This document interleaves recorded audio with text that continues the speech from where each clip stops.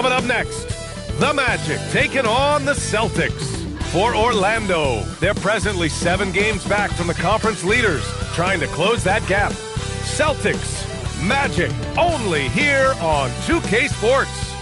Tonight, the league and all of us here at 2K Sports celebrate Noche Latina, an opportunity to spotlight the amazing Latin culture in the NBA and its global fan base.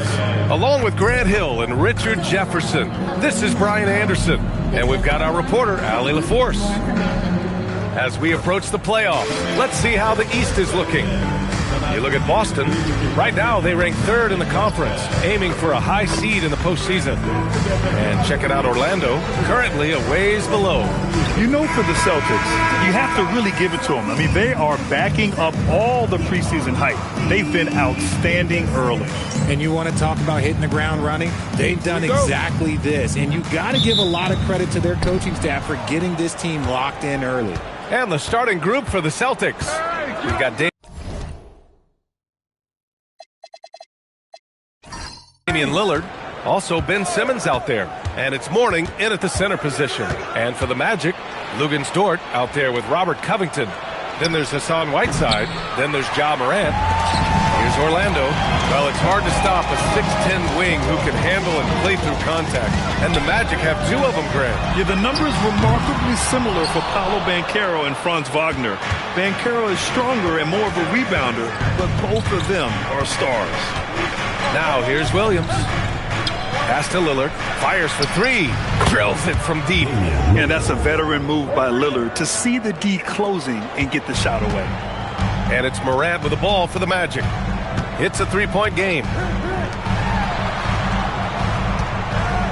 Simmons defending. Back to Morant. Out to Covington. Orlando moving the ball around. Dort for 3. He can't get it to go. Boston's gone 1 of 2 from 3-point land so far. Lillard outside. Here's the pick. Back to Williams. Pass to Lillard. Down to 5 on the shot clock. Outside, Williams. From downtown. Yes, great play by Lillard to set it up. You don't want to let him get into a rhythm from out there. Orlando's gone 0 for 2 from outside. Now Morant, the 3. Nails it from 3. It's turned into a showdown here. Dueling from distance. Take that, he says. I see your 3, and I'll raise you another 3. Now here's Simmons. Lets the 3 fly. And the Celtics another 3. Right now, they are humming along. 3 of 4 to start this game. The Magic have gone 1 for 3 so far. Right side, Morant.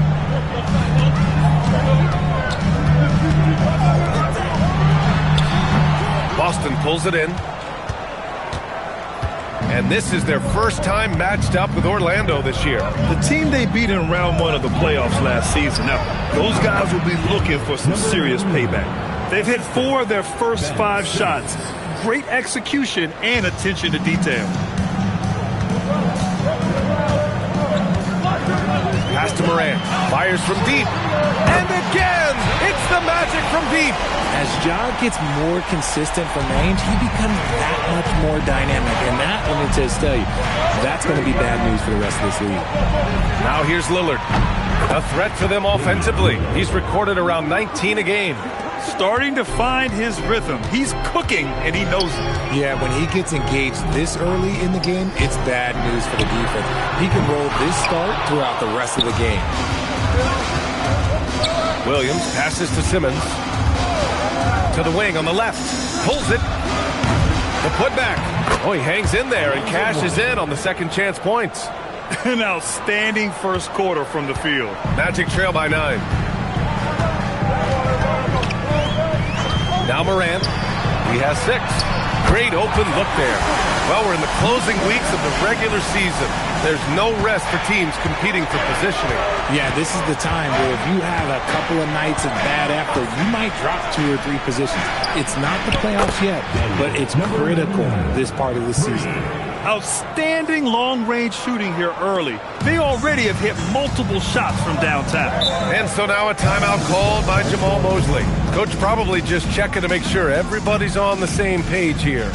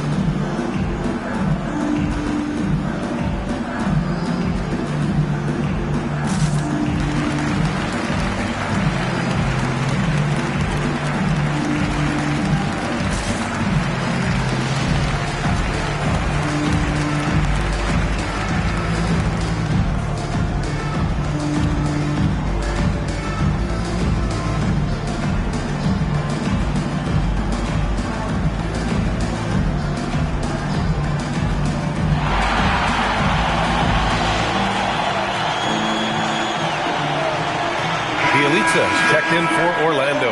And the Celtics also making a change. Porter Jr., he's checked in for Damian Lillard.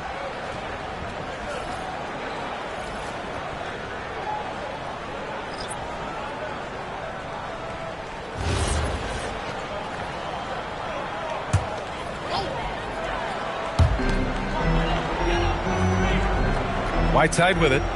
Still no points. High post Bielitsa. Pass to Covington. Back to Dort. Just 5 on the clock. Takes the 3. Porter pulls it in. Boston leading by 9. You know, for a team that's had deep playoff runs almost every year recently, the Celtics fell short last season, RJ. Well, injuries and other factors played into that. But there's so much parity in the NBA right now. There is no team invincible come playoff time. And he probably thought he was going to bury that one. 2 minutes remaining. 2 minutes. Dort outside. It's Covington on the wing. Williams defending. Three-pointer, Bielitsa. No luck on that one. And so it's Williams with it. He brings it up for the Celtics. They've got a 9-point lead. Simmons. And that's good. His first bucket of the game. So far, they're owning both ends of the floor. We'll see if they can keep this going. They came out and bum rushed them. Huge difference in activity level from both teams tonight. Now here's Dort. Pass to Whiteside. His first shot attempt. Good on the shot. Softy, he's letting them know you have to respect me. Celtics lead by 9. And so Joe Mazzulla calls the timeout. He might have seen something and needs to review with his guys.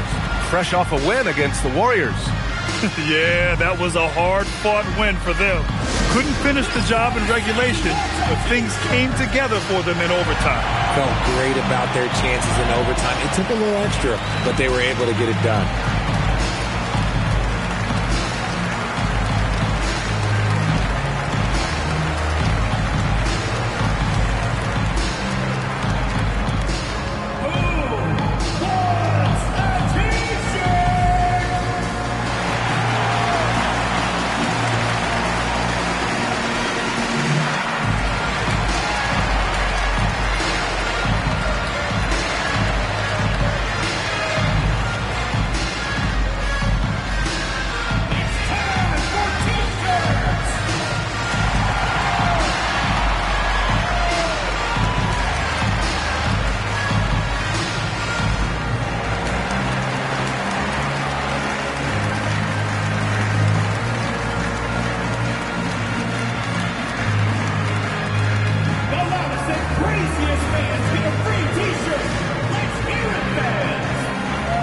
Boston going with almost an entirely new group here. All right, let's take a look at some numbers for him. And he's been outstanding offensively as of late. These last 5 games, he's been a beast at the offensive end. A different level score than he had been earlier in the season. Let's see if he can keep it up.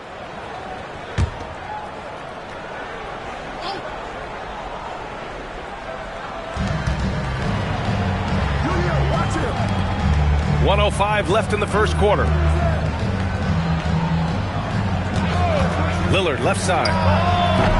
Again, the miss by Boston. If he gets that look again, he should take it. You can't let one miss scare you off of a very good shot. Outside, Finney-Smith. Cornette sets a screen. Here's Morant. Porter pulls it in. That's a decent look for him. He just couldn't convert. Pass to Bradley. To the left wing. Bradley sets a screen. Here's Lillard. And from the field after that one, 3 for 4 now. And this defense needs to turn the screws and ramp up the intensity. They're looking a little loose out there right now. Just 1 second separating the shot clock and the game clock. Outside Morant. Pass to Cornette. On the wing, Finney-Smith. Shot clock at 6. Goes up on the baseline. And he didn't get quite enough under that one. The first quarter concludes. And the double-digit lead on the scoreboard. It's the Celtics. They lead by 11. And back in a moment as we'll get underway with quarter number 2.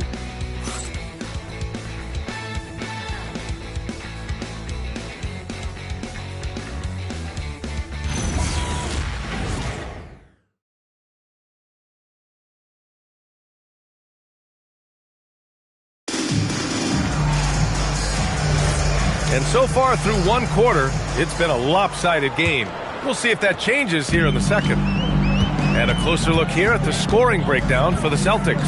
Well, so far, their long-range shooting has been the story, doing damage from deep. And from the jump, they've also clearly been focused on running effective plays here tonight. And there's been a lot of high-quality distribution from them on the floor. On the floor for Boston, Damian Lillard out there with Ty Jerome. Then it's O'Shea Brissett, then it's Tony Bradley, and it's Peterson in at the 4. And with Jaylen Brown on the wing, he feels like any given night he has the advantage in his matchup. He's either too fast for the big guys or too strong for the small guys. That's the problem. He is a handful on both ends of the floor also. Here's Brissett. 14 points, their largest margin of the game. Second quarter of basketball, about a minute played so far.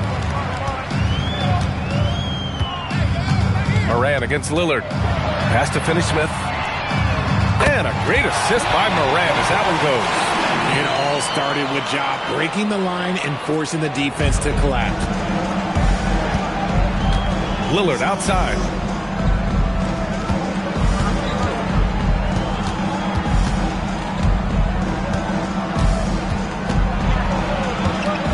Here's Brissett.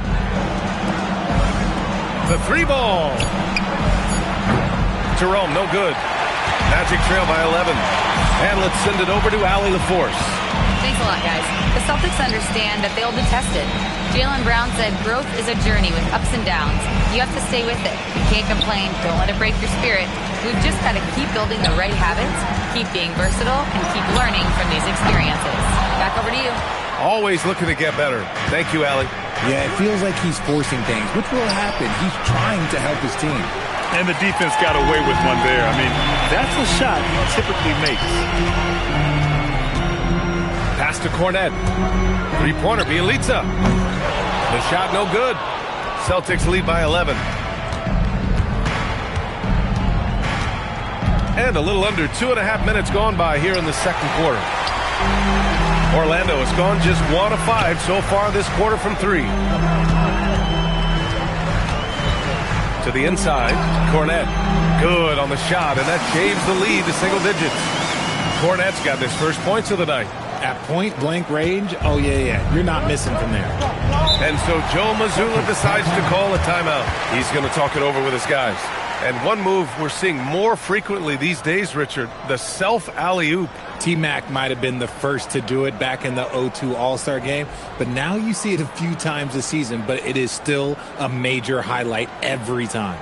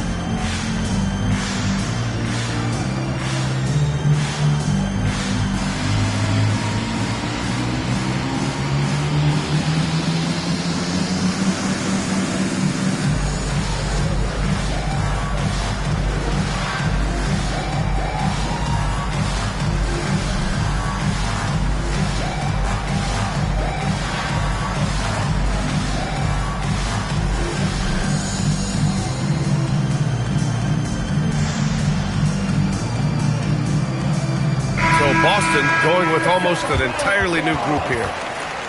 These teams have been lighting it up so far. The NBA's top scoring teams. The Celtics in second. They've been having a great season on the offensive end of the floor. It never takes this team long to put big points up on the board.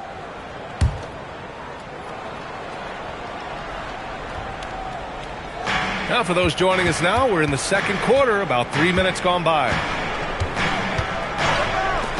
Beyond the arc. Mourning with the bucket. I'll tell you what, they've rebounded the ball tremendously well. And it's Dort with the ball for the Orlando Magic. They've only allowed 5 points in the quarter. From deep, Morant. Rebounded by Mourning. Mourning's got 5 rebounds tonight. And last season, Grant, the sale of the Celtics franchise for $6.1 billion. It seemed like a lot at the time. Well, yeah, that was until the Lakers sale hit 11 digits last summer, BA. But in both cases, basketball decision-making doesn't change right away. In the case of the Celtics, the governorship doesn't transfer until 2028. I know what they say, defense wins championships, but you need some bucket getters too now.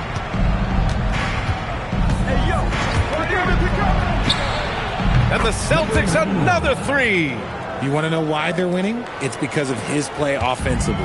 Magic trail by 15. Let's go with a 3. Got it! Morant from 3. Nice start for him beyond the arc. He's already hit 3 triples, and I'm pretty sure there's more to come. And here's Lillard. 13 points in the game. Really left him alone that time. 13 points in the game. Good heads-up basketball. Season opening and capitalizes. From the arc. Williams grabs the board. Celtics lead by 14. Outside Simmons. Over to the left wing. Back to Lillard. 5 to shoot. The 3 is up. Covington grabs the board. For Orlando, they've gone 4 of 10 from the field in the second. Wasted no time with that shot, but it's off the mark. The Celtics have gotten 5 of their first 11 shots to fall here in the second quarter. And Boston again with the bucket. And credit his teammates for feeding him all quarter. Magic trail by 16. And so now a timeout called by Jamal Mosley. I think right now he might be looking at some adjustments. They come into this one following the loss to Atlanta. Hey, they had their chances, but they struggled from the line. It's so hard to win that way on someone else's floor. Yeah, missing from the line became contagious. That happened. They just picked the worst time to do it.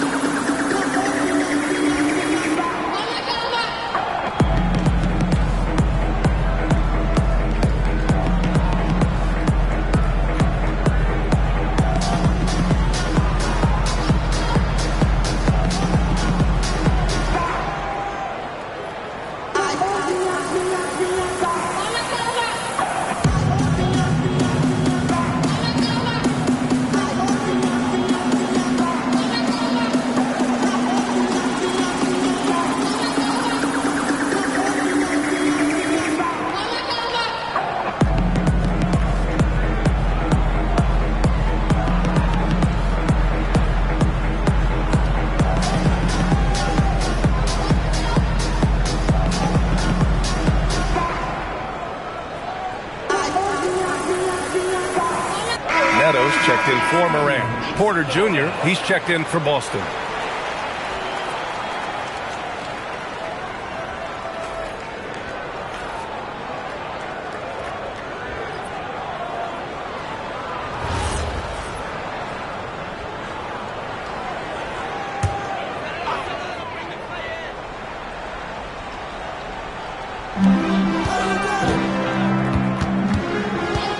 A minute 22 left in the first half. Pure from three-point range. He has 6. Well orchestrated, and then the pass is right on the money.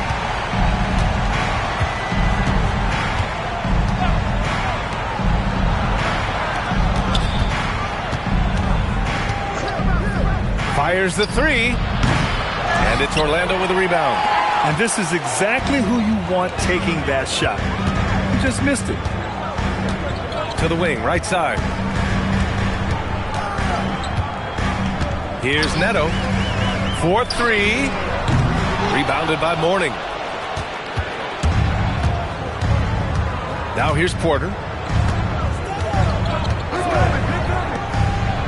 27 seconds left in the second period. This one for three. The shot misses. Magic trail by 13.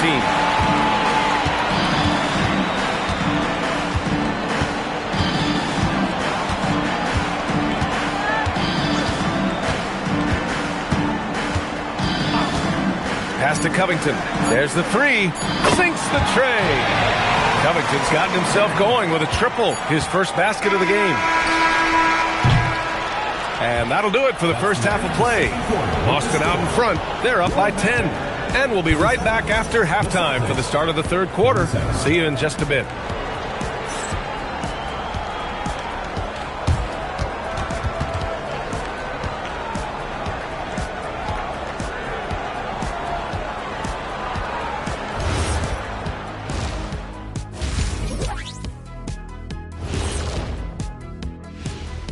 Thanks for joining us, everybody. An uphill battle so far for the Orlando Magic. They've been a step slow to close out on shooters all night, and that's why they've given up so many threes. Come on, man, show some hustle. Perimeter D, apparently not their strong suit. And circling back to the first half, what about these 2 point guards?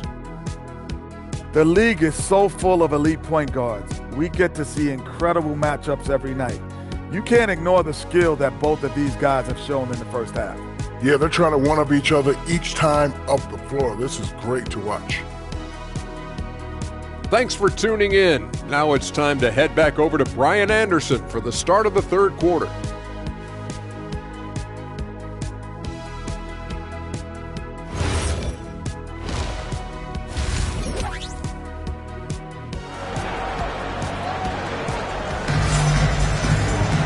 And happy you could join us. We've got 2 quarters left to go in regulation.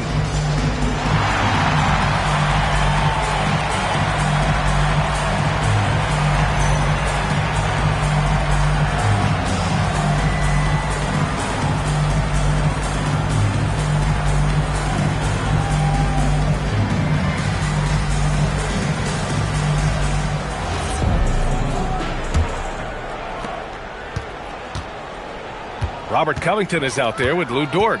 Then there's Ja Morant. Then there's Hassan Whiteside. So that's the lineup on the floor for the Magic. 12 straight points off threes.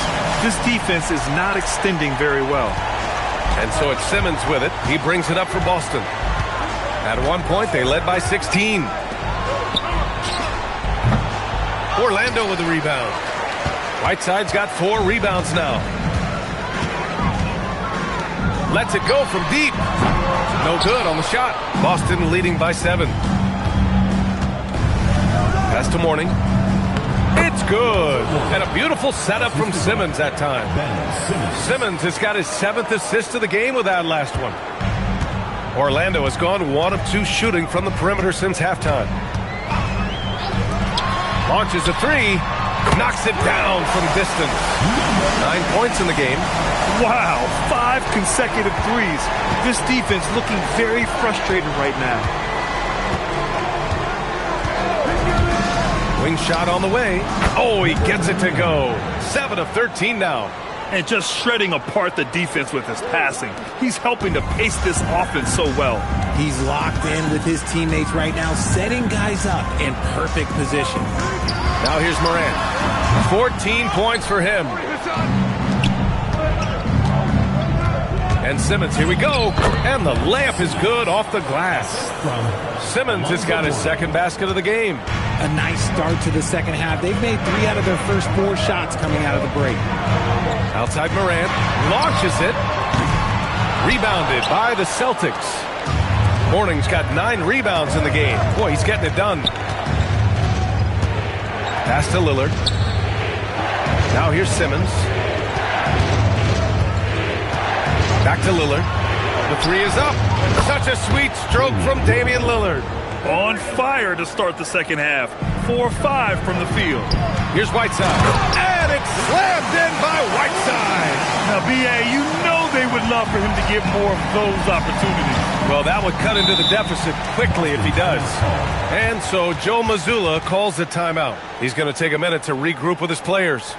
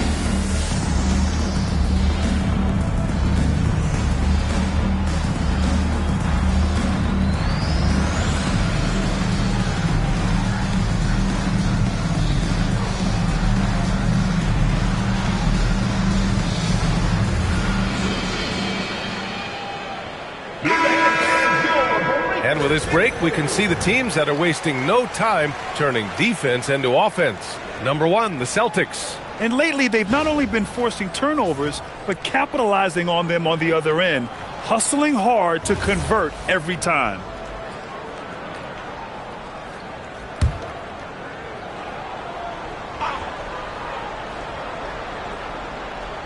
A little over 2.5 minutes off the clock in this final half of play. Count it. Morning's got 8 points. And trust me, when the D's slow to react, he'll be the first guy to make them pay. Yeah, they're going to do a much better job of putting a little bit of pressure on him on his way to the hoop. Left side, Morant.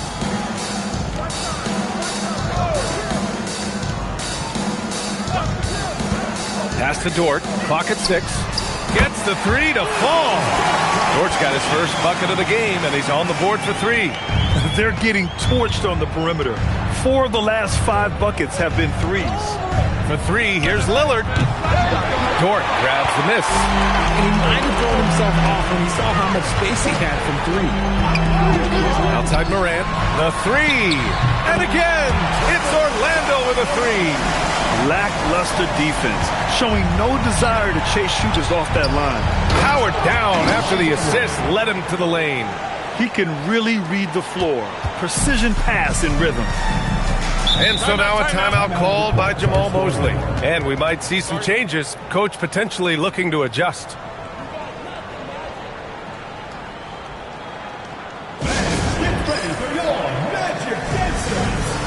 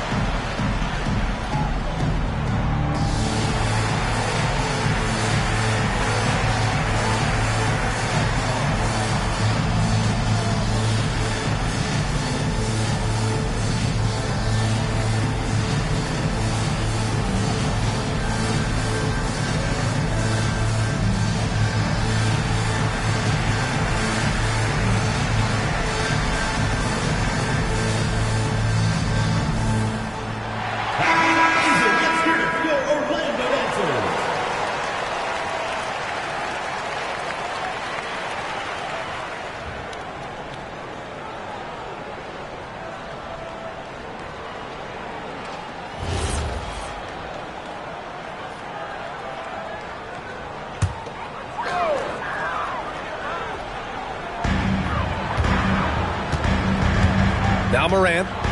17 points in the game. Right side, the pass to Covington. Orlando moving the ball around.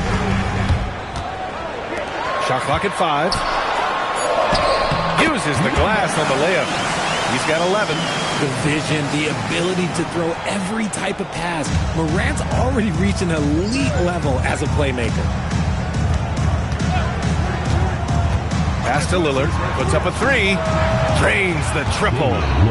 Lillard's got 6 here in the quarter. Gotta fight harder to get over those screens. Yeah, as soon as these guys feel contact, they are just disappearing like they're not even there. You gotta show some fire and keep defending. Such a wide open look. This right here, whew, this is how you want to play the game. With passion, with energy, just great hustle play right there. Now here's Lillard. He's got 19. He was all alone on that one. 19 points in the game. Great idea by Lillard, using that experience to run the offense. 2 minutes remaining in the third. 2 minutes. That 3's off the mark.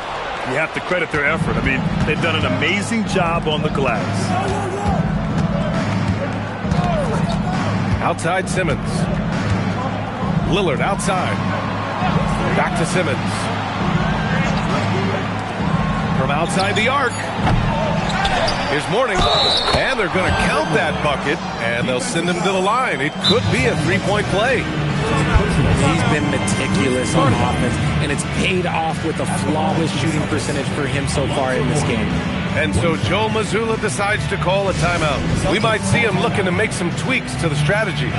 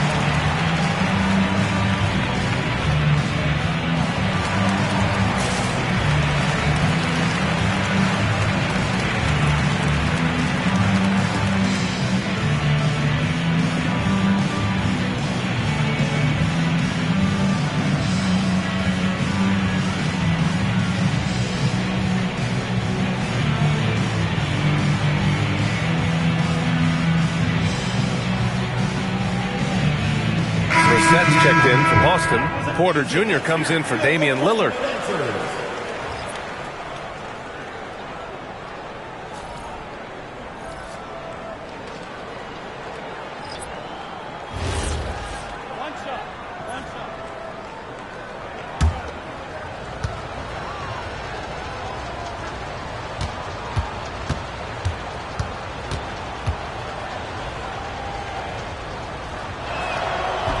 And the free throw, no good. Magic trail by 12. Here's Neto. Dort outside. Pass to Neto. Dort, a screen on Williams. The 3, Covington. The rebound by Ben Simmons. And here's Simmons. He'll bring it up for the Boston Celtics. Porter gets the bucket. Porter's gotten his first bucket of the night. They've toned down their three-point attack in the second half, looking to protect the lead with higher percentage shots. Here's Neto. Pass to Covington. Dort with it. Oh, and there's the whistle on the shot.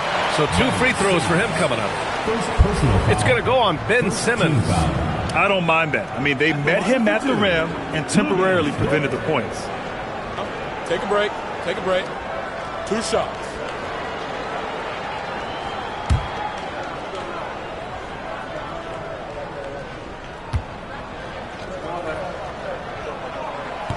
He misses the free throw.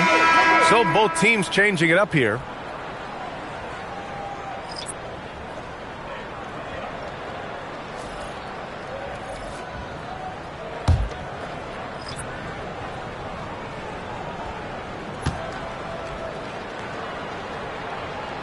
He hits the second from the line. Celtics lead by 13. Jackson outside. Off target with the 3. 7-second difference between the shot clock and the game clock. Dort outside. Pass to Neto. And here's Dort. Back to Neto. Now Dort. Orlando moving the ball around. Out to the wing. The rebound by Jackson. Puts up a deep 3. Oh, it would have counted had it fallen, but it is offline. And so it's the Boston Celtics in command with a 13-point. Well, there may not be a lot of drama down the stretch as we head into the fourth quarter, but stranger things have happened. Well, the Celtics shooting at around 60% in this one. Very efficient. And a look at the 5 for the Celtics to start the fourth quarter. Kevin Porter is out there with Damian Lillard. Then it's Tony Bradley. Then it's O'Shea Brissett. And it's Thomas in at the 4-man position. And just totally relentless, only increasing the intensity level. Always plays hard until the final whistle, no matter what the situation is. Pass to Finney-Smith. Here's Morant for 3. Ooh, that one makes him 7 for 14. Got a nice rhythm going here today. He hit 3 triples in the first half, 3 more since. That's nothing to shrug at. And here's Lillard from beyond the arc. That one's true. And that's 9 for 12 for him now. Yeah, he's in his bag from beyond the arc right now. You see his confidence. And, of course, it helps space the floor, which gives this offense more room to operate. Now here's Bielitsa. And here's Morant outside. And again, it's Orlando with a 3. They finally found their shooting touch after a rough first half. Here's Lillard. Finney-Smith pulls it in. Magic trail by 12. Bullock, the pass to Morant. Here's the 3. The shot, no good. The Celtics have gone 2 of 3 to open the fourth quarter. Pass to Brissett. Back to Thomas. Here's Brissett. Jacks up a 3. Bullock puts it in. Locking the arc down. Defense knows it's on them to scare off those shots. Morant on his way. And here's Finney-Smith. From behind the arc. Bullock's shot is off. Defense dodged a bullet that time. Total breakdown. Outside Porter. Pass to Lillard.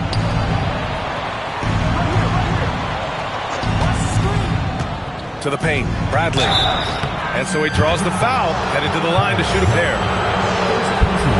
And a look now at how the offensive approach has been going here so far for Boston. Wow, they're moving the ball around so well, guys. Quick passes, letting the next guy do the work if you don't have a look.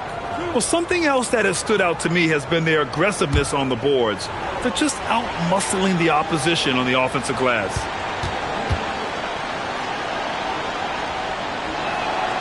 That free throw misses. Richard, when you look at career longevity for NBA players, has LeBron shifted what we thought was possible? No doubt. It's made fans more critical of guys that are on the decline. But ultimately, guys start to decline around 32, 33 years old. That is normal.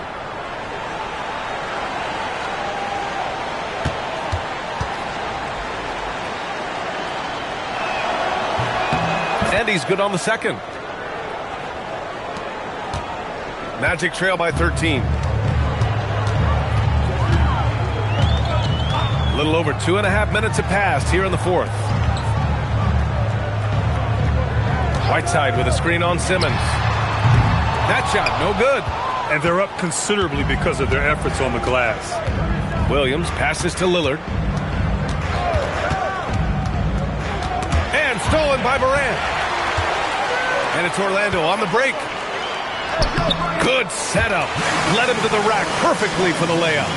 Great teamwork on that drive. Punctuated by a strong finish Yeah, that's nice execution, running with purpose and creating an easy scoring opportunity off the break. His three-point shooting kind of dried up in the second half. He is yet to make one after knocking down 3 before halftime. And here we go, the Celtics on the run. The pull-up. Ooh, lands soft on the front of the rim and drops in. And the Celtics lead by 13. That's why you keep your head up. If the assist is there, you can pounce. Goes up on the wing. Basket counts. And he's coming off a huge performance, and his confidence couldn't be any higher. And his coach knows that, too. When it ain't broke, leave it alone until someone stops him. Just let him roll. Lillard fires, and he sinks the jumper.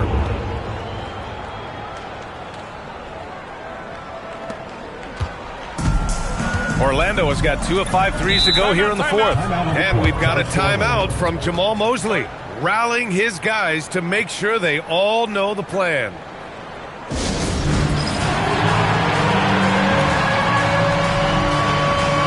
The Celtics making a switch here. And from the sideline, let's catch up with Allie. Hi, guys. Well, Jamal Mosley was just reviewing the plan with his team. He showed a lot of trust in his players. He said to them, quote, "You already know what to do, guys. Don't lose focus on the big picture now. Go out and get this win for us." Guys, back to you. Okay, good stuff. Thank you, Allie. I love their work on the glass. They hold a nice rebounding advantage. Yes, sir! Good decision-making. Scopes the situation, puts the pass right on the mark. Magic trail by 15. Here's Morant.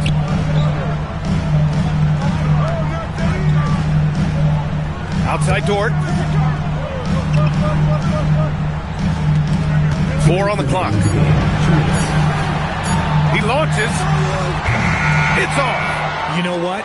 He's got to look to get other guys involved. The three-point stroke is off. 1:44 left in the final quarter. Now pass to Williams. Outside Simmons. Lillard. And again, another assist. That makes 15 assists. He has been one step ahead of the defense all game long. And they were really able to find the mismatches they wanted and exploit those all night. Great execution from the players and coaching staff for the Celtics. They were the more accurate club. And in the end, that made the difference, Grant. Yeah, B.A., you have to love their strategy. And even more, you love the execution. And with this performance,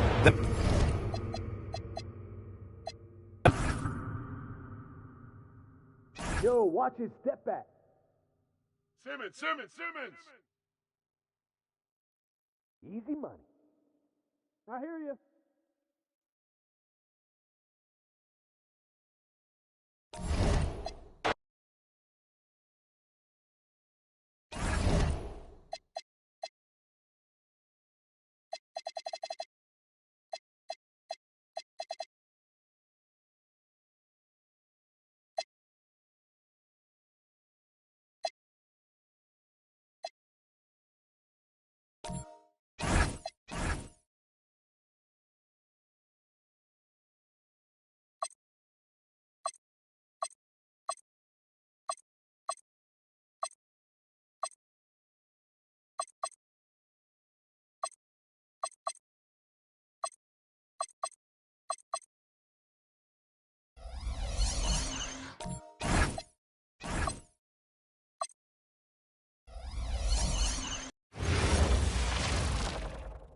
Welcome, fans. Thanks for joining us for this Friday night edition of the NBA.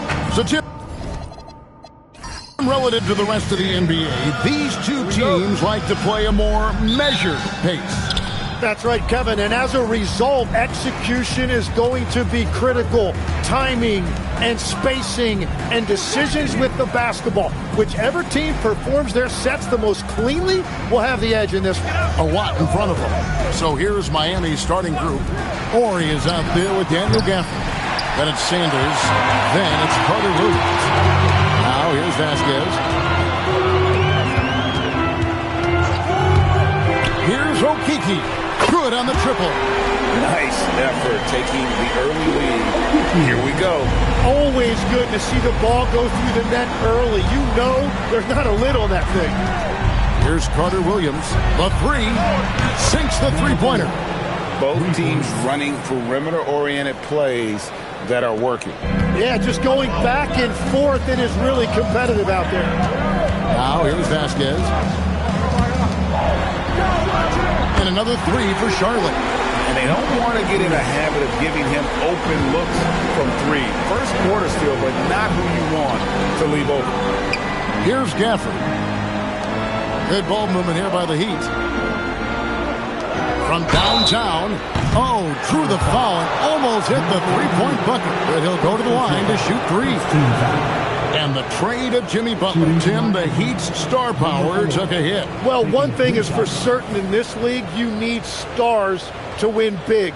Draft picks, flexibility, those things are great. Even nice young players, but it's only going to take you so far. And he knocks down the first one.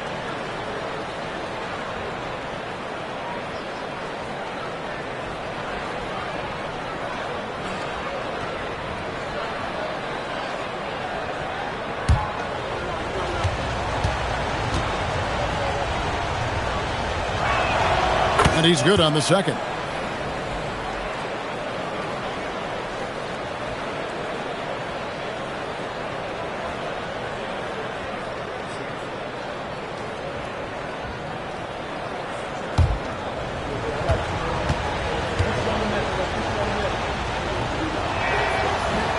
Last one's off, and they'll settle for 2 points. An efficient score, Kobe White effective with or Greg without the ball in his hands. And that's a rare quality. A guard who can break you down off the bounce, but also willing to give it up and then zip to an open spot. It just makes him so difficult to defend. Fires from the wing, and the jumper is on the mark.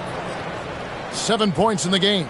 And I like to see this. They're calling his number early, and he's delivering.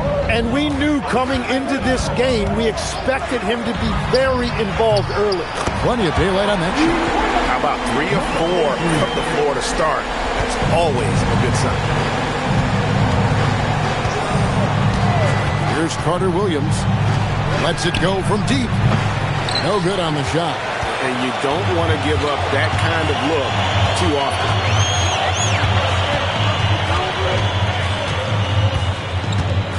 Pass to Okeke from outside the arc. The offensive rebound, and Adams with the slam. Oh, he threw that one down. Adams, one of the fiercest competitors in the league.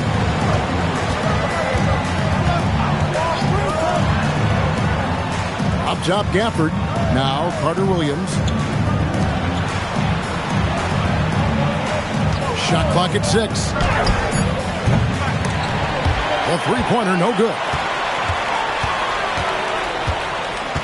Pass to Okeke. It's good for his second make. He's made 2 or 3 so far. And their offense already in a flow. Some stellar shooting to jump out to this league.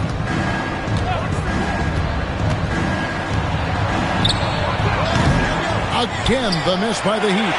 It's been a rough quarter for him. I think patience can help. Take the shots that are there. Don't force it. This one for 3. Vasquez, that's good. And right now, they're just focused on putting together good possession.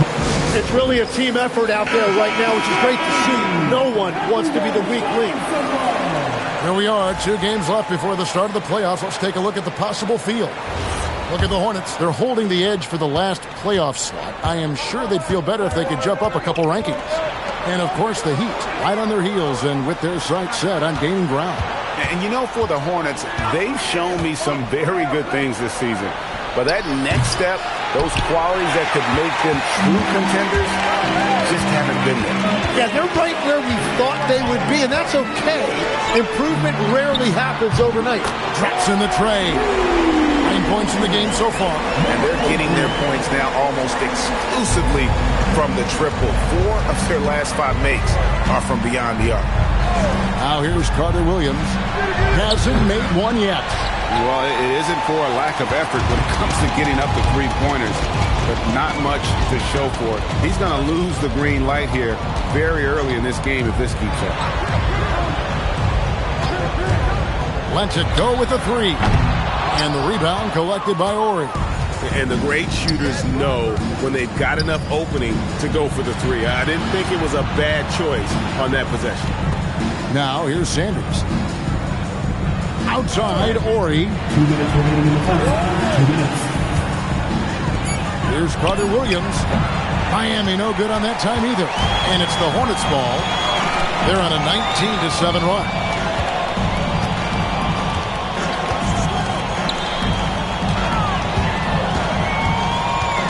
1:41 left to play in the first quarter. Pass to Okeke. The Hornets need to get a shot off here. No good on the three. The Heat trail by 12. And there's the drive. And he jams it with authority. They've worked hard to get this lead. Can't start giving up easy slams all of a sudden. Yeah, GA, that's right. And that was easy. Gift wrap for him. That's the kind of play that can spark a run. A dunk like that energizes everyone on the team. So a whole new group on the floor now for Charlotte. Then for the Heat, Tisdale, he's jacked in for Daniel Gafford. And Kayla Martin subbed in for Ori. Boucher passes to Williamson. Charlotte moving it around. It's stolen by Carter Williams, and Carter Williams slams it in. Well, if you don't take care of the ball, fellas, that's what can happen. Absolutely, Greg. That makes the turnover even more painful. All it takes is a half second of carelessness, and someone will be rocking the rim going the other way. Now here's Carter Williams. Pass to Martin. Here's Tisdale. Back to Martin. 5 to shoot. Takes a three. Knocks down the three ball. He's got 12. And really the scoring this quarter has been just off the charts, doing all he can to bring them back. Williamson outside. To the middle. Sanders with the steal. Defended by Hart. Pass to Carter Williams. And foul on the shot, so he'll get a chance at the line. It's going to go on Josh Hart. He's getting his first free throw attempt of the night right now. So it's both teams making substitutions here. Carter Williams hits them both. And that's why you don't want to foul a guy like him. He is going to make those free throws. Williamson outside. Plays it up and banks it in. And the Hornets lead by 5. Yeah, another nice bucket down low. They've really been able to work the ball into the post effectively here so far. Offense, the order of the day as the first quarter comes to a close.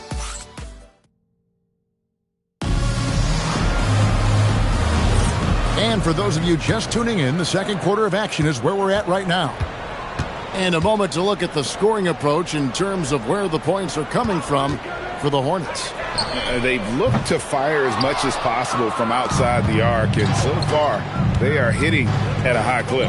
And their ball movement has been next level. When your team is playing unselfishly like this, that is tough to beat. On the court for Miami here in the second. Tisdale out there with Davis. Then there's Ish Smith. Then it's Martin. And it's Davis in at the 2 spot. Number 34. Hornets lead by 5. And a quiet disposition for Andrew Wiggins. Tim, he lets his game do the talking. Well, Kevin, his teammates love him for that reason. And remember, he was a key cog in Golden State's title in 2022. And the Warriors players and coaches had a difficult time parting with him. Now, here is Smith. Outside for Martin. And so Miami again turning it over. Let's go to the 2K leaderboard. Here are the team leaders in steals. You need to play heads up against these guys. The Heat third. You can't get careless with the basketball against this group. I mean, they'll pick your pocket, and no surprise to see them in the upper echelon as far as steals.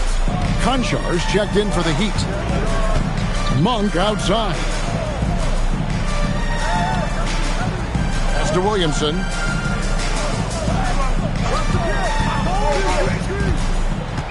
Jskr in the high post. And it's in there. And the Hornets lead by 7. When defenders give you that kind of space, you have to keep them honest. Here's Tisdale. And here in the second with about a minute and a half gone by. It's stolen by Jskr. But no one around him connects from three-point range. And it's a 10-point Charlotte lead. And that's why Monk was selected 11th overall in that 2017 NBA draft, flashing that scoring ability. Pass to Tisdale.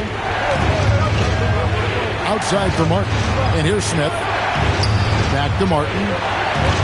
Anjar on the wing. Misses the three.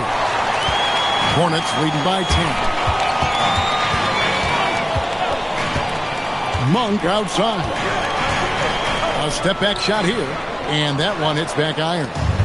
So for the Hornets, their last game, a win against Indiana. Three-pointer, Martin. Rebounded by Hart. I'm shocked that didn't turn into 3 points. I mean, he makes you pay on those nearly every time. That's to Williamson. And it's Tisdale with the rebound. The Heat trail by 10. Here's Conchar. That one doesn't drop. And so it's Hart who brings up the ball for Charlotte. And this is their first time matched up with this year's Heat team. And two teams here that were evenly matched a season ago as they split the season series. And so Eric Spoelstra will call a timeout. He's going to make some adjustments to the game plan.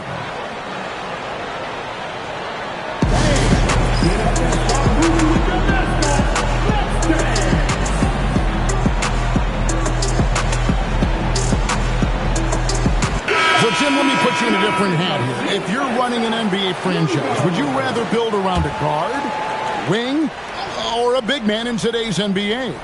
I think I'd go with the wing with size, a guy that can create his own offense and for which there is no great defensive matchup. Those guys, to me, are the ones that can help lead you to the promised land. Well, that sounds like a good blueprint. Now, here is Smith. He has yet to score. And again, it's the Heat missing. You're not going to see that very often. Plenty of space, but he just, let's face it, he whiffs on that one. Vasquez passes to Adams. And Adams with the slam. Total letdown by the D. Can't leave the bucket unprotected. Absolutely. And it attacks an easy 2 points onto the lead. And now this offense feels like they can just do whatever they want. Pass to Ori. Good ball movement here by Miami. Gafford passes to Ori. Can they get it? Off to a good start as he hits his first shot attempt. Yeah, everybody will remember the bucket, but how about that pass to set it up? Vasquez with it. Here's Okeke. From outside, off the mark. Yeah, they're winning despite his offensive performance. He just hasn't been sharp from the field. For the screen on Adams. Pass to Sanders. Shoots over Vasquez. That's short off the rim. Hornets leading by 13. Adebayo the screen. Over to the wing. Now here's Vasquez. Wow, drew the contact, and that three almost went in, so he'll go to the line for 3 free throws. Yeah, there was definitely some contact there on the three-point attempt. The Hornets shooting their initial free throws of the game right here. And at the line last season, about 78% as a team. Pretty solid numbers. And a timeout called by Charles Lee. Coach needs a moment to talk things over. Williamson is checked in for the Hornets. Heat also with the sub. Michael Carter-Williams checked in for Ish Smith. No good on the second free throw. And talking to Con Knippel, Greg, he has a burning passion to be great. You can just tell him. Yeah, he gets up before everyone else and goes to work. Some people have called him an old soul, just very mature and disciplined. Releases from the wing and drills it. He's got 14. He's an absolute beast to deal with for the defense. Sometimes he can even leave you feeling helpless. Outside, Adebayo. Pass to Vasquez. Here's Williamson. 1:32 left in the first half of basketball. That's a surprise. I mean, really out of character for him to miss when the defense is not right up on him. The three. Hornets with the rebound. Adebayo's got 4 rebounds now tonight. He's cooled down a little bit after draining those 2 3-pointers in the first quarter. Adams' shot is off. Well, the defense challenged him just enough to force that miss. They really collapsed when he got close to the rim. And obviously his momentum from the last game has carried over here tonight. When someone is rolling like this, just keep feeding him. That's just great coaching. Another good play. This is how they built the lead, calling on the right guys at the right time. Well, they are making something very difficult look simple right now. Here's the three. And the 3 ball is good. 19 points in the game. Well, a couple made threes in the first quarter, and he's not slowing down after drilling another one. To the left wing, from the arc, and it's the Hornets, another 3. Guys, he's been a one-man air raid, coming at them time and time again. This defense is trying to stay connected to him, but he is on a mission. 6-second difference between shot and game clock. Lets the 3 fly. It's hauled in by Adams. Adams has got rebound number 5 here tonight. Adebayo passes to Vasquez. From past the arc. Beyond the arc. That shot off. And so it's Charlotte with a 14-point lead as we bring the quarter to a close. Their work from beyond the arc has been a highlight. A lot of threes finding the bottom of the bucket. And we've got more on 2K Sports coming your way after this break.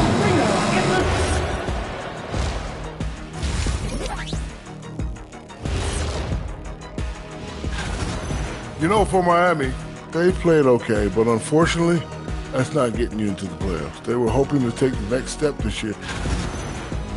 Now we'll take a look back at our featured game. That was quite a performance for the Hornets. Normally, Thanks for spending halftime.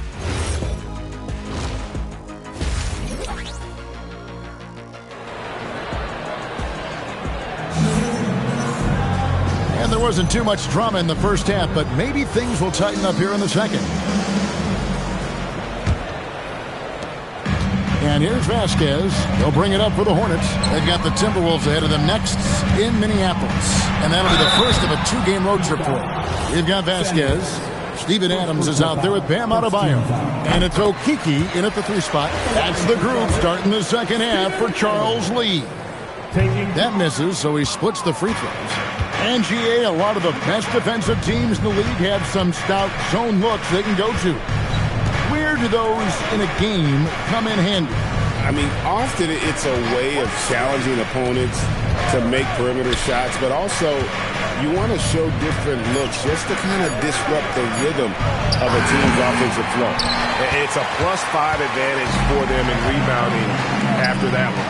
Right now, let's take a second to catch up with Allie LaForce on the sideline. Hey, Kevin. Well, a bit of youth movement for the Miami Heat. Their rising star guard, Tyler Hero, said, "We've got a bunch of young guys who can come in and put in the work, and that's what I'm all about." This is an organization that values that, and it's important that we all have the same vision as the young guys start to grow up. Kevin? Okay, Allie, thanks. Now, here's Vasquez. 17-point lead, their biggest. Wide open. And it's in. Basket number 6 for him thus far. He has only missed 2 shots from the floor. You can't just stop when there's a pick set up. Gotta fight over it as a defender. Well, you just have to communicate those switches. If you don't, it's on you. And the basket is good.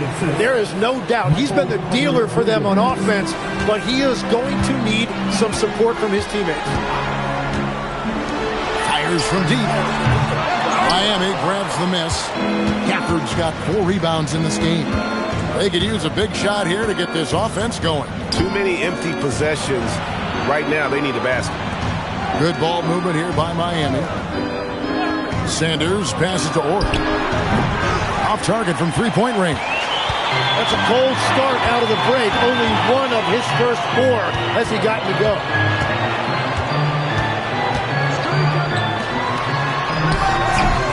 It's hauled in by the Heat. Carter Williams kicks to Gafford. Pass to Sanders. And there's the whistle. Illegal screen. Why don't we go to the 2K leaderboard? Over the past month, these teams have been playing a very entertaining brand of basketball. 5th on the list, the Hornets. I mean, they have really hit their stride in terms of that transition game. No doubt about it. They are playing at a great pace. And a timeout called by Charles Lee. He's going to take a minute here to get things straightened out. And a chance to check out the numbers for Sanders. 4th in steals, and he's among the top 15 in rebounding. Just a powerful presence in the paint. And back to what you said, top 5 in steals this year. Quick hands and great anticipation. And a big reason they have this lead is the way he's shooting the ball. Now here's Carter Williams. Second half of play, and we're 3 minutes into the third here. A three-pointer is right on target. 24 points for him. And I like the back and forth here, showing confidence from Rain. Yeah, he was so ready to answer that. These teams are just battling. They get it back. Adams. No good with the layup. Horry with it. Now defended by Adams. Pass to Gafford. Now Sanders. It's intercepted.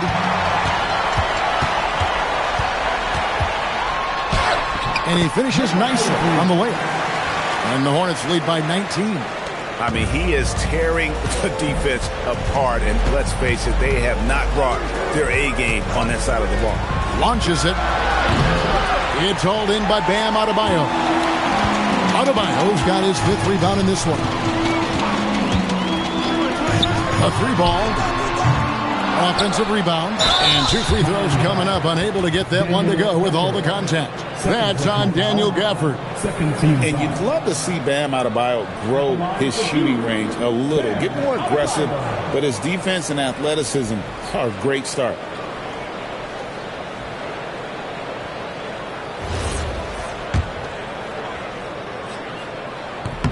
And he makes the first.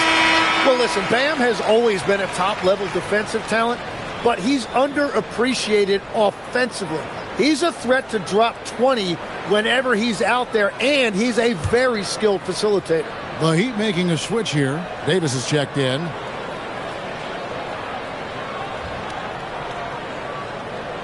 Second free throw, no good. The Heat trail by 20. Horry kicks to Gafford. On the wing, Davis. Back to Gafford. Here's Sanders. 2 free throws coming up, and they call the shooting foul.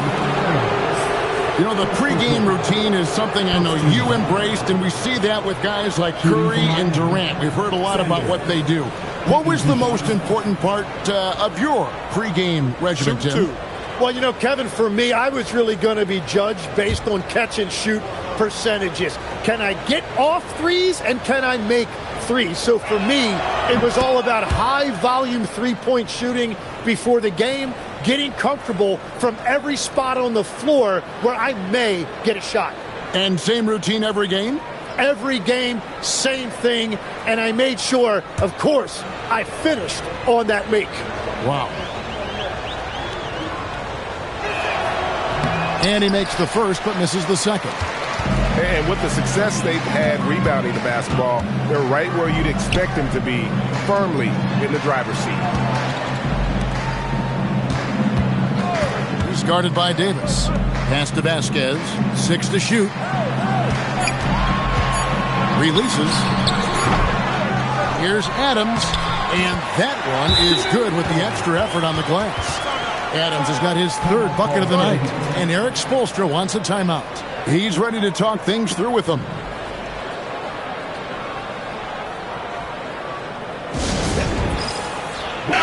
So an almost entirely new group in now for Charlotte.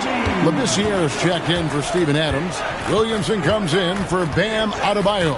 Josh Hart, he's checked in for Okiki. And it's Malik Monk in for Vasquez. And then for Miami, Davis comes in for Larry Sanders. And Kayla Martin subbed in for Davis.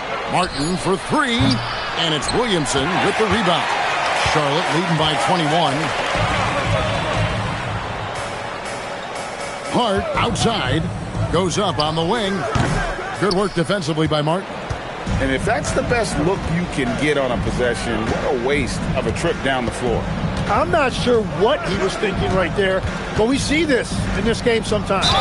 And he gets contact and the whistle on the shot. 2 shots coming up.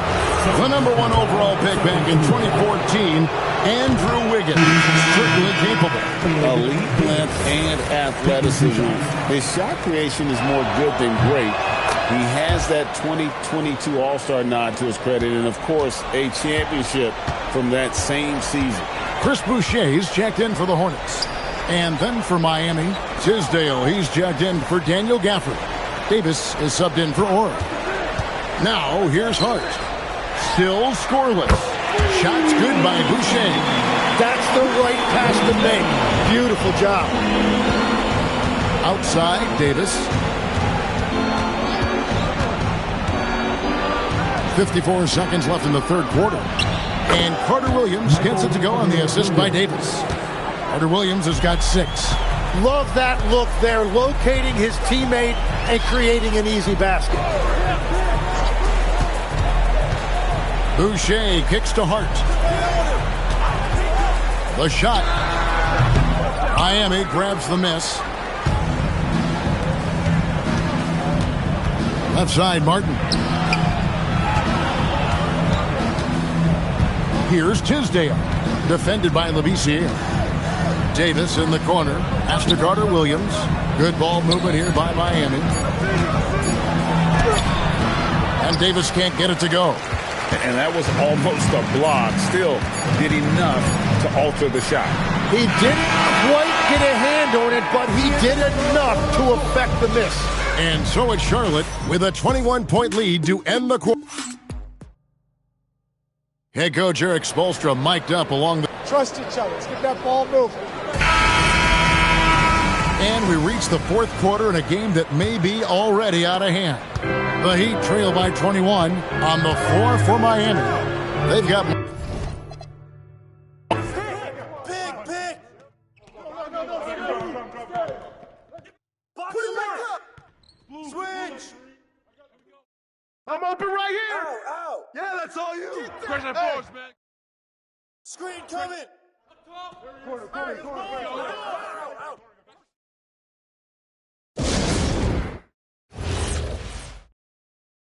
Screen. Blue. Get through. Corner. Good ball, baby. Yo! Shooter, no. Go. Yo, get Sanders. Pin coming.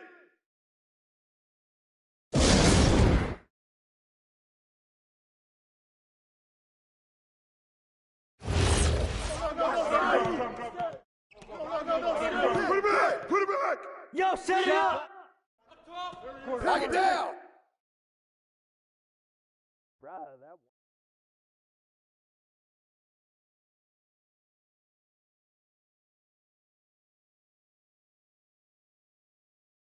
That one play? Hey, focus. Get on Robert. Keep taking that when you see it. Yeah, fire it up. Yeah, player.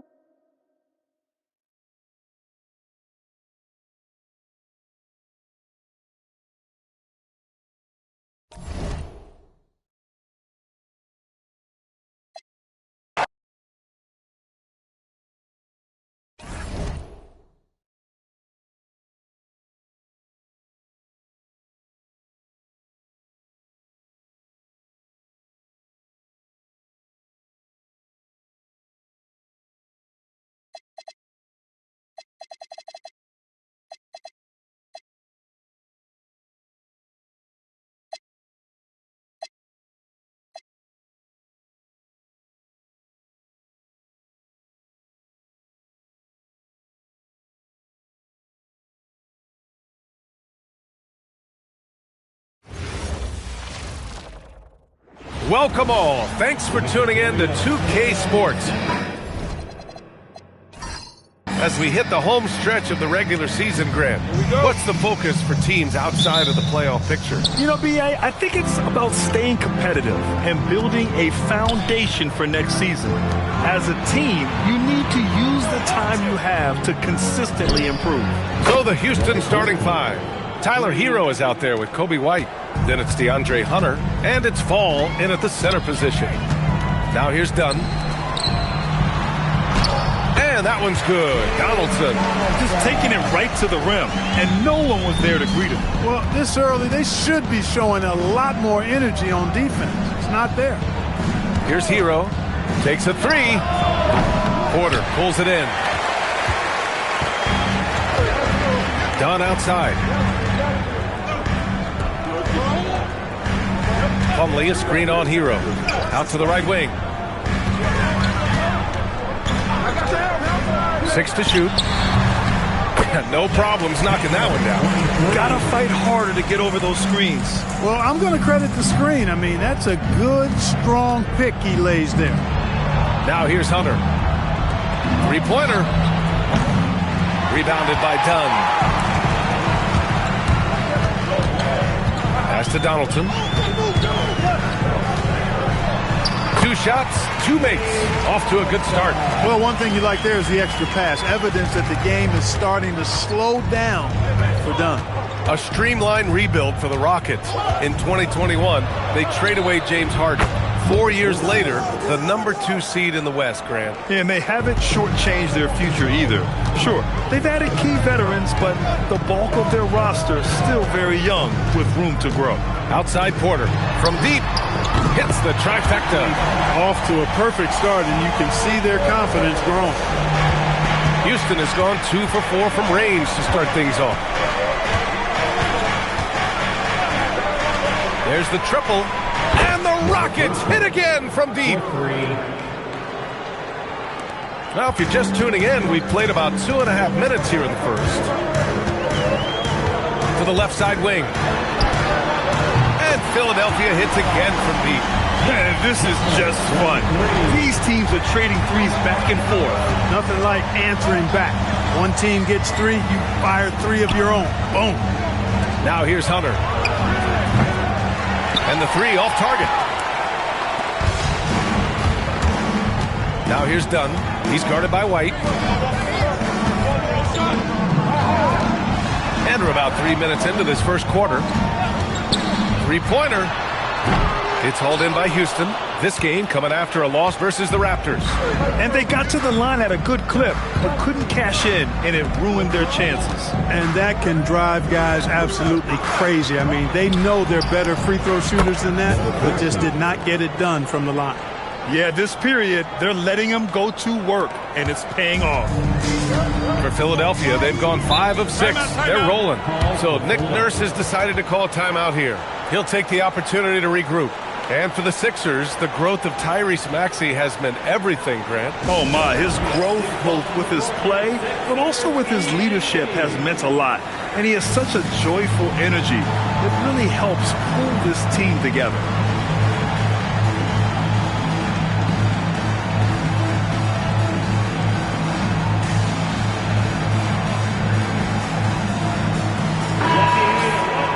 And a look at the leaderboard showing which rookies have had the most assists since the All-Star break. Second, Chris Dunn. You see the progress as the season's going on.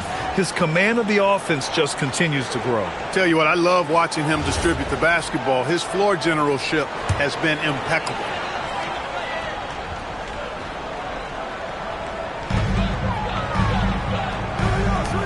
Hunter against Porter. Pass to Plumlee.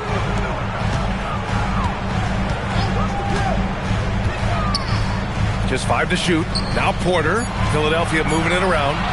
Here's Dunn. And another miss by Philadelphia.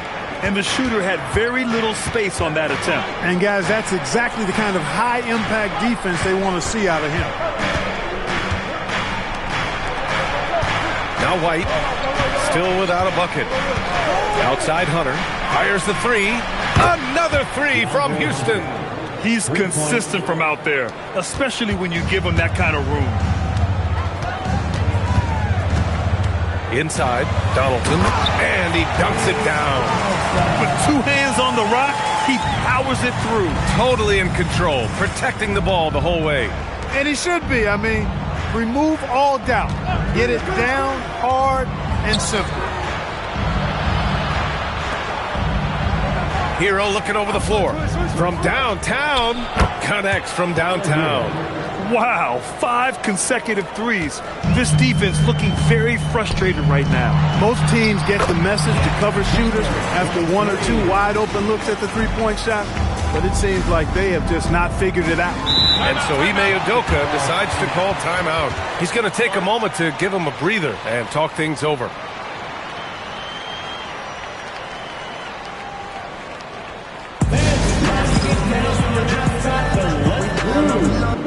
Houston making a change here.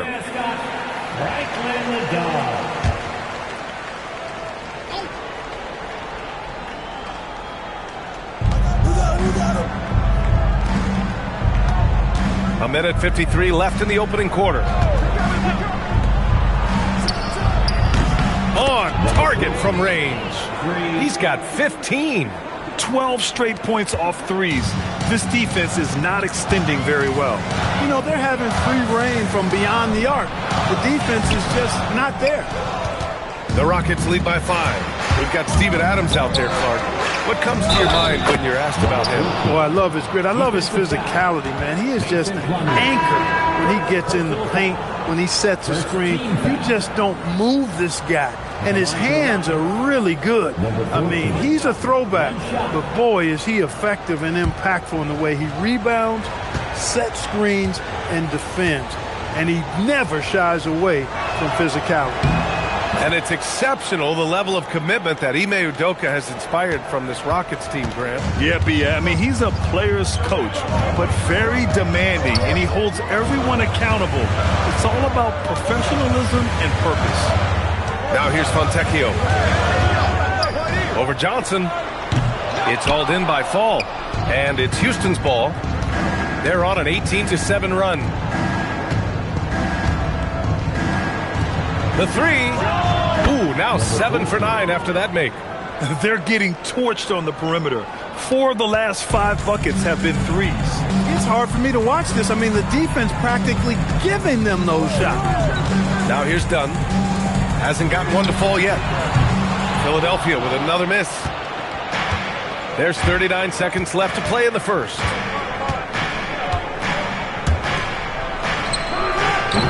Philadelphia grabs the miss. That's a shot he'd like back. He's usually going to make those. Here's Griffith. 3-pointer off the mark. The Rockets lead by 11. Down low. Again, Houston. Boy, they need to ride him as far as he can take him because he is pedal to the metal right now. Here's Griffith. The 3. Oh, and he hits it at the buzzer. And just nails the 3. Way to close the quarter. Talk about lifting up a team and energizing them at the end of a quarter. A 3 at the buzzer, that'll do it.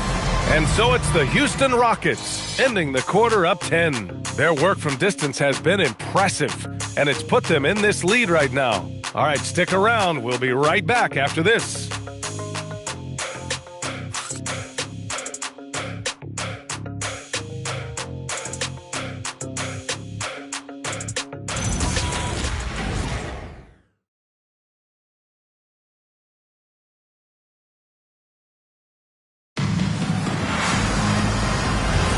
We welcome you back to second quarter action. Plenty of basketball left to play, but this one has been one-sided so far. All right, guys, what do you think so far on the offensive approach for the Rockets? You know, right from the start, it seemed they got hot from three-point range, pulling apart the defense and racking up the points, too. Another thing they're doing well early on is moving the ball, playing selfless basketball, and getting everybody involved on the offensive end. So the Rockets 5 now. They've got Max Strus, and it's Lynn in at the 1. The shot by Johnson, no good. That's what you want defensively. Force contested threes. Dunn outside.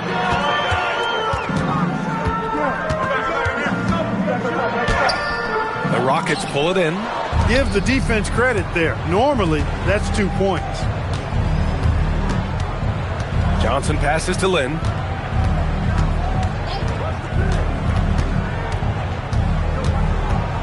Pass to Azili. Outside Johnson. Just 4 to shoot. And here's Strus outside. Collins with the rebound. 76ers trail by 10. Dunn outside. To the middle. Ooh, a two-handed power slam. Oh, yeah, that'll do it. Wow, an emphatic two-handed slam. I tell you what, if he's got a few more of those in him, this lead will really start shrinking. And so Ime Udoka decides to call timeout. Coach taking this moment to speak to his guys, maybe alter some of the game plan. Both teams will make substitutions. And these are the best teams this season when it comes to converting points off turnovers. 5th best, the Rockets. This is a squad that will tax you for any mistake or loose ball. They know how to snatch the rock and run flat out to make sure they capitalize. Pass to Gugliotta. White for 3. And another miss by Houston. The 76ers have gone just 1 of 3 to begin the second quarter. Dunn outside.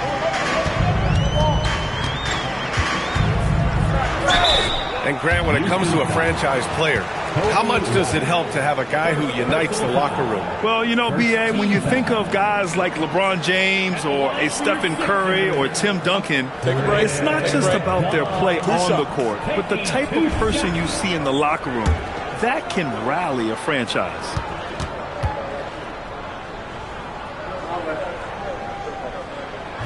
That free throw, no good. Well, I tell you what, Dunn does a little bit of everything out there. A stat sheet stuffer for sure. He scores it. He passes it well.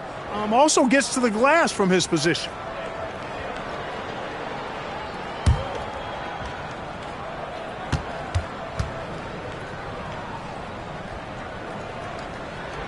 Good on the second one.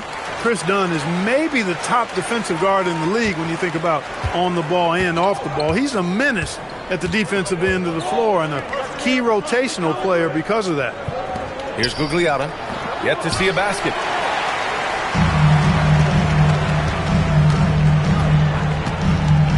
Pass to Dunn. From outside the arc, he buries it from 3. He's a go-to guy for them because he's that consistent. Time and time again, he delivers. Here's Gugliotta. 3 minutes of action thus far in the second. You know he wants that one back, right in his wheelhouse. Dunn outside. Over to the wing. Plumlee, a screen on Strus. And the 76ers tack on 2 more. Pick works well there, but the defense left a lot to be desired. Yeah, that's not the defense you need. You got to be tougher defensively. Here's Gugliotta. Outside White to end the drought. He can't hit that time. The Sixers trailing to the inside. Porter pass to Dunn.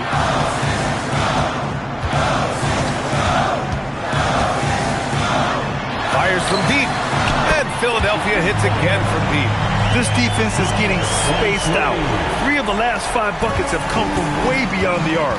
And so Ime Udoka decides to call timeout. A moment to rest and confer on the game plan. Things just aren't going their way. He clearly wants to talk it over. And you know what, guys? If for nothing else, just to slow things down a little bit, change it up somewhat. Fall, he's checked in for Houston. Hero comes in for Strus. Out left to the wing. Inside. Dunn with a steal. Wow, potent offense. It's been fun to watch. Just aggressive and effective. Taking it right to the defense.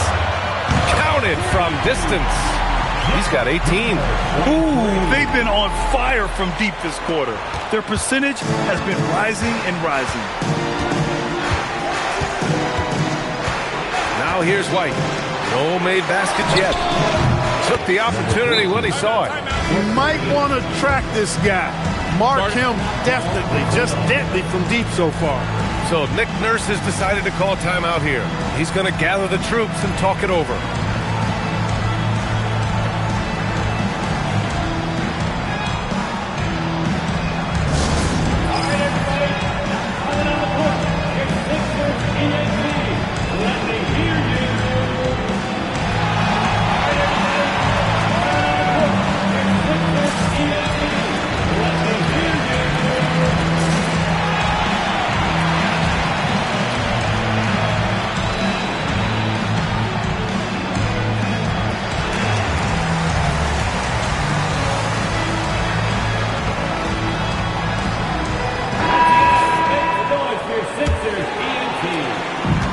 The 76ers have gotten 5 of 7 shots to go in the second.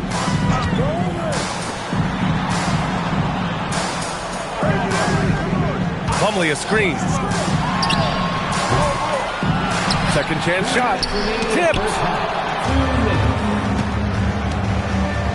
Outside Hunter. Houston working the ball around. Another three from Houston. His shooting has been fantastic, and this team has leaned on him. Now Philadelphia with it. They're on a 14-6 run. Out to the right wing. He shoots it. It's hauled in by Houston, and this is their first time matched up with Philadelphia this year. And despite the difference in talent level, these teams were fairly evenly matched last year. Now here's White. He's scoreless. Nails it from beyond the arc. And now it's a 5-point Rocket lead. Well, his scoring has helped them build and sustain this lead. Now he's trying to close it out. To the right side. The shot from 20 feet out. And he gets it to go. He's 8 of 11 now. He's had an amazing quarter, and they're still trailing. Hard to believe that. Pass to Hero. Outside Hunter. Beyond the arc. And the shot's off. 1 for 2 in this one. Philadelphia's got 3 of 5 to fall from beyond the three-point line in the second. And plays like that one can make the difference in a close game. And it definitely got the bench on their feet, too. Making a statement for sure. I mean, we'll see if they can maintain that aggressive approach, guys.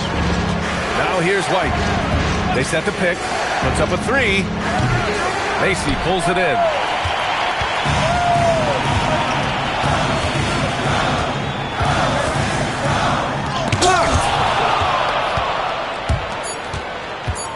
Outside White. Up and overdone. And we're through the first half of play here in what's been a good one. Rockets ahead, up 1. And join us right back here after the break for the start of the second half.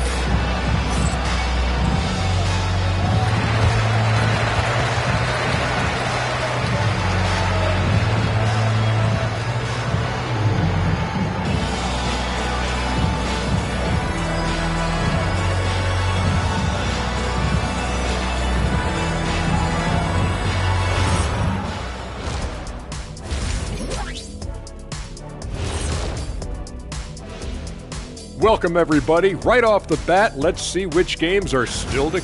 The Jazz will square off against the Warriors out in San Francisco. 7:30 Eastern for the tip-off in that one. Switching back now to the Philadelphia 76ers, they've been fighting it out through the first half of play. They look great on offense. The ball is... That's it for us.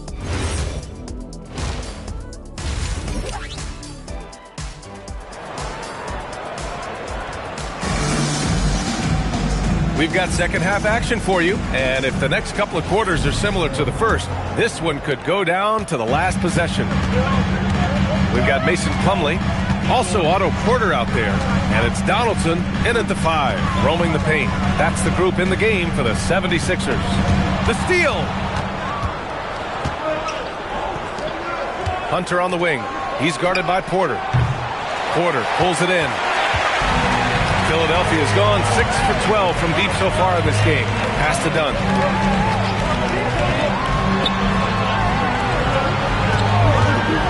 Let's go with a three. It goes.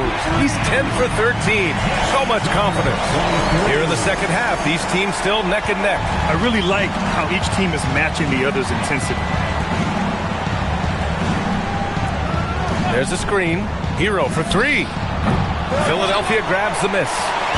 Donaldson's got his fourth rebound in this one. So far, Grant, we've seen some encouraging intangibles from VJ Edgecombe. Yeah, you know, he reminds me of Victor Oladipo or even a Dwayne Wade physically. Just an explosive athlete. And I love the way he uses that strength and quickness at the defensive end of the floor. Pass to Fall. 6 on the shot clock. And down it goes. Jam that one home. And their offensive rebounding is such a strength for them when he's on the floor. Yeah, he really helps them extend possessions, doesn't he? And, you know, those second chance opportunities can be game changers. He represents so much value to this team because of what he does. So Nick Nurse has decided to call timeout here. He might have seen something and needs to review with his guys.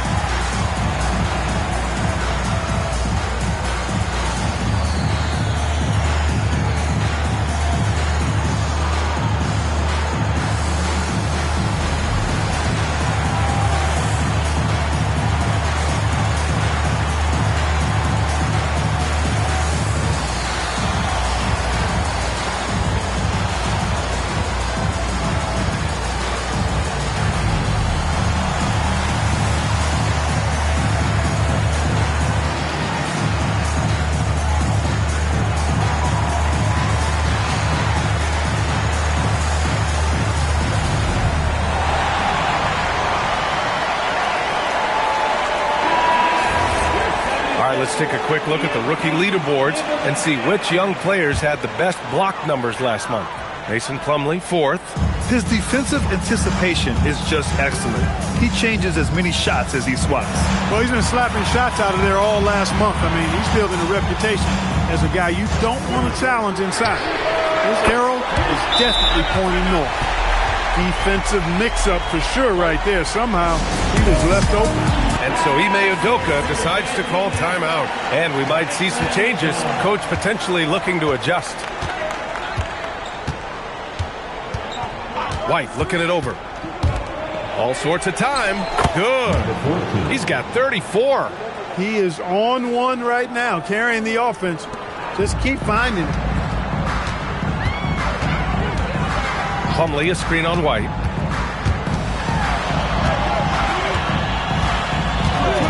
Puts it up. Again, Philadelphia. Nice little bounce in their step since the break. 3 for 4 to start the half. Rockets trail by 3. Pass to Fall. Houston working the ball around. Now here's Hero. Takes the 3. Offensive rebound. Fall. It's good on the putback. And those second chance buckets are major bonus points if you can get them. Dunn outside.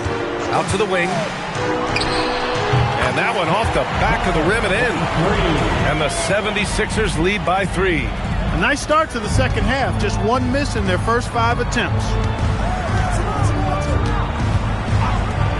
Lets the 3 fly. Philadelphia grabs the miss. Donaldson's got 5 rebounds tonight. He's really slowed down a bit here in the second half.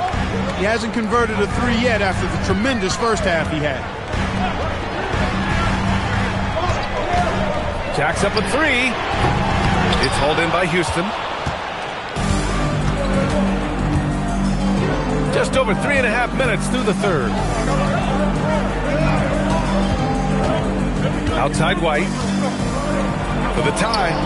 And again for 3. Buries his 10th triple of the game. Unbelievable, B.A. Unbelievable. For Philadelphia, they've gone 4 of 6 from the floor in this third quarter. Plumlee a screen, and he was camped in the lane there. He gets a 3-second call. The 7th in three-point field goal percentage, and they're in the top 10 for field goal percentage. They pick their shots well and do a good job not forcing things on that end. And to go back to those three-point shooting stats, even in a league pretty crowded with long-range shooters, their ability to get hot from beyond the arc is still noteworthy. Houston has gone just 1 of 6 from long distance here in the third. The shots just aren't falling. Pass to Hunter. And here's Hero for the lead. Another 3 from Houston. That's been typical of their performance today. They're sharing the ball and creating good shots. Really a prime example of the difference in how these teams have operated offensively.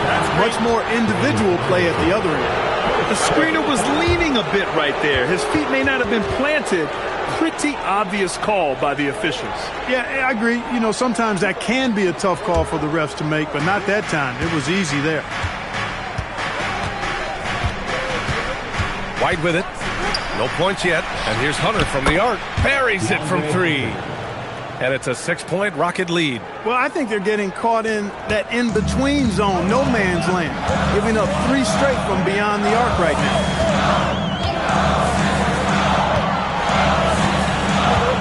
Plumlee a screen on Hero. And counted from 19 feet away. He's got 31. He's done everything he can to give them a lift tonight, but it hasn't been enough. Outside Hunter. Back to White. Here's Gugliotta from outside, off the mark. And it's Porter with the ball for the Philadelphia 76ers. 4-point game. Donaldson. Good passing to set that up. Teamwork on display. The Rockets have gone 6 of 13 to open up this second half. Pass to Hunter.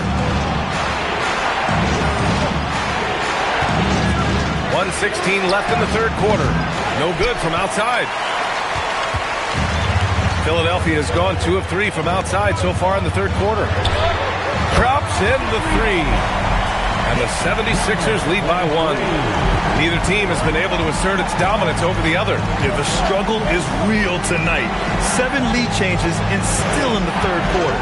The 3 is up. Porter pulls it in. Porter's got 4 rebounds now. Dunn outside.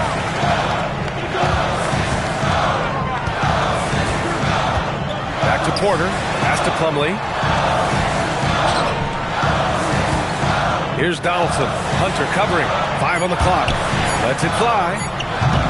It's hauled in by Fall. Fall's got his 7th rebound of the game with that last one. Outside White. To the paint.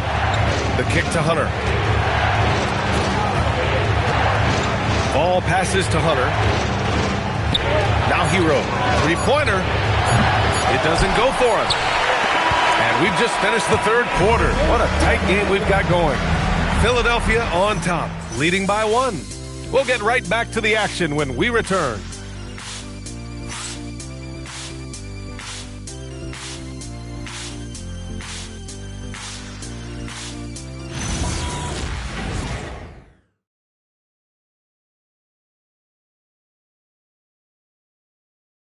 And a moment now as we take a look at our State Farm assist of the game. And I'll tell you what, this was a no-brainer tonight. Take a look at the precision on this feed. Couldn't place it any better. Served him up. Tasty room service dime right there, boy. Man, I know I speak for all of us when I say I can't wait to see what kind of finish awaits us here in the fourth quarter. Fourth quarter on the court for the Rockets. We've got Keldon Johnson, Amir Coffey out there with Max Strus, and it's Ezeli in at the 5 spot. Heady play to stop that easy layup right there. I mean, make him earn it at the line. Yeah, exactly. I mean, free throws are always better than a layup, so I'd agree with you there. And Philadelphia has possession. They trail by 1. Collins outside. Down low. Here's Porter.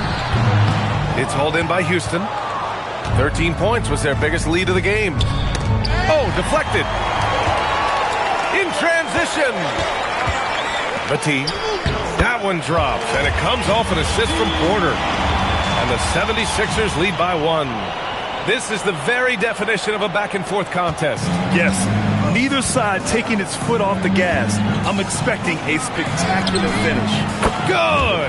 Another from 3. Man, he's really launching them from outside the arc. Man, so locked in, feeling confident in his three-point shot tonight. Dunn outside.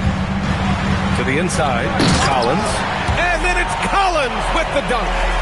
And once he gets to the rim, it's fairly automatic. Nothing fancy right there. Just takes his 2 points, moves on. Hey, guys, I know I'm stating the obvious here, but those could be an important 2 points considering how close this game is. Here's Griffith.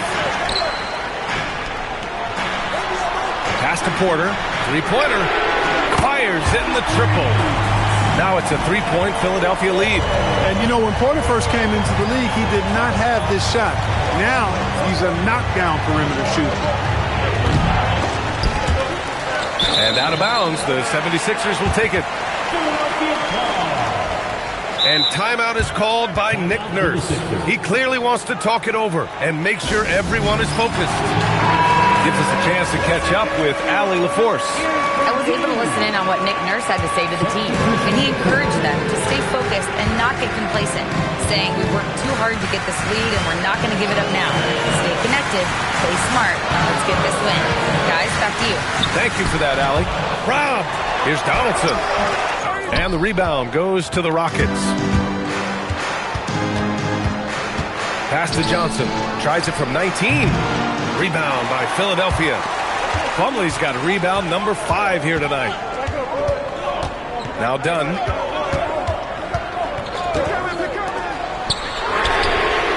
Sinks it. What range from downtown. 37 points for him. Their ball movement on this run has been tremendous. It's led to a lot of good, clean, open looks. Can they get it? Perfection. Beautiful stroke. You know, even if this game doesn't go their way, I think he's got to be proud of how he performed tonight.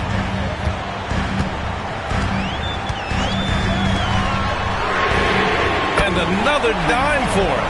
That makes 15 assists. He has been one step ahead of the defense all game long. A bit under 3.5 minutes have passed here in the fourth. And Donaldson pulls it down. Yeah, no question about it. I mean, if they're looking to battle back, that's one of the key elements. You got to rebound. Back to Dunn. Pass to Porter. The 3 is up. Rebounded by Johnson. Rockets trail by 7. Here's Fall.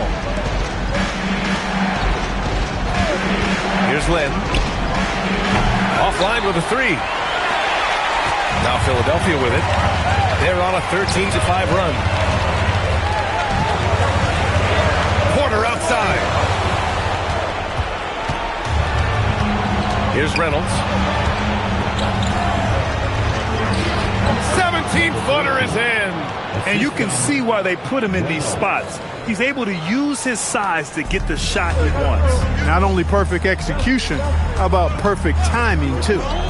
Now here's Doug. Porter. And Ime Udoka has called timeout. Coach clearly has something he wants to say to his team right now.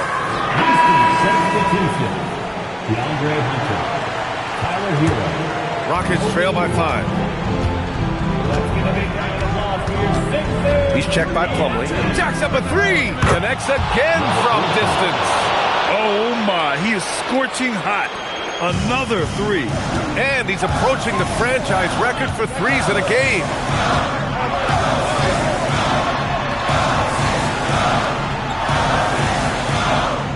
And here's Dunn. Plumlee, a screen on White. Just 5 to shoot.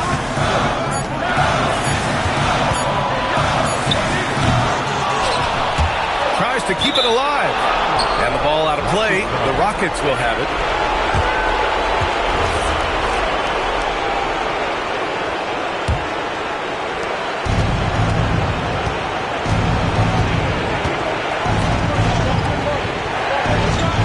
He's Nice check by Plumlee to tie it up.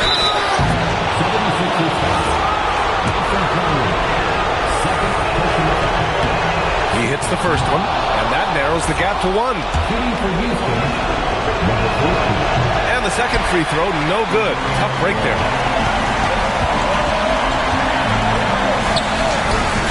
Cleared away by Hero. And so Hero will bring it up for Houston. White outside. To take the lead. Here's Hero. 6 to shoot from downtown. Booyah! He sinks the triple. Well, Hero takes a ton of threes, no doubt. I mean, he has the green light from his coaches and teammates.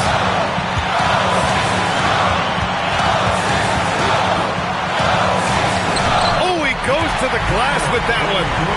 Great to see guys who don't back down under pressure. Cool, calm, collected, and confident in the biggest moment of the game. Yes. Now here's White. Yet another bucket. And that gives him 51. Making it look easy. And this is how he shines. He's a big part of their floor spacing. And you know what? It's all about the long distance game for him tonight. He's getting it done from out there. And so it's Nick Nurse calling timeout here. There is a lot on the line, and he is determined to make sure everyone's on the same page.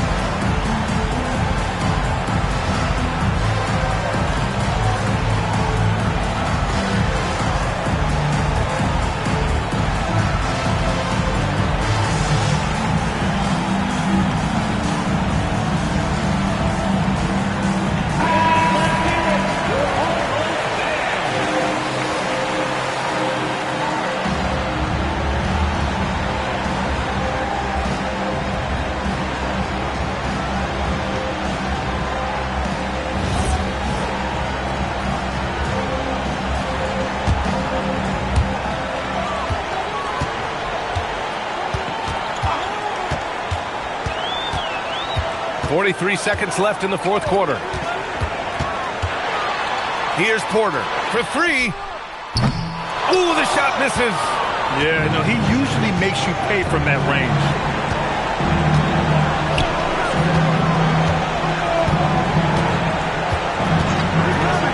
There's 21 seconds left to play in the fourth quarter. And so it's Nick Nurse calling timeout here. And Coach didn't want to take any chances in this situation, which is why he called the TO. Given the situation here, what sort of strategy needs to be top of mind? If they leave the arc open, take it. But it may be safer to get a quick 2 and then foul. Either way, they got to score the ball.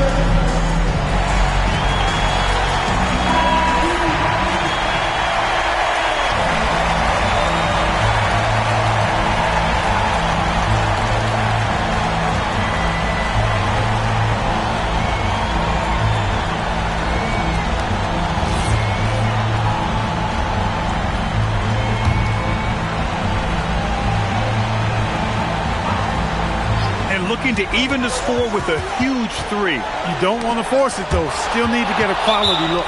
And now we've got an intentional foul.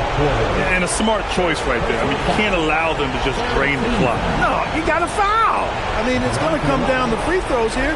Foul right away. Taking 2 shots.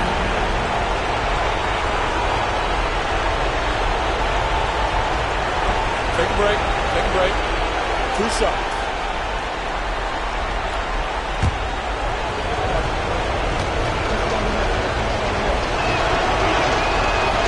He gets the first, and that gives him a 4-point cushion.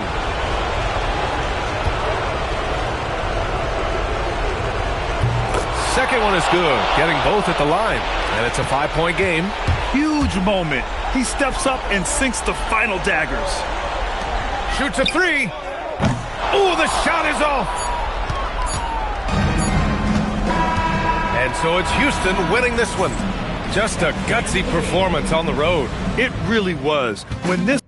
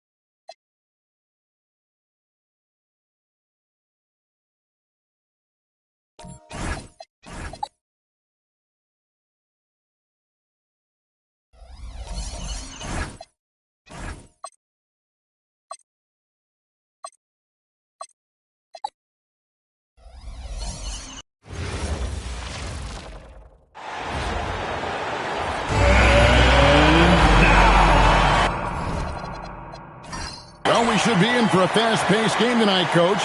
Both of these teams excel at creating fast break opportunities. Look, Kevin, you're right. Both of these teams prefer to get out and attack before the other can get their defense set. They want to use their speed and athleticism, and they need to get as many easy buckets as they possibly can. Here are the 5 for the Raptors. Bradley Beal is out there with Jones. And it's Rasmussen in at the center, locking down the middle. And an efficient start here offensively, working it inside for the easy 2. Now here's Giannis. Screen by Bull. Horton Tucker's shot is off. Here's Toronto coming into this having notched a win against the Rockets in their last game. And bottom line, they found ways to score. Credit the game plan going in. It was right on the money. Yeah, that kind of performance on the road really speaks to their preparation and mental fortitude. And I think that one could have easily have fallen for him. Fires for 3. That will not get it done. He's 0 for 2. Pass to Jones. Shot on the way. Good. He hits the jump shot. And if you're the guy who has to guard him, it is never going to be an easy night for you. Chicago is gone 0 of 2 from deep here. So here we are, Greg, looking at this roster of the Raptors. What is the path to contention? Well, perhaps an opening in the East for them to make a move. Going from good to great, it's tougher and will require them to develop or acquire some superstar talent. Yeah, I mean, maybe could have tried for a more memorable dunk than that one. And we know he's capable of those memorable ones. Now, here's Antetokounmpo. 8 points his last outing. Pass to Bull.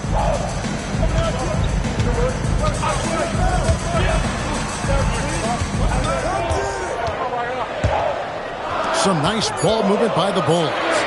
Just 2 to shoot. They get the rebound. Zubac, the pass to Bull. Hits the 3-point bomb. Well, that's just their first make in 5 attempts. Maybe that bucket can ignite their offense. Let's check in now with our Allie LaForce, who's got a story for us. Allie? I caught up with head coach Billy Donovan. One player he is worried about in particular is Scotty Barnes because of the way he affects every phase of the game. You need points. there he is. You need a stop or a big rebound. He's got you. Anything asked of him, he can do it at a high level. Back to you, Kevin. Great work as always, Allie. Thank you. And it's the Bulls with the ball. After Toronto picking up the basket just moments ago. Bull, that's good. Another thing Giannis could bring to the table, maybe adding that ability to be a facilitator to his game.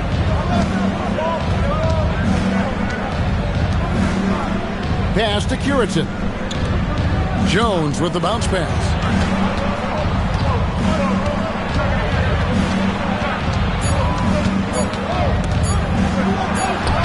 Off the mark, his first miss of the game, 1 for 2.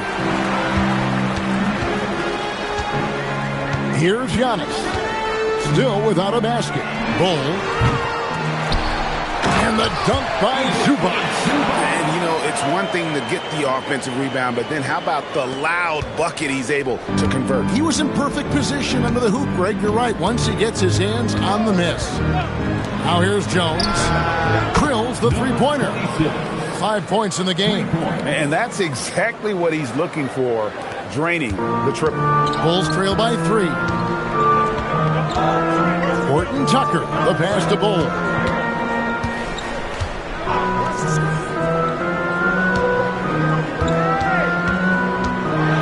And the powerful one-handed slam. Just so fast. I mean, it's like trying to stop a train when he's coming in for the slam. There's a good screen. It's Beal on the wing. Pass to Rasmussen. Here's Curitan. Jones, the pass to Beal. Jacks up a 3, and that comes off the assist by Jones. Jones has got 4 assists in the game. And another of these young, talented players out of Canada, R.J. Barrett, is a high-level NBA athlete. It's in the blood. His father played for the Canadian national team. Barrett, an attack wing who loves to get downhill. And Billy Donovan wants a timeout. He's going to take this chance to talk to his guy. 3, 1, 2.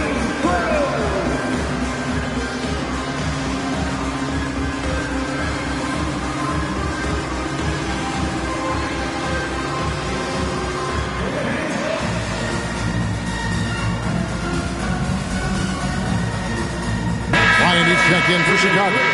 Collin comes in for Horton Tucker. Markkanen, he's checked in for the Raptors. Eric Bledsoe comes in for Jones.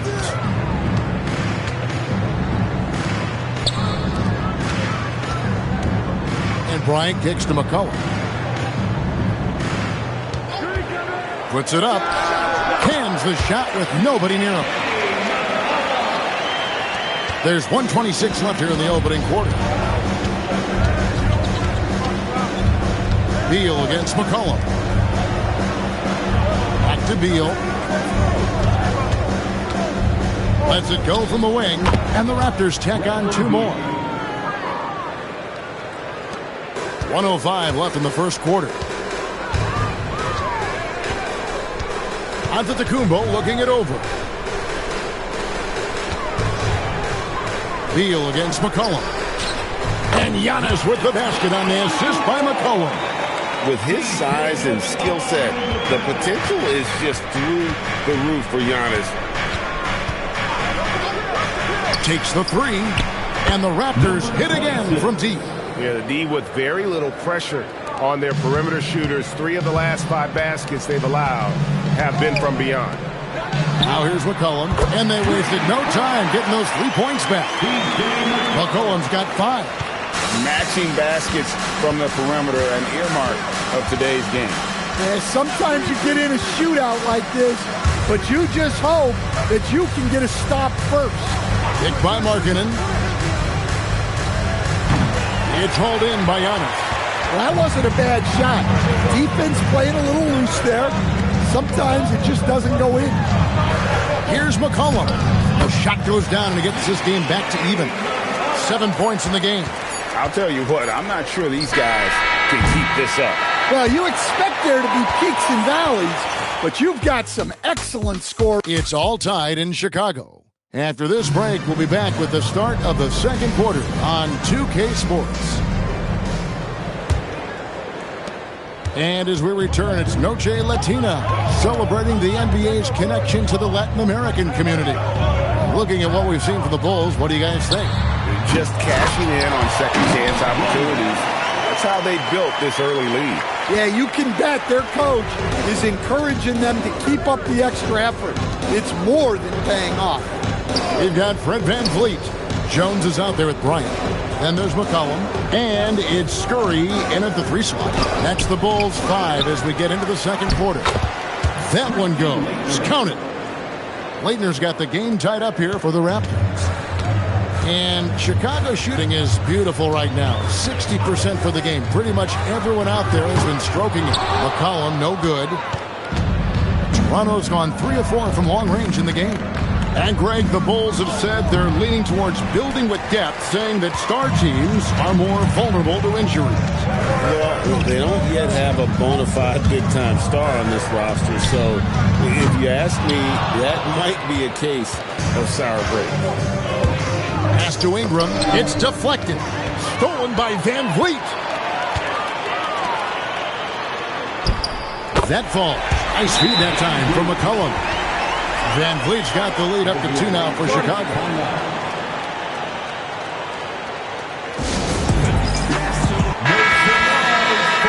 Let's take a moment to look at the 2K leaderboard and see last year's high-scoring teams. Number 5, the Bulls. I just loved how this team attacked their opponents. You could see their confidence grow as the year went on, and the points really started to pile up. Right now, let's take a moment here to catch up with Allie LaForce on the sideline. Thank you. The Bulls are going younger. Coach Billy Donovan said, we don't want to be just stuck in the middle. There's no question about that, but it's always about the integrity of competition.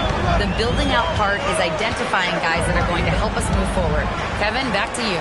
Taking the long view. All right, Allie, thank you for the report. McCollum, no good. When the defense is playing off you like that, you want to be able to convert. But that time, he just couldn't get it done. Here's Leitner. Banked in off the glass. And they've done well at taking advantage of some late defensive rotations and getting the ball in the paint. The Bulls have gone 2 of 6 from the field in the second quarter so far. McCollum finds Horton Tucker.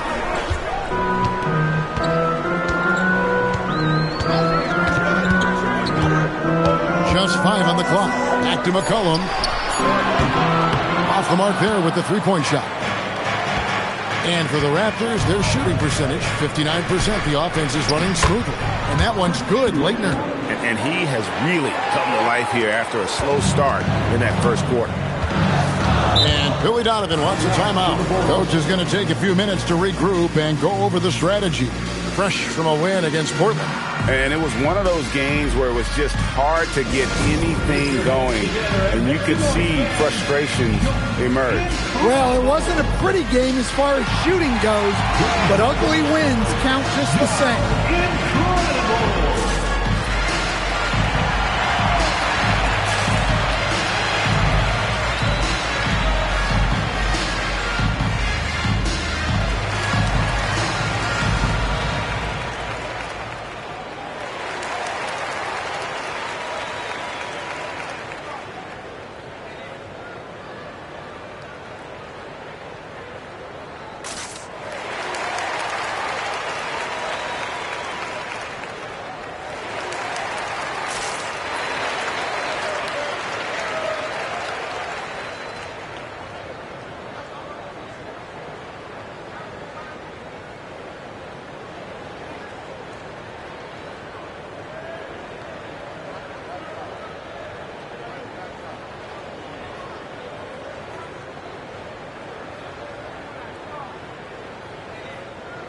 So for the Bulls, Zubac is checked in for Thomas Bryant. And it's Fred VanVleet in for McCollum. And communication is so crucial to winning basketball. Coach, teams that can get on the same page quickly, they clearly have an edge, right? Oh, absolutely. I don't know that there's anything other than effort, maybe, that is more important to good defense than communication. The only way teams can be on the same page on how you want to cover certain situations is with great talk. It's got to be early, it's got to be loud, and it's got to be repeated. Well, the defense just dared him to take that one. Poor execution on their part, but they got lucky. Horton Tucker with the rebound. Chicago trailing here. Van Vliet right side. Knocked loose. Horton Tucker, the pass to Bull. And another miss by Chicago.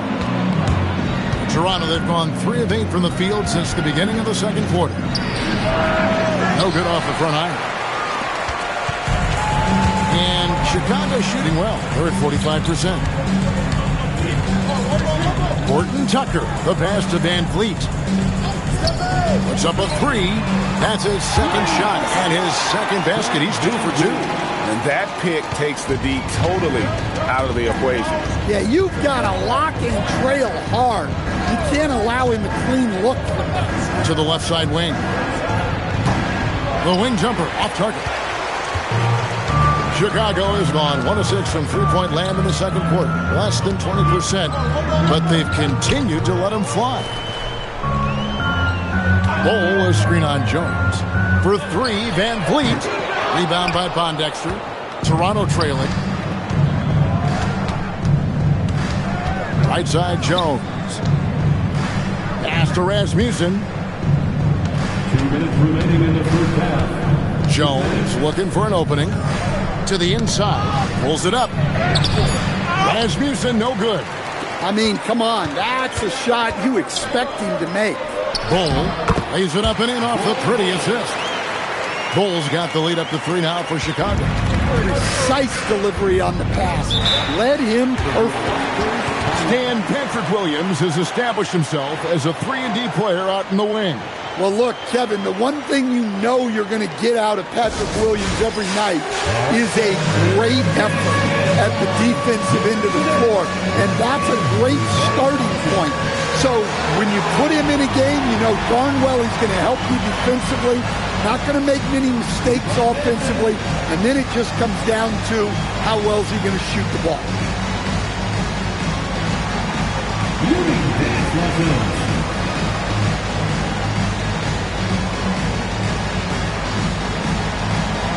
Let's see those dance moves.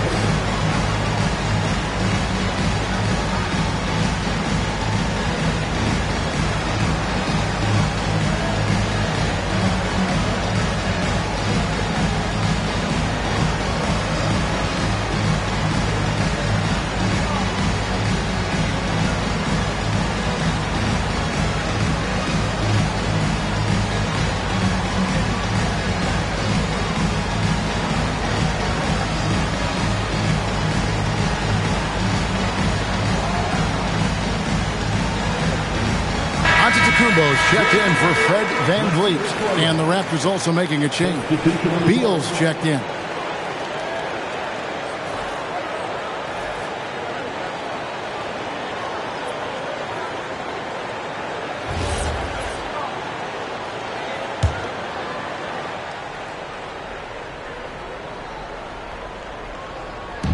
And the Raptors with the ball.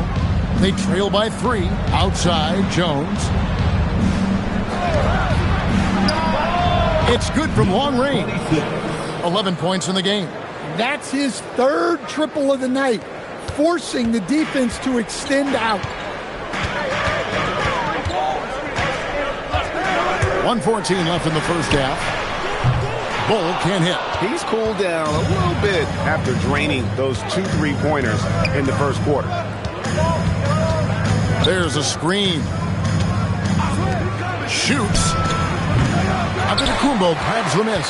No doubt he's struggling right now from the field. Let's see if he can get it going this quarter. Pass to Horton Tucker. No good on the triple. And so it's Beal. He'll bring it up for Toronto. This is their first chance to take a look at the Bulls this season. Jones, the pass to Beal. Shoots over Horton Tucker. And it's good off the back rim and in. And that's now 7 points for Beal. 2 seconds separating the shot clock and game. Outside, Antetokounmpo. Out to the wing. Shot from 12. And it's Bull that time on the assist by Giannis. Bull's got it all tied up now for Chicago.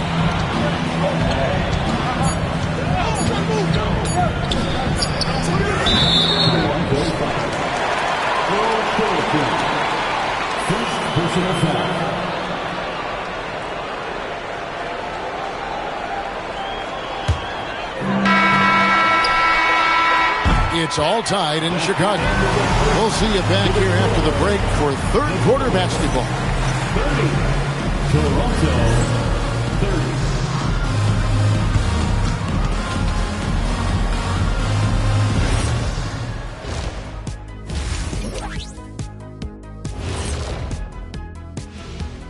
Hello, everybody. We'll break down the action shortly, but first... Well, right now for Chicago, they're not going to make the playoffs. We knew that. But they did show glimpses of what they could eventually be. Now let's take a closer look at that tight first half for the Chicago Bulls. Depth has been... And that concludes halftime. Now time to send it over to Kevin Harlan as the game's about to resume.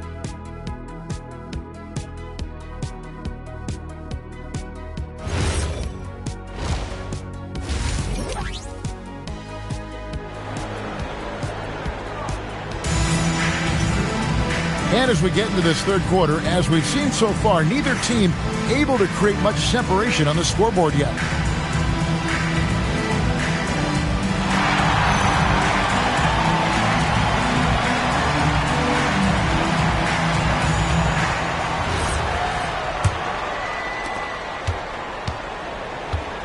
And checking out the group for Darko Rajakovic to start the second half. Jones is out there with Bradley Beal.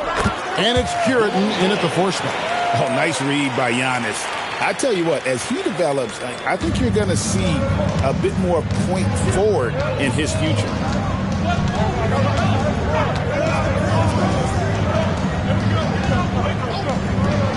Beal taking his time here. There's the triple. 6 on the shot clock. Close to making the defense pay for the lax coverage that time. Horton Tucker, the pass to Antetokounmpo, and they double up Antetokounmpo.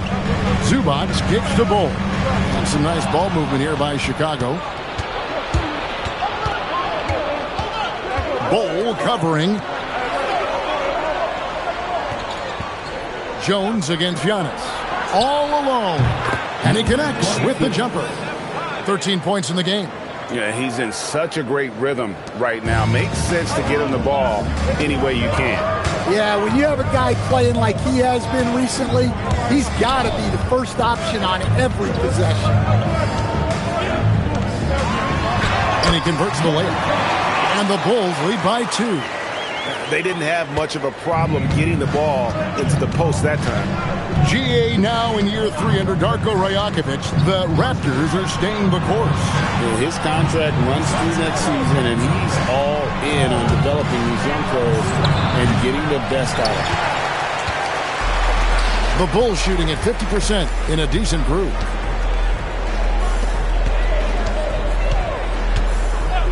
Pass to Bull from deep. The rebound by Curitin. Curitin's got 6 rebounds in the game.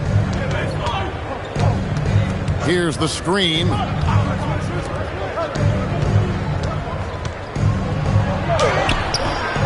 And it's Chicago with the rebound. Not a great start for the second half. He's 1 for 4. Got to find ways to generate better looks here. Antetokounmpo passes to Bull. Good. And it's Giannis picking up the assist. Giannis has got 5 assists in the game. Raptors trail by 5.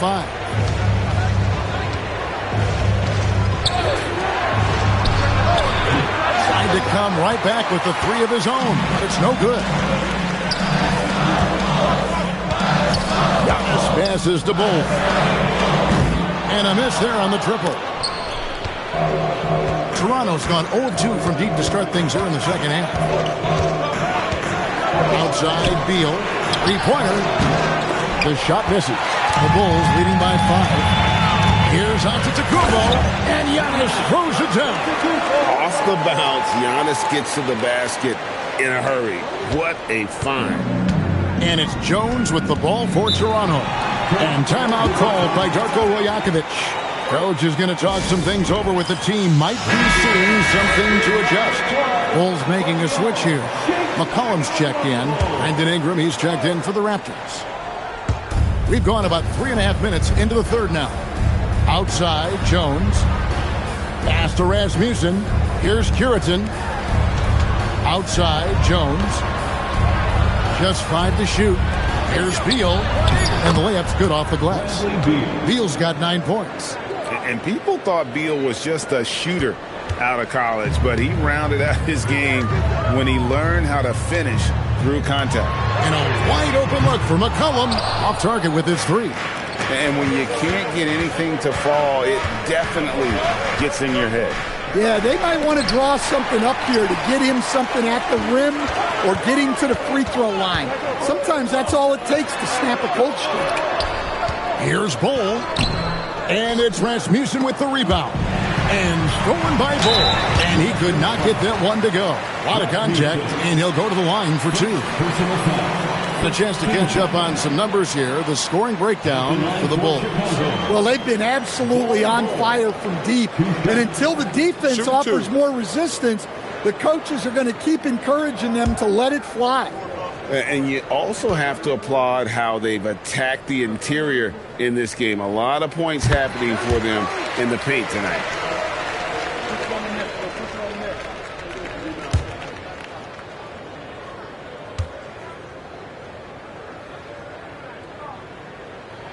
And so Bull nails both of them. Raptors trail by 7. And here's Jones. Nothing on the board. And Beal kicks to Ingram. And the Raptors miss again. Bulls have gone an even 50% from the floor here in the third quarter. 4 of 8. Cullen passes to Horton Tucker. Back to McCollum. Releases. And the Bulls with another miss. Well, despite his lack of efficiency, the team has put together a good offensive effort tonight. And contact on the shot, so he'll be shooting free throws here.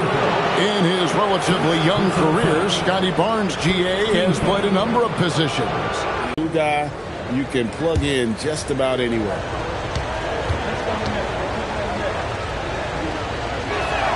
The first one falls. Thomas Bryant, he's checked in for the Bulls. And the Raptors also making a change. Markkanen's checked in.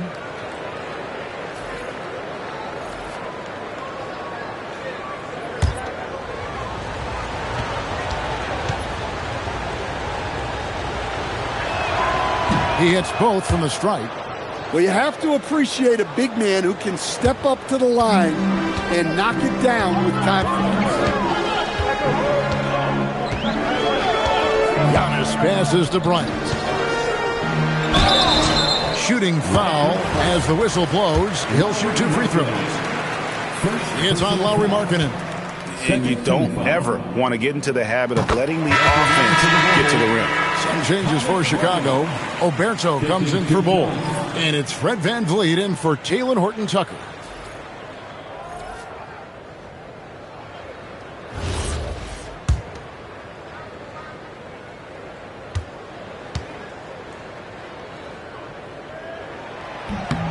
Both free throws good from Bryant. Raptors trail by 7. Bledsoe dishes to Beal. Out to the right wing. Pondexter kicks to Bledsoe. Clock at 6.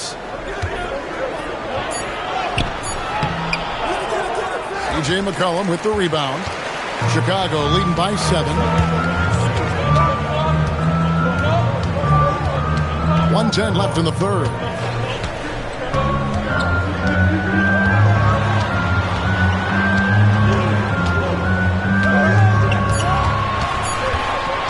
Puts it up from 15, and it's hauled in by Lauri Markkanen.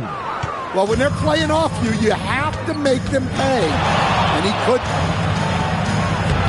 Shot's good by Bledsoe. I mean, it's just fun to sit back and enjoy watching him operate. And that's what it looked like the D was doing as well. They're just sitting back and watching. In the corner, it's Van Vliet. Rebound by the Raptors. Yeah, well, he's going to have some explaining to do on the sideline about why he took that shot. Yeah, you know, back in the day, you'd be taking a seat. Now, unfortunately, it seems like we see too many ill-advised shots. The shot by Markkanen, nobody around, and the three off target. Antetokounmpo passes to McCollum. Count that one. McCollum's got the lead up to 7 now for the Bulls. Terrific ball movement leading to the basket. You love to see it. And so it's Chicago, bringing the quarter to a close with a 7-point lead. A good size advantage, and they'll look to increase it. And we'll be back with you shortly.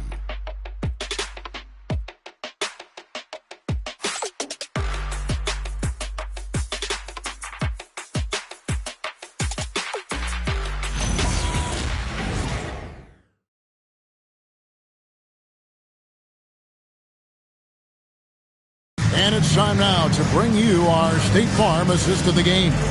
And how about the big fella here showing us he's got some point guard skill here with the tremendous setup. Yeah, well, this is the diversification of positions in this league. Everyone does everything now. Fourth quarter of action is upon us. Thanks as always for joining us. We've got C.J. McCollum. He's out there with Fred Van Vliet. And it's Bryant in at the 5. So that's the 5 in the game for Chicago.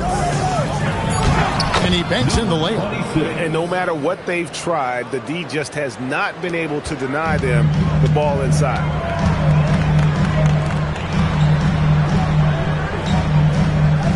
Back to Van Vliet. Bulls moving the ball around. McCollum outside. And it's Leitner with the rebound. Leitner's got his 4th rebound with that last one here tonight. Now here is Dellavedova, covered by Van Vliet. It's stolen by Bryant. It's hauled in by the Raptors. We're just over a minute into this final quarter of play.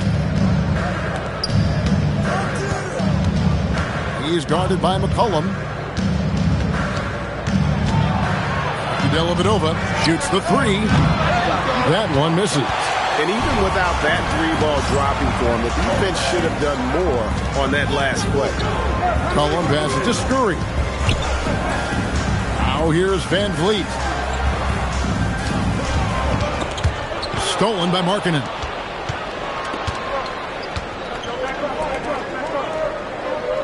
Inside. Deflects the pass. It's stolen by Bryant. Quarter of play, about 2 minutes in now. Van Vliet outside. The Bulls with another miss. Raptors trail by 5. Markkanen from outside. Good on the 3-point shot. Markkanen's got his first 3 points of the game. And looking like a young Dirk there. Markkanen is that coveted combination of size and shooting that many teams desire nowadays. Zubac is checked in for Chicago.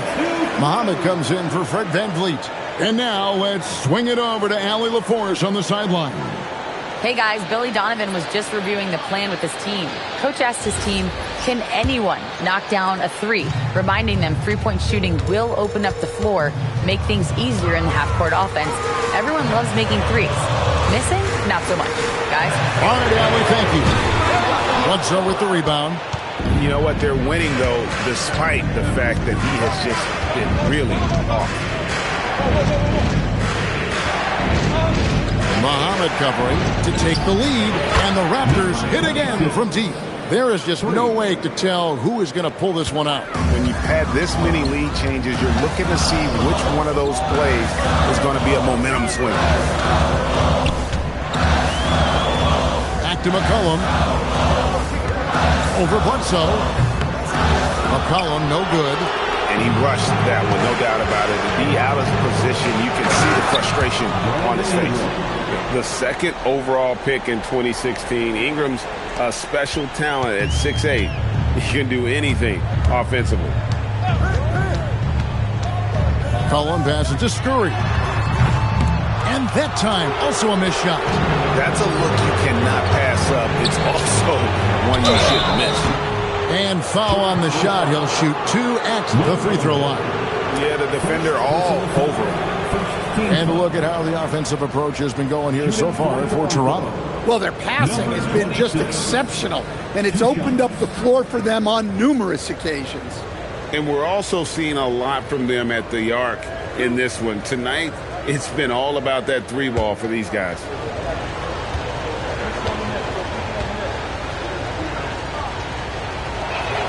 And the first one drops.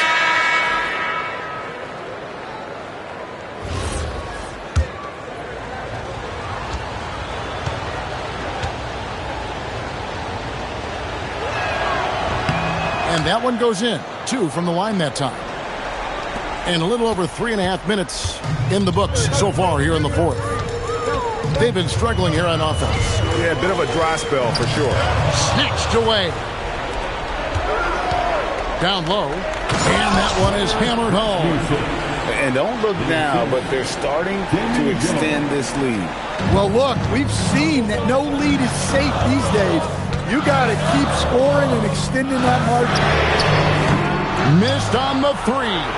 Yeah, just a solid job on the backboard. They are really controlling the inside. Now Beal shoots the 3. Knocks down the 3. The ball movement on this run has been fantastic and is a big part of why they've been able to get these good looks. And Billy Donovan decides to call timeout.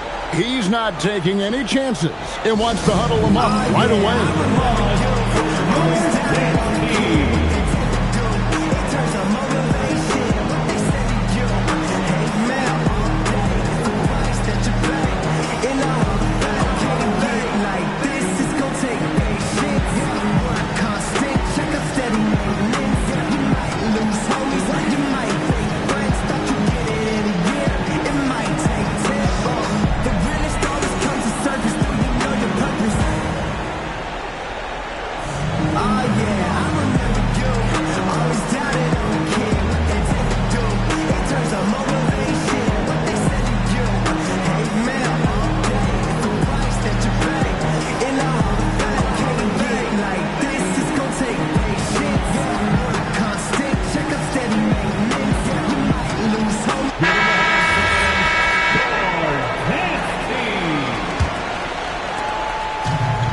They have yet to put up any points here in the fourth.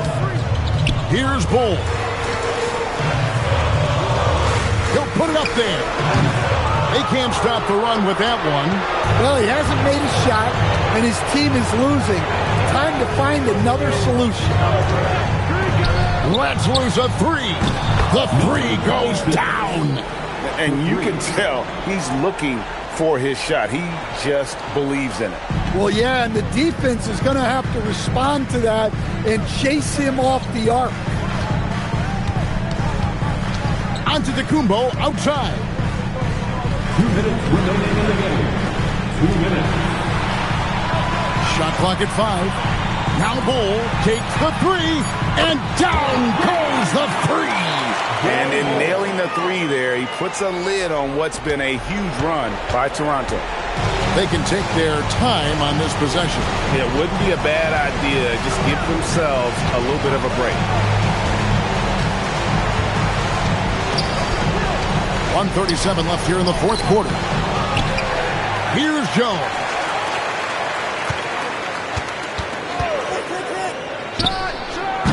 The long shot, no good. Bulls trail by 10. Outside, onto Kumbo. Now Bull.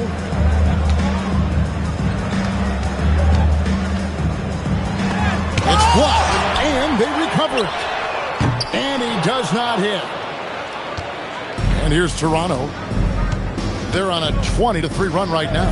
And at this point, just sort of running through the paces, as it appears it'll be a nice win here for the Raptors. And the big difference here was accuracy from three-point range. And once they started sinking shots, They really stretched out the D and created other opportunities. And anytime they got space, they seemed to just knock down another triple. And with this effort tonight, grabbing their 8th win of the year. And good that time. They just blocked out the noise, kept on grinding, and this is their reward. It is always a special feeling winning on the road. The degree of difficulty adding to that sense of accomplishment. Bull showing the moves down low. 13 points was their biggest lead in the game.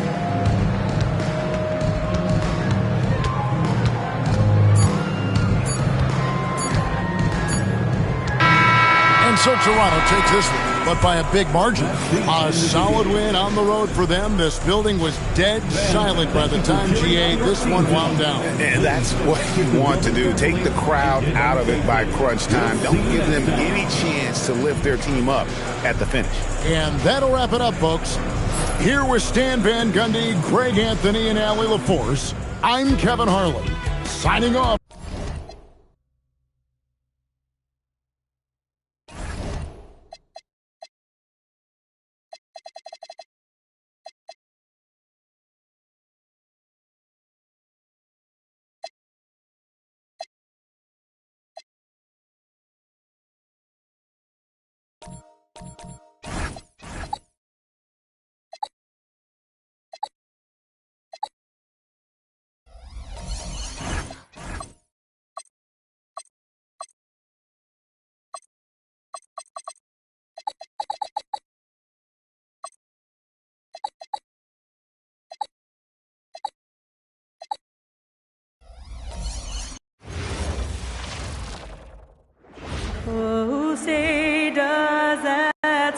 Well, Doris, the end of the regular season fast approaching. Are most teams where you expect them to be? No, I mean, there's always some big surprises, right? That's what makes this game so compelling. There's never a way to predict who's going to rise and fall throughout the year. There's always something unexpected. Let's check out Minnesota's starting lineup. Daniels outside. This one for three. Sends it home from three-point land. And that's what they want to do. Get him open looks early. Oh, and Gobert powers it home. This guy always amongst the league leaders in dunks. Gobert is a force around the cup. Let's check in with our reporter, Allie LaForce. I was able to talk with Kenny Atkinson for a minute. Unsurprisingly, the conversation turned to Rudy Gobert. Let's be honest, he's scary, Coach said about the 7-footer. He hinted their strategy might involve trying to, quote, lure Rudy out of the paint so he's not there to slap away our layups. Maybe some tricky play here to try and push Gobert out of his comfort zone. Back to you. All right, appreciate it, Allie. Pass to Greenwood.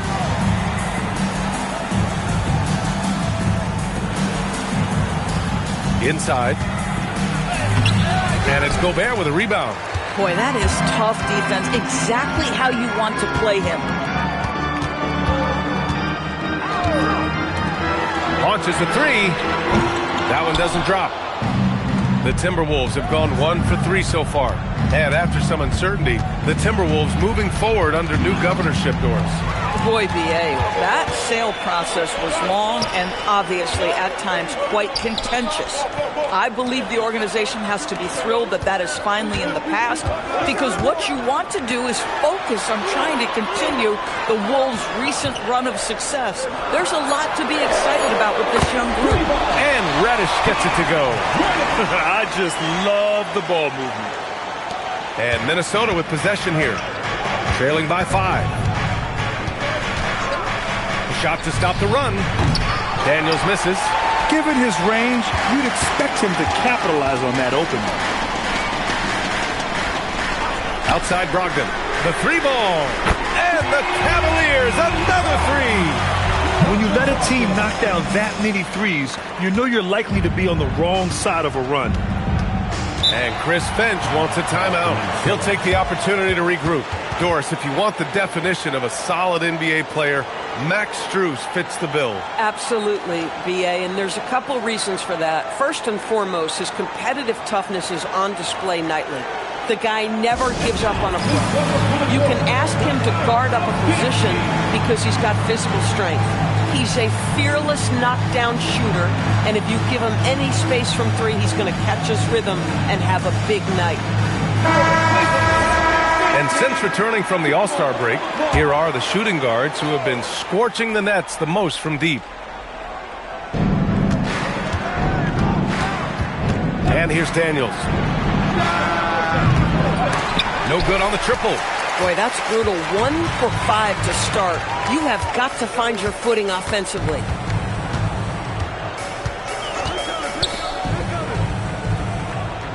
Ooh, anticipated the pass. It's a turnover. And the shot's good. He's got 5. They're not wasting any time putting their stamp on this game. What a start. And they've been doing it largely at the offensive end. If the defense does not adjust, this could be a blowout.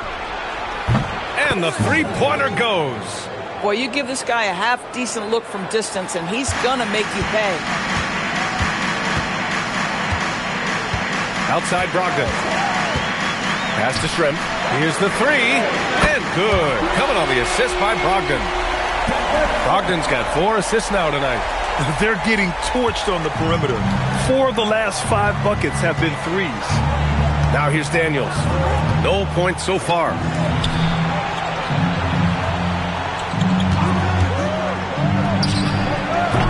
Tried to answer back, but that three is off the mark. Reddish passes to Brogdon.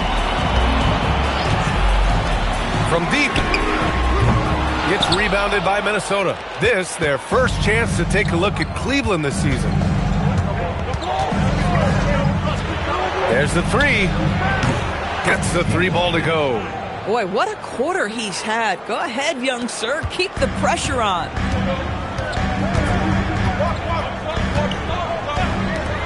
There's the triple. That one drops. 3 for 6 now. And they are letting those threes fly from outside. Really in a great rhythm. And it's Daniels with the ball for the Minnesota Timberwolves. It's a 10-point game. And again, it's Minnesota with a three. He has been a one-man show trying to keep them competitive. For Cleveland, they've got 7 of their 10 shots to fall. Gobert with a screen on Daniels. The shot. Misses the jumper from the wing. Oh, he'd like to have that one back. That's in his wheelhouse for sure. A minute 37 left in the first. It's rebounded by Rudy Gobert. We call that lockdown perimeter defense against an excellent three-point shooter.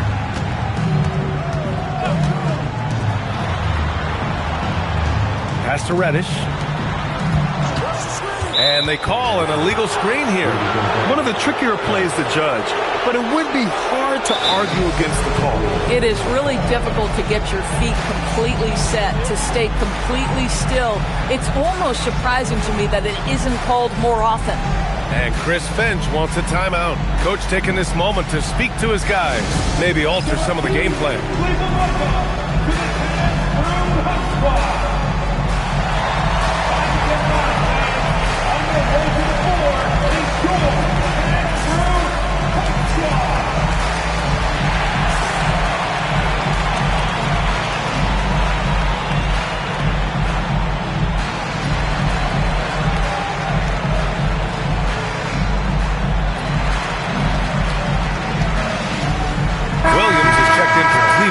Morris comes in for Reddish.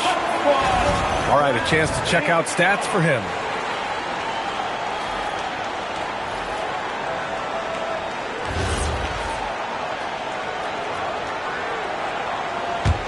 Timberwolves trail by 7.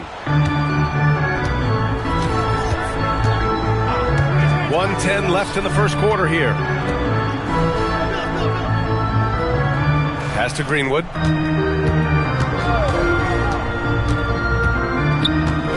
To shoot, launches it, and his 5th basket. Now 5 for 8, looking comfortable out there. This guy's been impressive this quarter, putting his team on his back. Cleveland leading by 4. Right wing for 3, hits a 3-pointer. He's got 11. And they've got the D reeling A full three-point attack right off the tip. 35 seconds left to play in the first quarter. That's how you want to see them crash the glass. They've been out-hustled so far. Pass to Morris. To the wing, right side. Outside Brogdon. From behind the arc. Rebounded by Greenwood.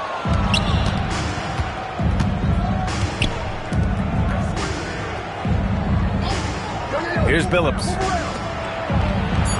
Here's Alexander Walker. The three-pointer off the mark. A free-flowing first quarter. Great scoring through one. Cleveland on top. They're up 7. And quarter number 2 will get underway just after this short break.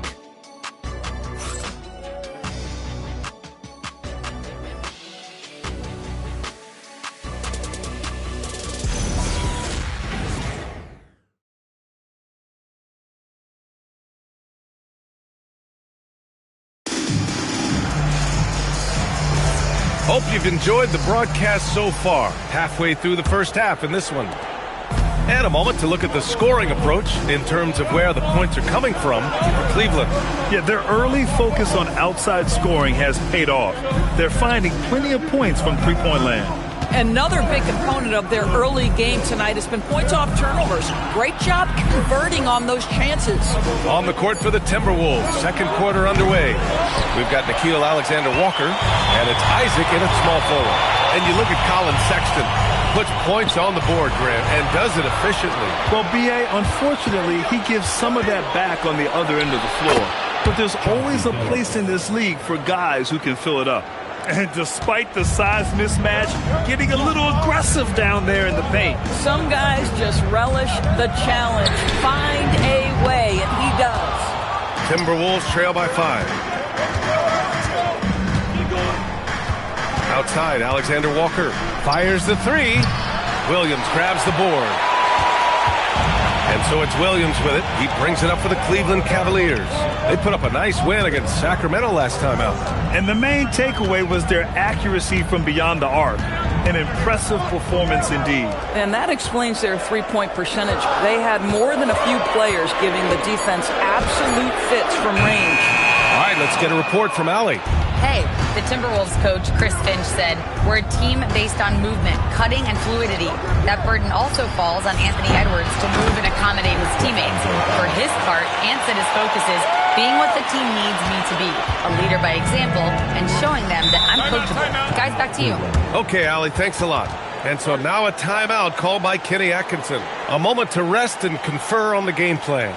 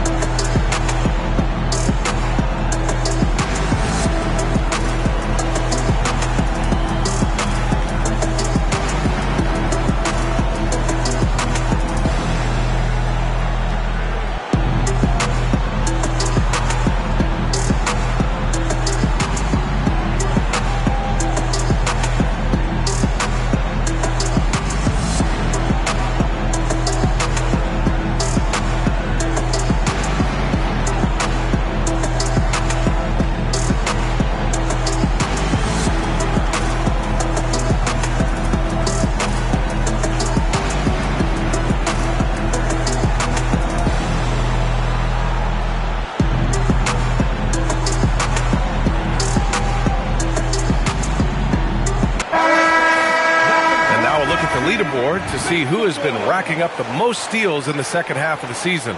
Monte Morris is second. You try to avoid a defender like him. Since the break, he's been picking everyone's pockets.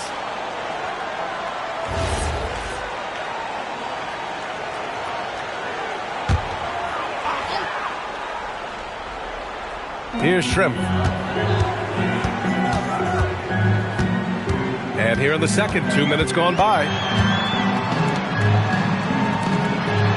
And a lot of spot-up shooters now, adding a one-dribble pull-up three to the repertoire. And when you have defenders selling out to contest that catch and shoot, you got to reload, relocate, and let it fly.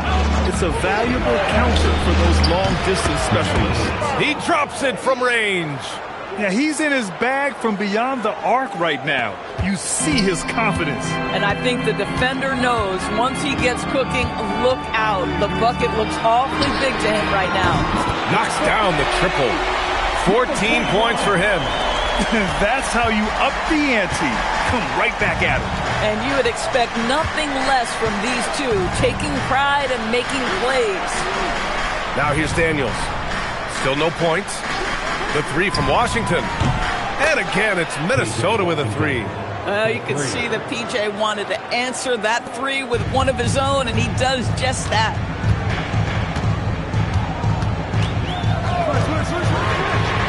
And Cleveland another three. He's been dropping them in from downtown since the tip. 3 triples in the first quarter, 2 more since. From the arc. And the rebound goes to Cleveland. They've led by as much as 10. Ooh, it's stolen away. Daniels passes to Washington. Good ball movement here by Minnesota. Phillips' shot is off. A rare miss for him at point-blank range. That's one he'd like to have back. Again, Cleveland scores. Well, guys love to score, but the differentiator is, can you do it at an efficient clip? And right now, that's what's happening. Washington, a screen on Morris. Out to the right wing. Knocks down the long J. He's got 21. Ooh, this guy is as hot as they come from distance. Defensively, you almost have to pick him up once he crosses half court. Now here's Morris. Tried to come right back with a three of his own, but it's no good. Over to the wing. Here's Billups. There's a screen. Lets it fly. Tice grabs the miss. And here's Morris. He'll bring it up for the Cavaliers.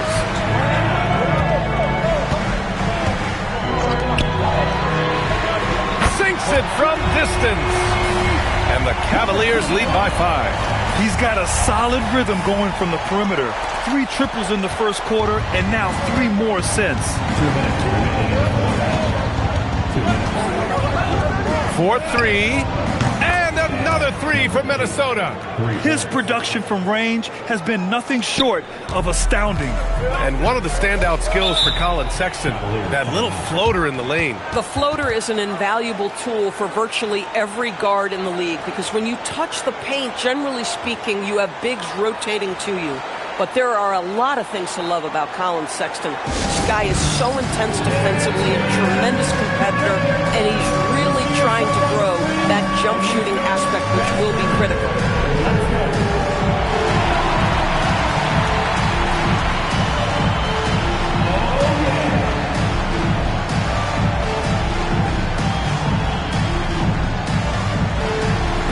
Let's see it.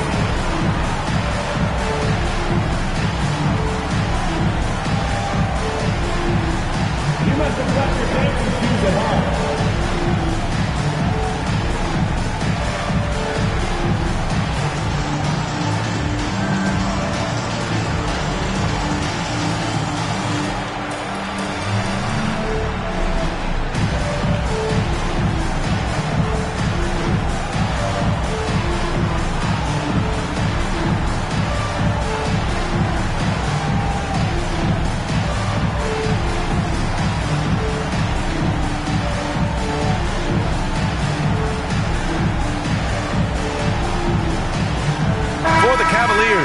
Gobert's checked in for Tice, and Brogdon is subbed in for Morris.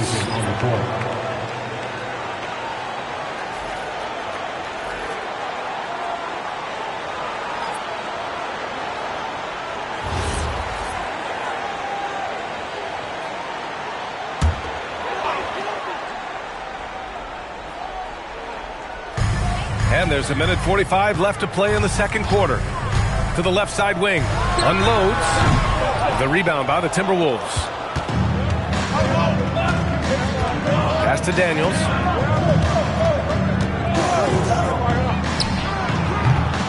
chance there to take the lead, but a miss. Reddish finds Brogdon. From deep, Brogdon! Adding to his range, already efficient Malcolm Brogdon, a dangerous shooter.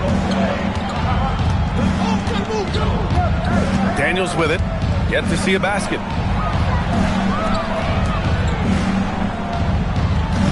Daniels the screen on Gobert. Into the lane. Clock at 6. Fires for 3. And the rebound goes to Cleveland. Gobert's got 7 rebounds in the game. Three-pointer, no good. Ooh, that's a tough break. After poor communication defensively, it leaves him all by himself. Takes a 3. Rudy Gobert with a rebound. Been a tough stretch for this guy right now, looking a little out of sorts. Lets it go from deep. Washington grabs the miss. Timberwolves trail by 5. Pass to Greenwood.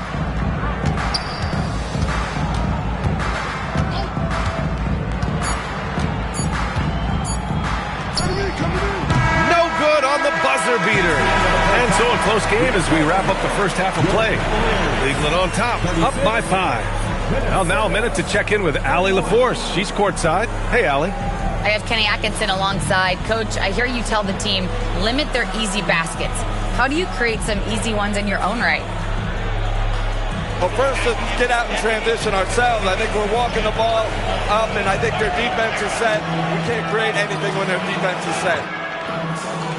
All right, got to get them moving. Thanks, Coach. Thanks very much, Allie. And, folks, we'll be right back to start the second half of this game.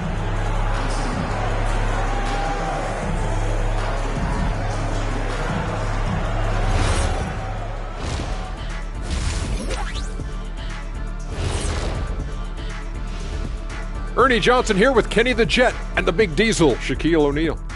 How about we start out with the Western Conference and how those teams are stacking up? A look here now at Minnesota. They're right where they want to be, and they're right where they should be.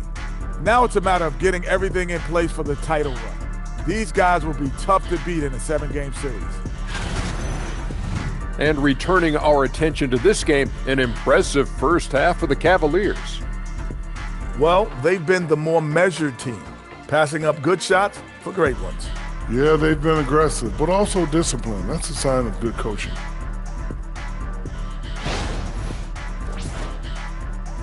And that's it for halftime. Thank you for joining us. We send you back to Brian Anderson for the start of the third quarter.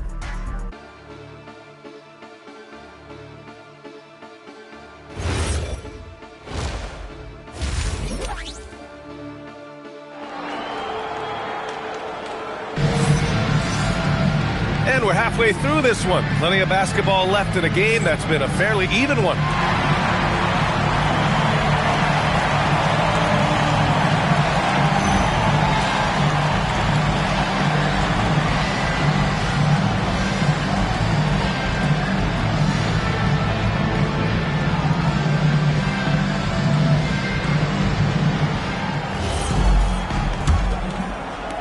Timberwolves trail by 5. We've got Cam Reddish, Malcolm Brogdon out there with Rudy Gobert, and it's strength in at power forward. And that's the group for Kenny Atkinson as we begin the second half. Now here's Brogdon. Lots of room. And the shot goes down. 24 points for him. And he's coming off a huge performance, and his confidence couldn't be any higher. And his coach knows that, too. Well, the best players, to me, deliver night after night after night. So as long as he's hot, keep riding it. From downtown, and it's Gobert with a rebound. Gobert's got 9 rebounds in the game. Boy, he's getting it done. Outside Brogdon. No good with the triple. And just terrible defense. I don't know how he missed that shot. Reddish covering. Daniels outside. Just 5 on the clock. Takes a 3. And it's Gobert with a rebound. Gobert's got 10 rebounds here tonight. So active.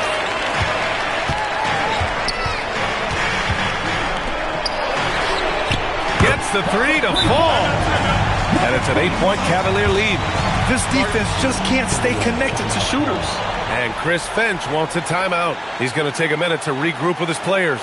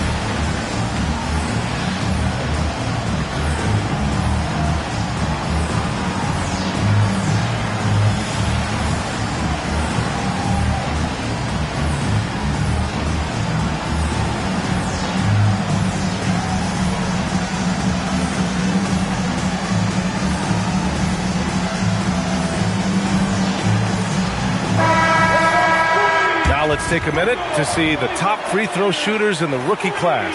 Second is Rudy Gobert. This is a rookie who is not easily rattled. Very strong at the line over the last month. Third quarter here, over a minute and a half into it. Daniels outside. The three ball. The shot, no good. Nice rebound. Trying to match the other team's intensity right now. Pass to Brogdon.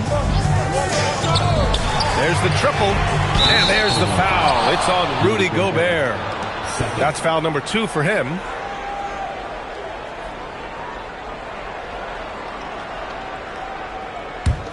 Timberwolves trail by 8. Now Daniels.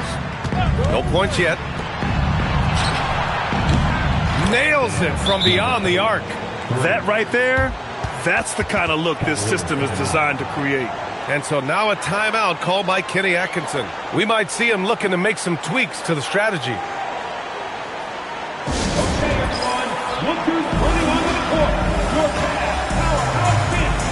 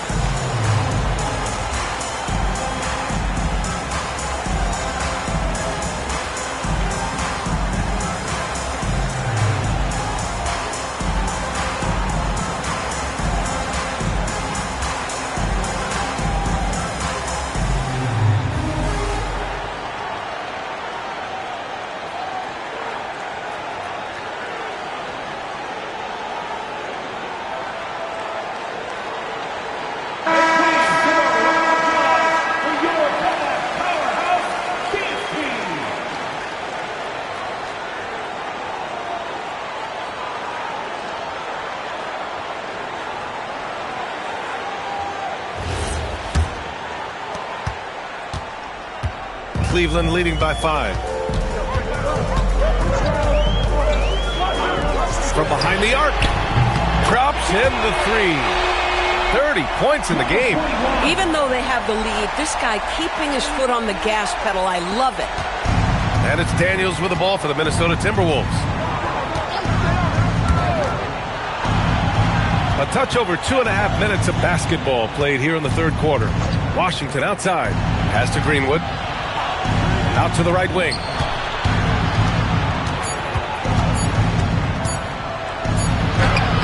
And it's Gobert with a rebound. And they're doing strong work on the glass. A +5 advantage for them. Here's the three, and Cleveland another three. And they're refusing to take a break, even with a nice lead.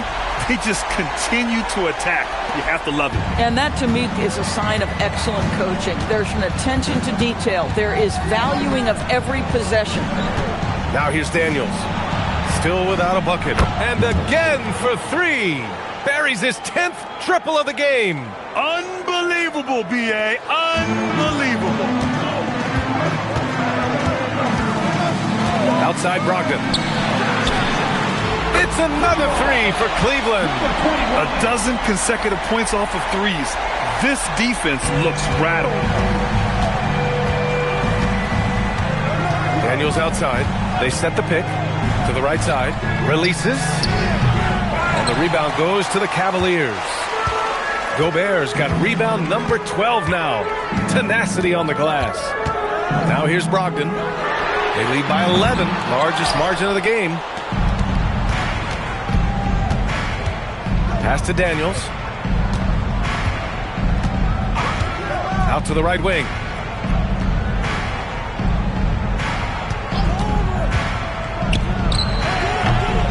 Here's Greenwood.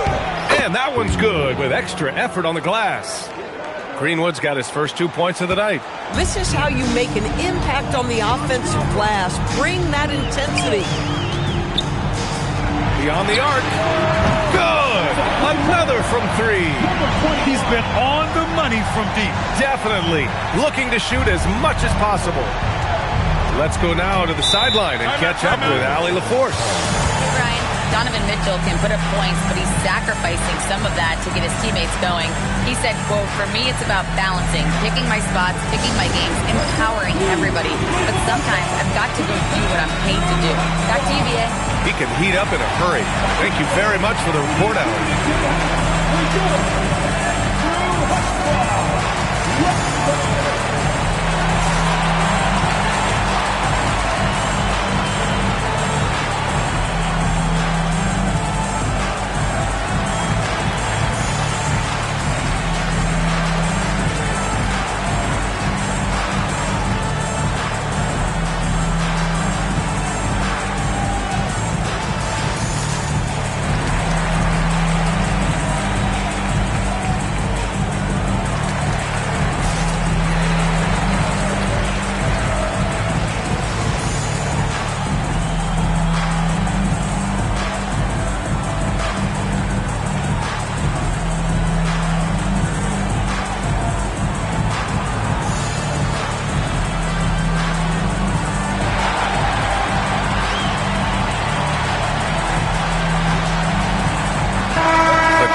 Making a switch here.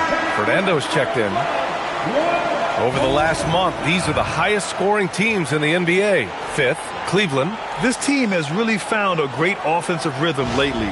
Running smart plays, sharing the ball, and racking up points.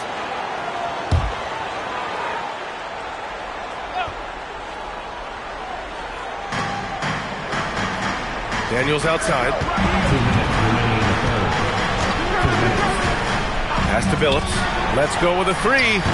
The Cavaliers pull it in. And they're +5 on the boards after that rebound. Brogdon feeling it out a bit. Fires from deep. And again for three. Man, he's really launching them from outside the arc. Man, so locked in. Feeling confident in his three-point shot tonight. Here's Phillips. Three-pointer. Fernando grabs the miss. Nothing going his way. Boy, it feels like he's forcing it and to no avail. Over to the wing. Shoots. Not this time. Timberwolves trail by 15. To the middle. The basket drops, and he gets fouled on the shot. One free throw coming his way. And this is an area that Jonathan Isaac continues to work on. He is being aggressive and finish. And let's take a moment to get your take, guys, on the scoring so far for the Cavaliers. Yeah, what stood out to me was their passing. They moved the ball effortlessly and have been able to find those holes in the defense. Boy, the long ball has been another point of emphasis for this group tonight. Their shooters are finding open spaces and firing without hesitation. That free throw good from Isaac. I think the fact of the matter is all the tools are there for Jonathan Isaac. It's really a matter of being consistent for this young guy. Hauled in by Brown.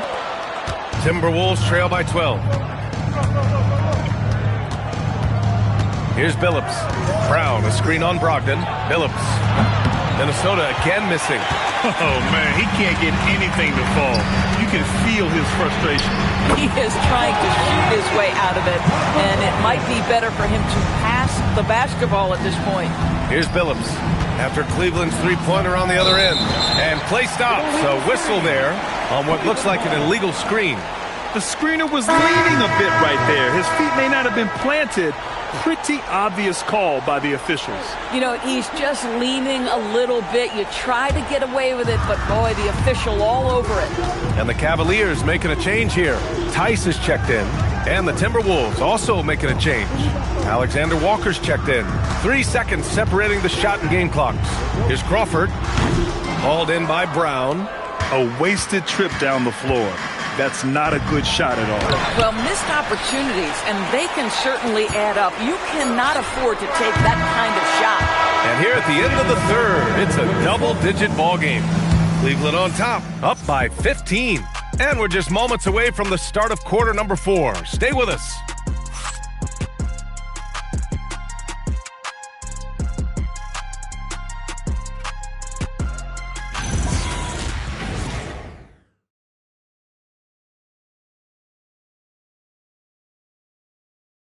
And a worthy candidate tonight as we take a look at our State Farm assist of the game.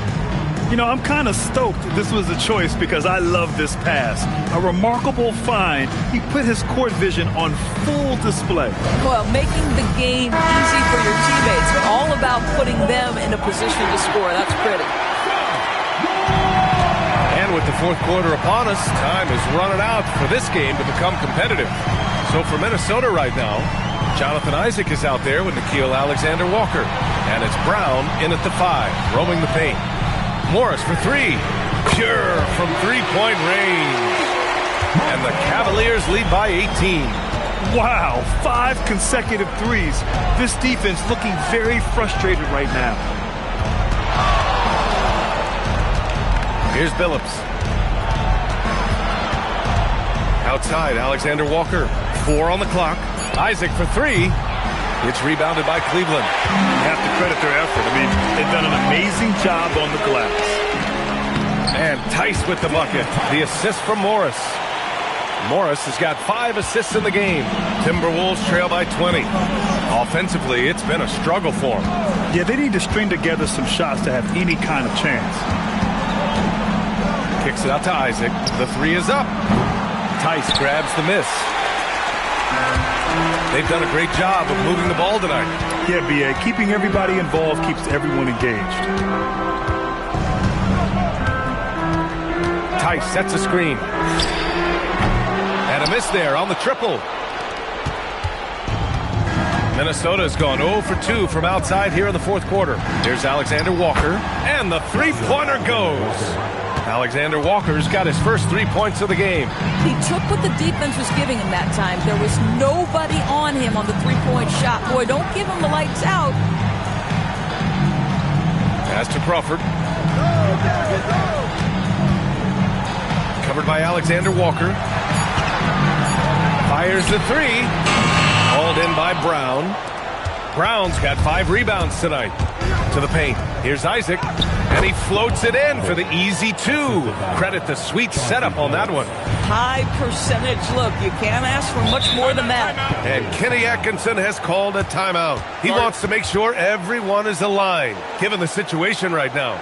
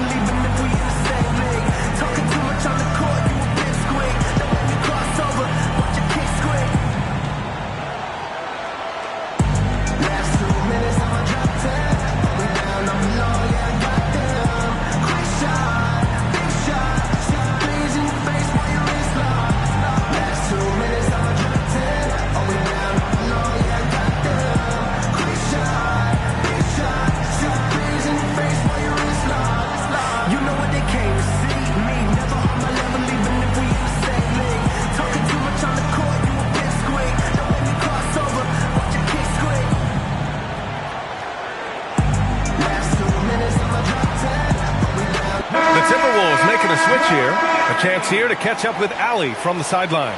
Well, over the break, I did listen in on Kenny Atkinson's huddle. He said to his guys, this one is not over yet. You have worked hard for this lead, and we are not about to give it up now. Stay focused and keep hustling. Back to you guys. Allie, thank you.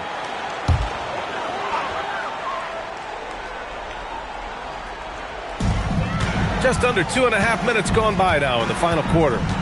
Gobert passes to LeVert. Williams from long range. And once again, off the mark by Cleveland.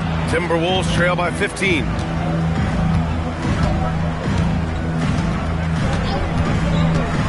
Pass to Billups. Takes the three. Rudy Gobert with a rebound. Gobert's got 13 rebounds in the game. Glass heating. Take it away. Over to the left wing. Inside. Good ball movement here by Minnesota. Corner shot. And he gets it to go, hitting off the back of the rim. He's got 32 points. Well, he's still battling, doing everything possible to keep them in this game. Here in the fourth quarter, just under 2.5 gone by. Williams finds LeVert. Down to 5 on the shot clock. Here's Blunt. And once again, off the mark by Cleveland. And so it's Collins who brings up the ball for the Minnesota Timberwolves. They've only given up 5 points here in the fourth. Pass to Billups. Fires for three. No good. Boy, this is the story of the night for this guy. He's taken a lot of questionable shots. Collins defending.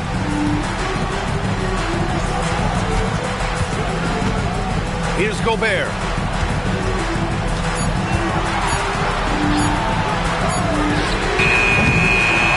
Oh, and again, unable to change momentum here.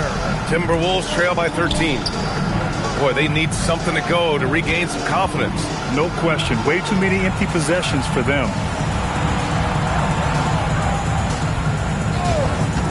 With the shot, and no one in the vicinity.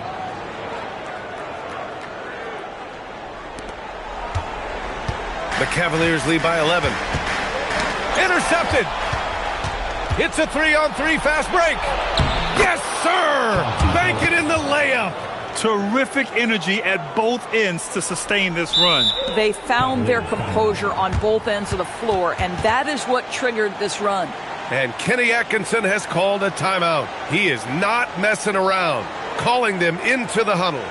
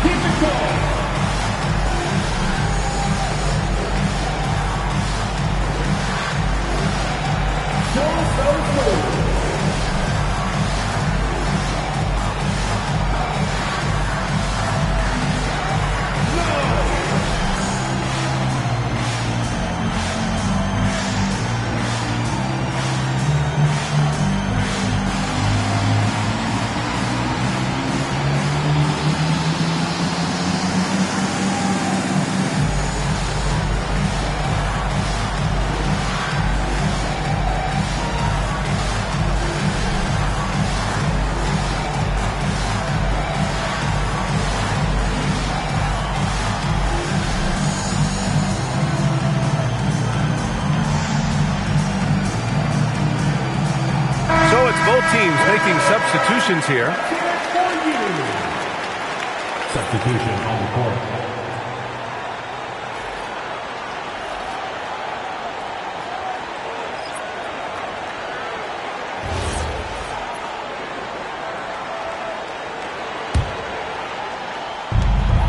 They led the game at one point by 20.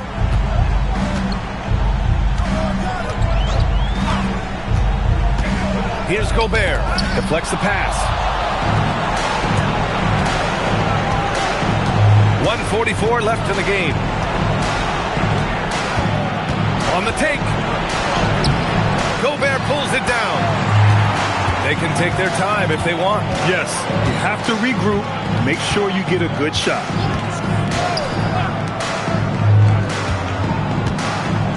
Picked by Gobert.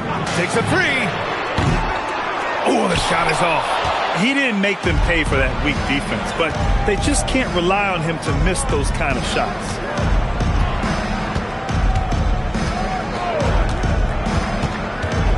From short range. Oh, he finished it off. A beauty of a pass. I'm surprised he doesn't have more shot attempts. He's been accurate. You'd think he'd want to take control now with them behind. Gobert with a screen on Daniels. Beyond the arc. And he nails it. And this is a game they can build off of. They kept their focus all game long, and it will get marked as a win for the Cavaliers. Man, they were in a groove from long range tonight. Yeah, they were able to find space, and they were ready to let it fly the moment they saw an opening. And with this win, they've tallied up a total of 6 wins on the year. And here comes Cleveland. It's a 10-point game. Gobert with a screen on Daniels. Can't hit it.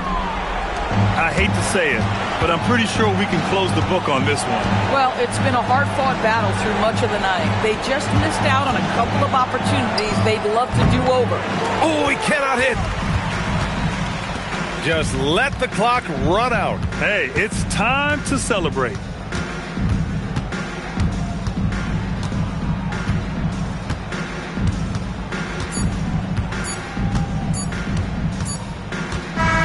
And so Cleveland takes this one by a big margin.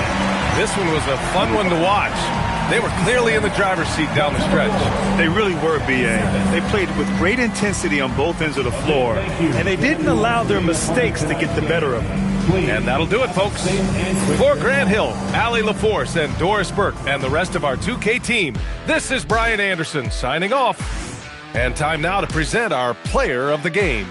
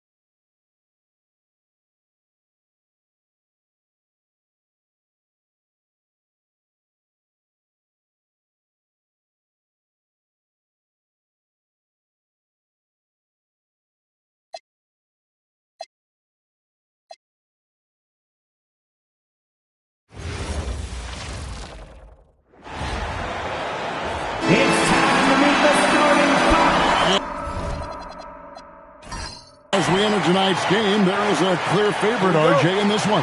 That's true. I can tell you something else. Underdogs do win, and they do hear all the noise, so let's let this game be decided on the court. So here's Oklahoma City's starting group. Duncan out there with Parrish. Then it's Moncrief. Then there's Kyle Kuzma. Top of the key, Siakam. Pass to Stockton. Drummond sets the screen for Stockton. That three off the mark. And it's Kuzma with the ball for the Thunder. There's the three. Nailed from three-point land. And as long as Kuzma is able to hit jumpers, he's going to have a place in this league and cash a few paychecks. Now here's Stockton. Really struggled in the loss against Cleveland. And that one, good. Obviously, this guy has a talent for scoring. Able to problem solve for whatever the defense tosses at him. First quarter, just over a minute played. Andre Drummond grabs the miss. And sometimes on defense, you can just get lucky.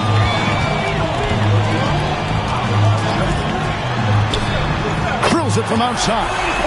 He's got 5. And he likes to get in a rhythm early. Nice triple.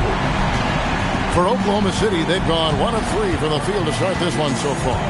When it comes to DeAndre Hunter, how would you prepare for him, Richard, if you were coaching against him?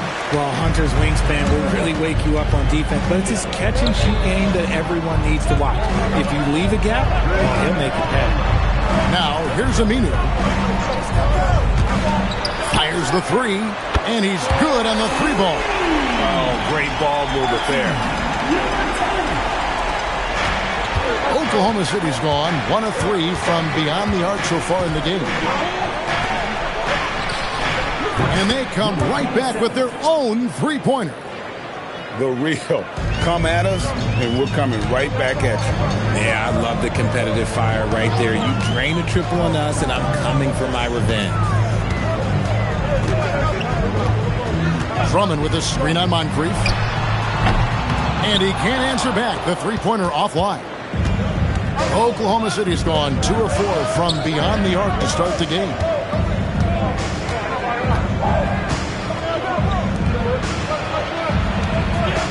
Duncan with the screen on Stockton. Really left alone that time. Pick works well there. Not much resistance from the D.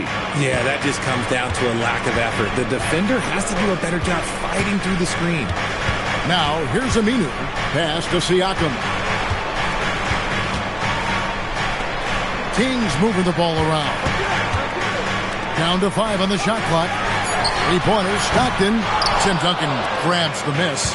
You love to see the competitive fire, but he couldn't sink that revenge triple. And we're just over 3.5 minutes into the first quarter. Duncan, a screen.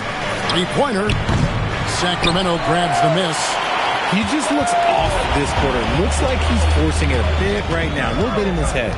Stockton kicks to Aminu. Pass to Siakam. Now Drummond, guarded by Kuzma. And Drummond gets it to go on the assist by Siakam. And once he got to the 10, I think he was surprised to find himself that wide open. Easy possessions like that literally are just a gift. You just dream of them. He'll gladly take those. Yep, that one goes. Kings have gone 4 of 7 from the field, shooting over 50%.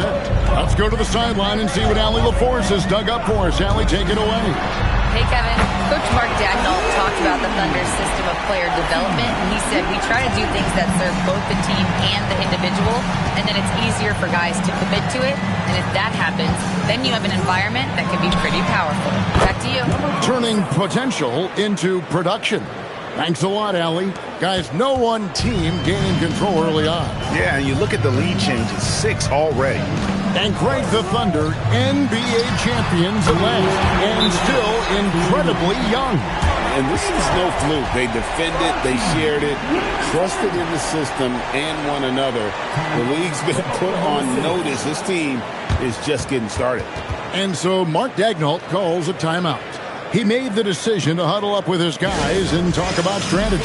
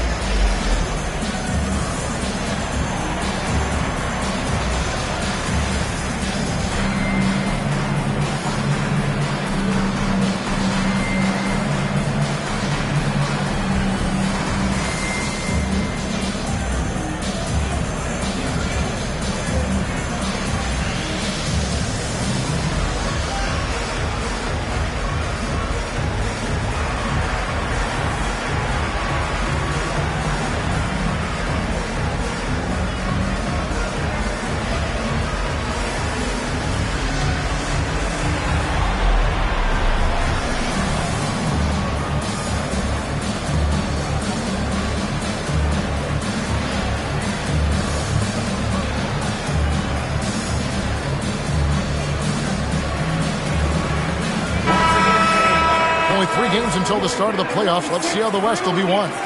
Taking a look at Oklahoma City. Advantage in 1 series. And checking out Sacramento. 2 spots down. And checking out Sacramento, they've stayed right there, just in sniffing distance of the conference leaders. That's a solid accomplishment at this stage of the season. But it's something we expected. This team was built to compete with anyone. It's Drummond with the rebound. And so Stockton will bring it up for the Kings. And going against Oklahoma City, their first meeting of the year. And good that time. These are exactly the kind of shots they want to generate each and every time down the floor.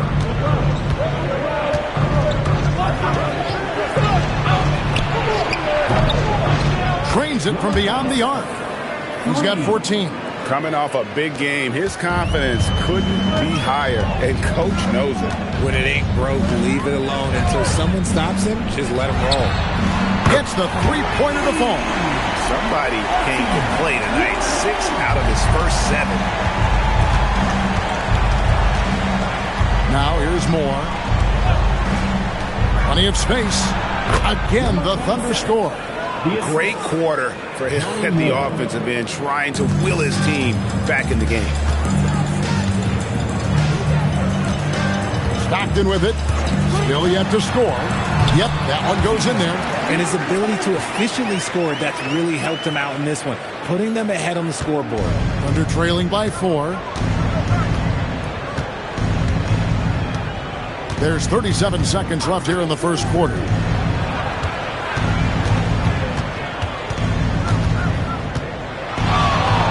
Back to Moore. Out to Kuzma. Offline with his 3. Sacramento leading by 4.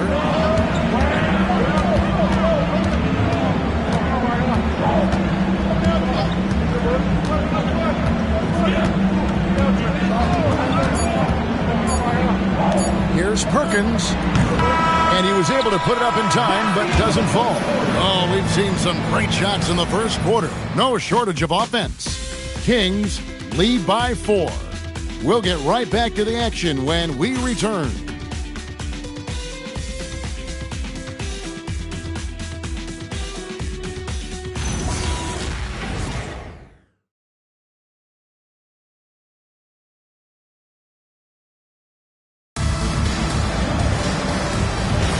And thanks again for tuning in. If you're just joining us, we've played through 1 quarter of action so far.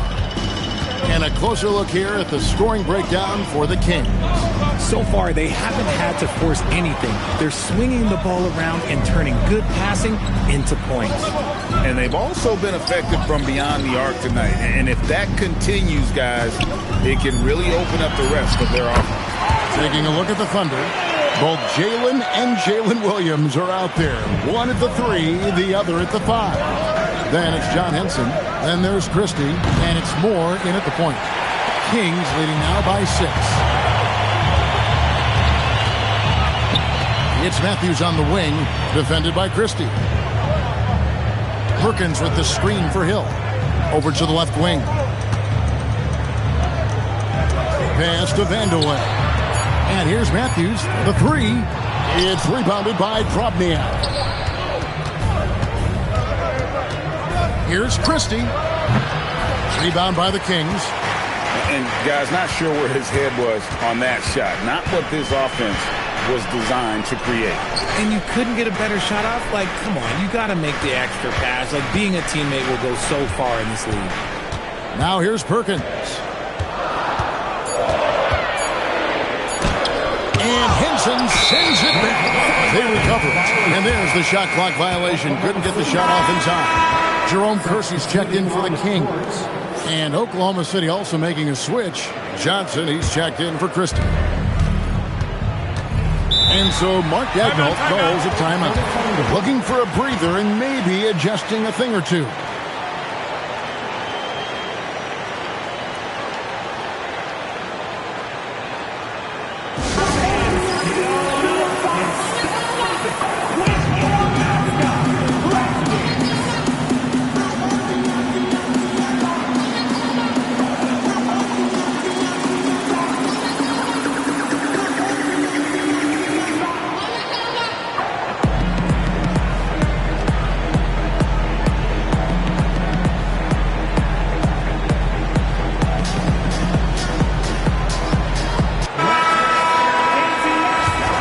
break gives us a chance to see the league's best fast break teams in the second half of the season. They've really ramped up the energy.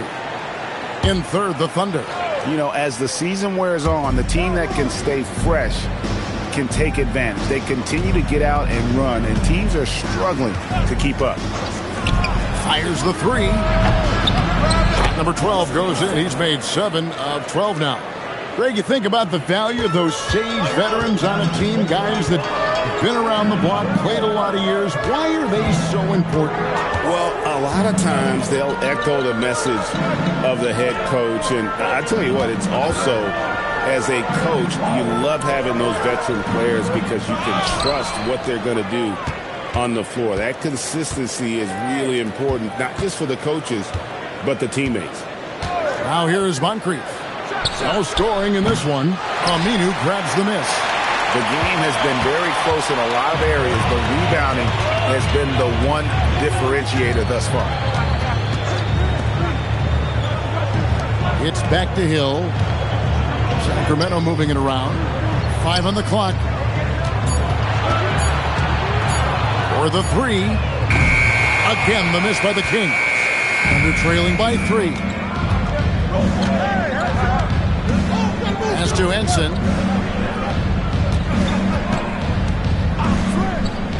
Ensign with the screen. And he hits it to tie the game up. 22 points for him. And they're getting their points now almost exclusively from the triple. 4 of their last 5 makes are from beyond the arc. And Doug Christie wants a timeout. This now will give him a chance to discuss some potential changes.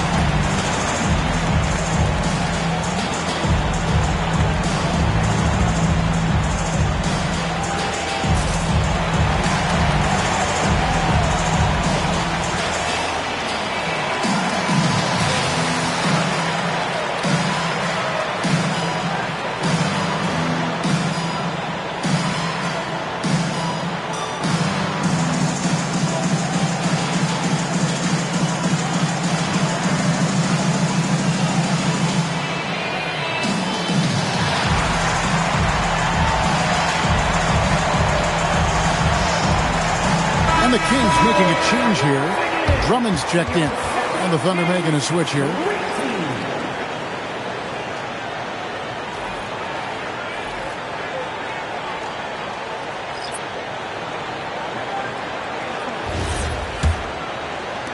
And here are the Kings now. Only giving up 6 here in this quarter. Tough loss coming against Cleveland in their last game played.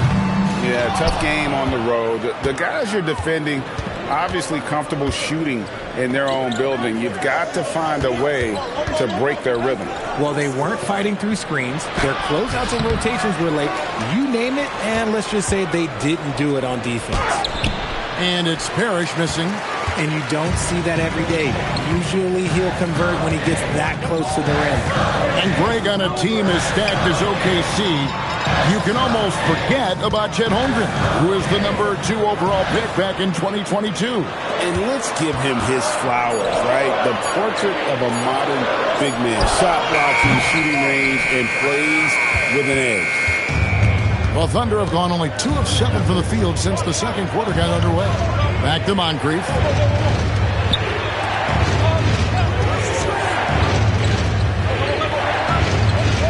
Duncan outside. 6 to shoot for 3. And again, it's Oklahoma City with a 3. And this is the game plan for him. He's a big part of their floor spacing.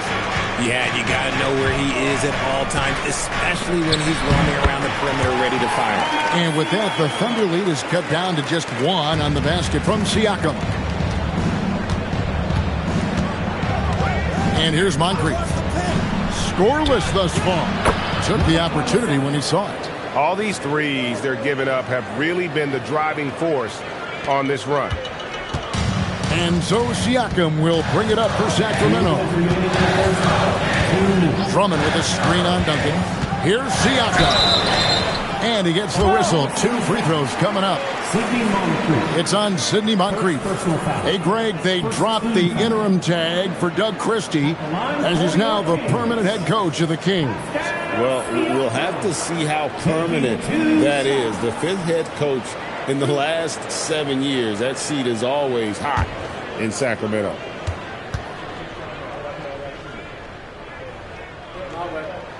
And the first one at the line is good. Now that we have over half of this season completed, Greg, what are you most interested in seeing moving forward? I'm looking at which teams are going to make that playoff push, right? And which teams are content with slipping into the lottery. A lot will be determined over the next few weeks. Siakam hits them both. And a new front office taken over in Sacramento, Richard, this past summer. Not to mention first-time head coach Doug Christie taking over the sidelines, and significant change to this roster. It'll all be judged by the results on the floor as usual. Not quite enough defense that time around. Just lucky he was off. Aminu with the bucket. And those are the kind of nice inside looks they've gotten here in the first half. The Thunder have gone 4 of 10 in the second quarter from the field. And now, Allie LaForce says something for us from the sideline. Thanks a lot. Chet Holmgren talked about how he succeeds in spite of a slender frame. He said, "You can't be afraid of contact. I'll continue to use my strengths out there, my length, being slippery, playing hard, and try to get better at my weaknesses, too, throughout my career. That will leave me in a good spot, guys." The sky's the limit for him. Okay, thank you, Allie. Here's Moncrief. Sacramento making their last shot. Bangs home the trifecta. He's got 31. That's a dozen straight points coming off the triple. The Kings trail by 4.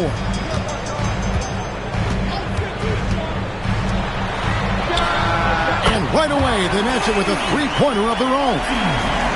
Even after all those three-pointers he hit in that first quarter, it looks like the D still didn't learn its lesson as they've left him open for another one. Pass to Kuzma. And again, Oklahoma City with the triple. The real come at us, and we're coming right back at you. Yeah, I love the competitive fire right there. You drain a triple on us, and I'm coming for my revenge. Now, here's Siakam. 7-second difference, shot and game clock. Drummond with a screen on Moncrief. And the rebound goes to the Thunder, coming off that loss against the Timberwolves. Well, they made a few key shots, but missed many more. It was a rough night for them offensively. And tonight, I expect them to play better offensively, try to get some closer looks. And that'll do it for the first half. A competitive game so far. It's the Thunder leading by 4. And let's hear from Allie LaForce, who joins us from the sidelines. Allie? Thanks. I'm joined by Coach Mark Dagnall. And, Coach, this has been a hard-fought game and high-powered at that. Thoughts?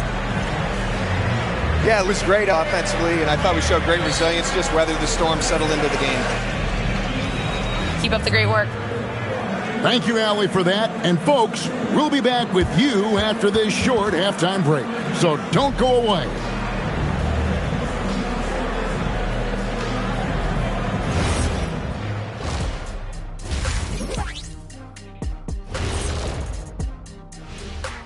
Ernie Johnson here with Kenny the Jet and the Big Diesel, Shaquille O'Neal. How about we start out with the Western Conference and how those teams are stacking up? A look here now at Sacramento. They haven't quite looked like themselves lately. The question is, how do they get back to the top? How do they recapture that magic? I think it starts with raising the intensity level. Become more aggressive, night after night, fight after fight. Aggressive is right. And switching topics. What about OKC? It's been nip and tuck thus far. You'll see teams attempt to space the floor, but these guys really do it. They've got great shooters who take great shots. And a few times, even when they didn't have a good look, they made it look good.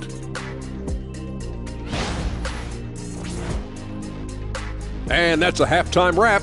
Let's get back to the second half with the call by Kevin Harlan and the crew.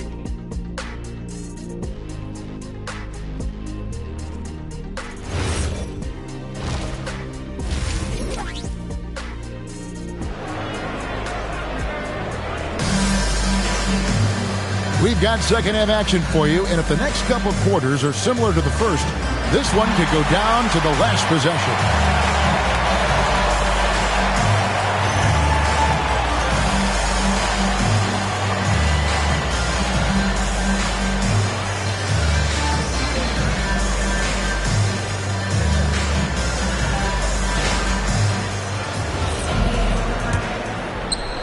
The Kings trail by 4. Got Siakam. He's out there with Al-Farouq Aminu. Andre Drummond is out there with Stockton. And so that's who Doug Christie starts the second half with. The tray. They get it again. No good that time. The Thunder shooting 52% from the floor. Nice work so far from them. Here's Moncrief. Pass to Duncan. Here's Moncrief. Still without a basket. Second chance shot.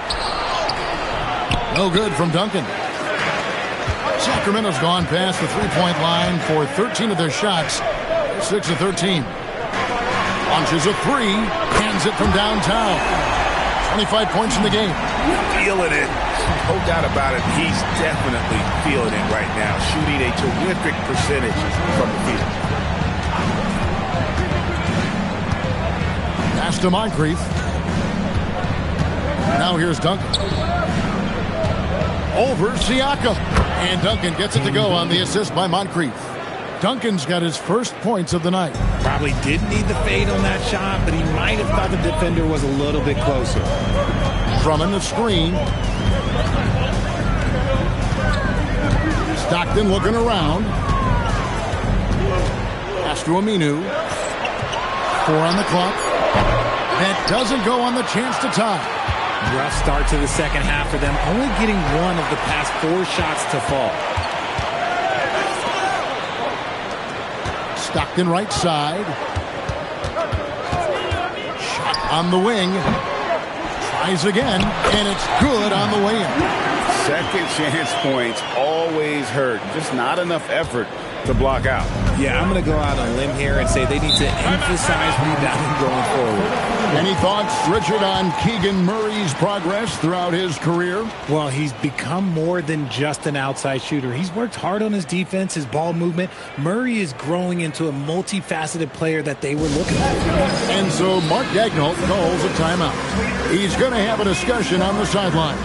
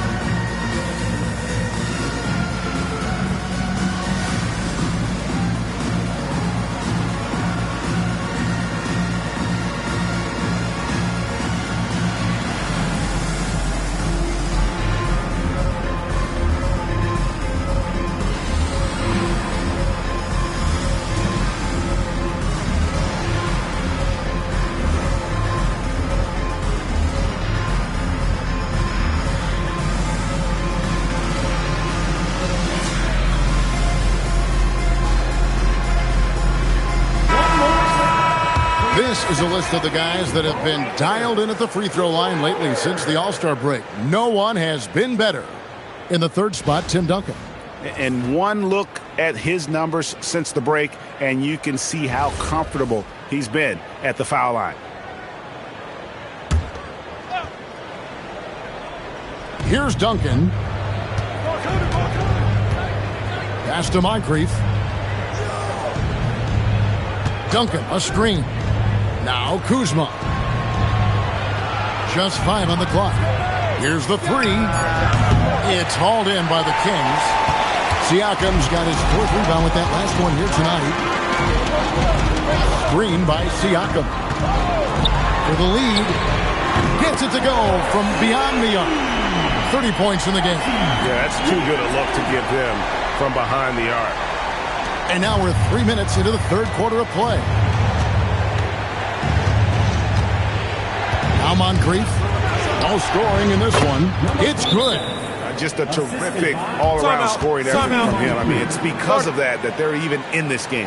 And Doug Christie wants a timeout. He's going to take a few moments here to check in with his team and regroup.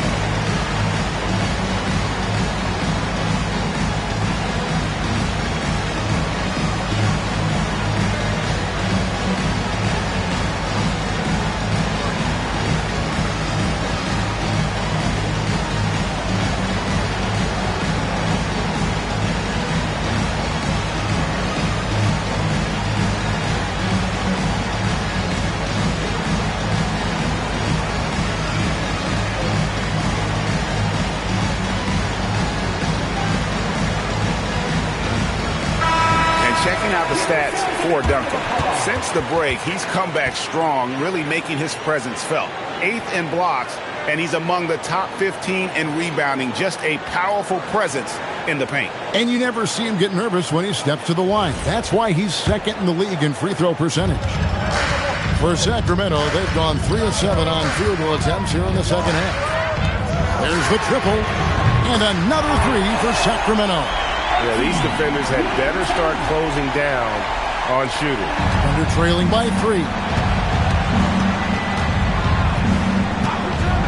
Just under 3.5 minutes played here in the third quarter. Buries it from three-point range.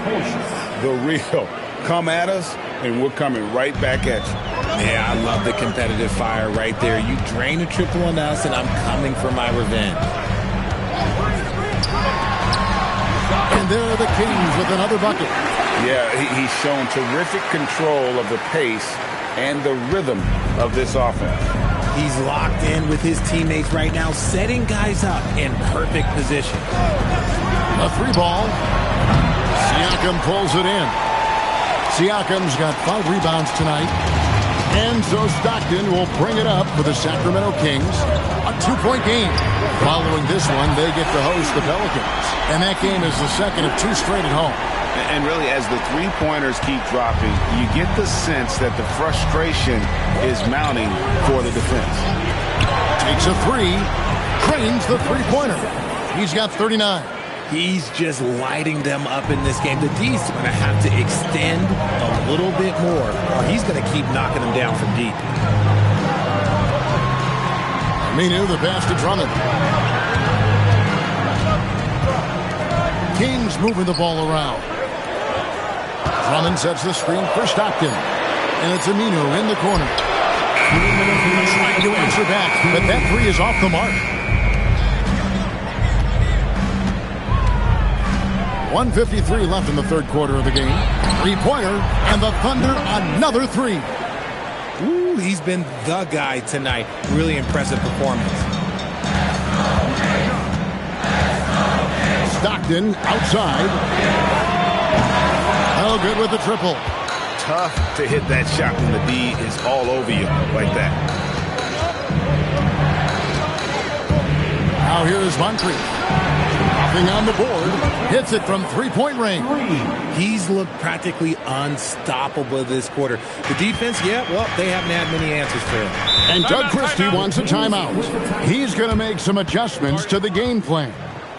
Yeah, things not going their way, and he wants to just try to talk this one over.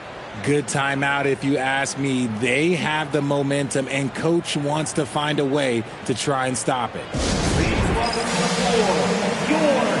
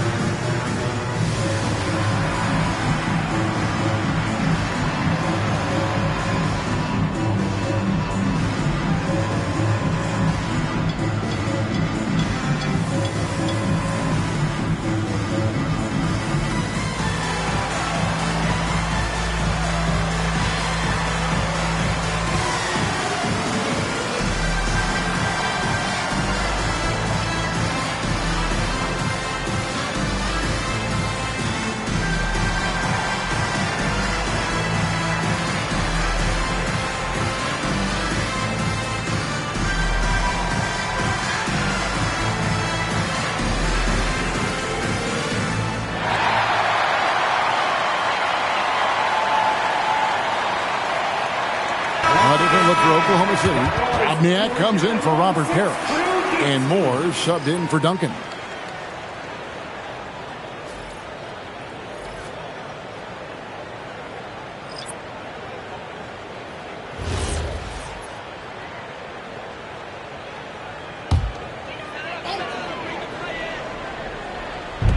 .11 left to play in the third. Pass to Vanderway. Here's Booth. Here's the floater. Count that one. There's a minute left to play in the third. It's tipped.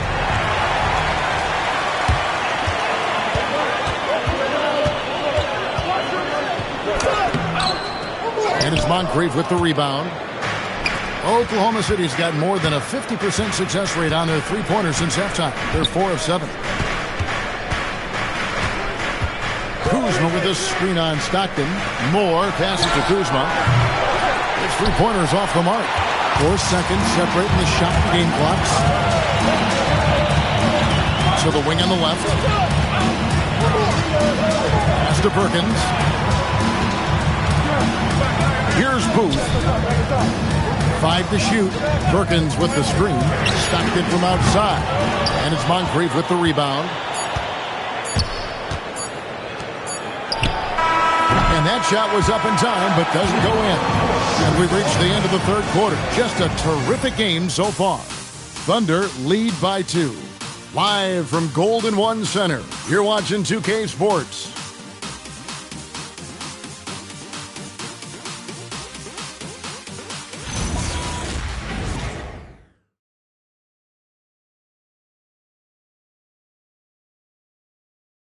While we have the chance now, folks, let's go to our State Farm assist of the game. Just true artistry right there. I mean, great decision on where to go with the ball, and how about the perfect delivery? A lot of times a spectacular pass is more impressive than a spectacular shot. This is one of those times. Well, this has been a great contest so far, and I imagine the fourth quarter could have even more action in store for us. So for Oklahoma City right now, Hill against Moore. Sullinger the screen. A three-pointer off the mark. The Kings trailing. Hill deciding where to go with it. Thunder foul. Johnny Moore. First personal foul. First team foul. Checking in for Oklahoma City. Drop me. Alex English. Sacramento with the ball. Hill with it. Shot clock at 6. Pass to Vanderway. The Kings need to get off a shot here. It's rebounded by Dropniak. Fourth quarter of basketball. We're about a minute into it. Here's English. It's hauled in by the Kings. That's one he knows he should have drained. To tie it up. It's rebounded by Dropniak. And for the Thunder, they're shooting straight 49% from the field. There's the screen. The Thunder with another miss. So it's Sacramento. Here in the fourth quarter, their defense has been very strong, allowing no baskets. Pass to Perkins. Sacramento moving it around. To take the lead. Sinks the triple. And he's got 41. They're in strong position coming down the stretch, and he is a big reason why. Henson with the screen. The Thunder with another miss. And on an open look like that, he's very gifted at making the weak coverage pay. Perkins with the screen for Hill. Pass to Perkins. All sorts of time. Uses the glass to drop it in. And it's a 3-point Sacramento lead. And you can expect him to make it when the D is trash like that. And Mark Daigneault calls timeout here. There was no hesitating. He wants to talk to the team right now.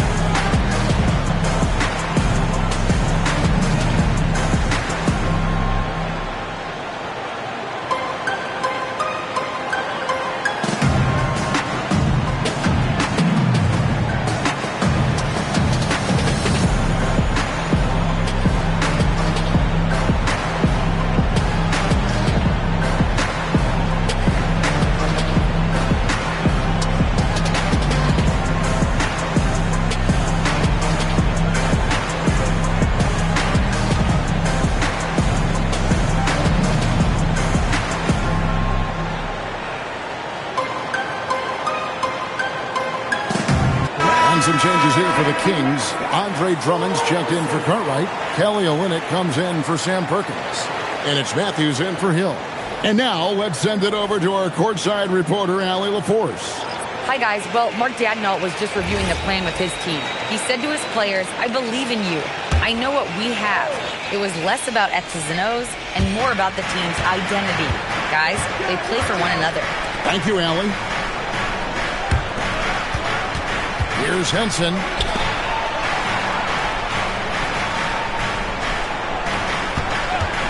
The three buries the long-range jumper.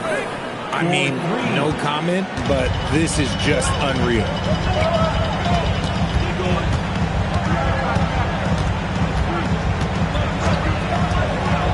Shoots it.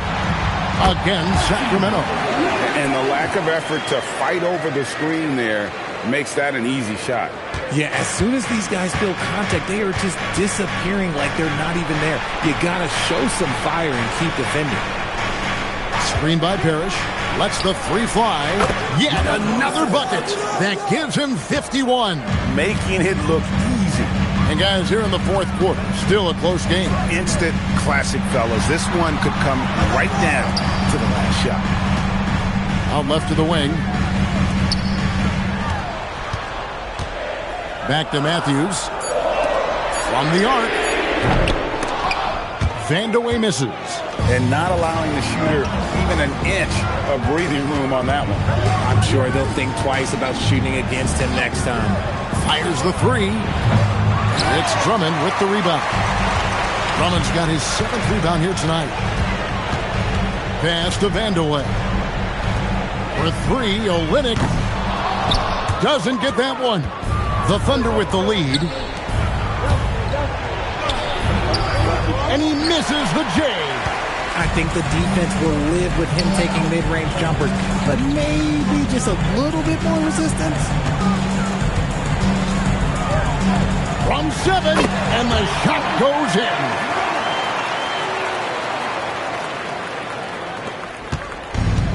Oklahoma City's gone a disappointing 2 of 6 on three-point attempts here in the fourth. And Mark Daigneault calls timeout. He knows every possession is critical now.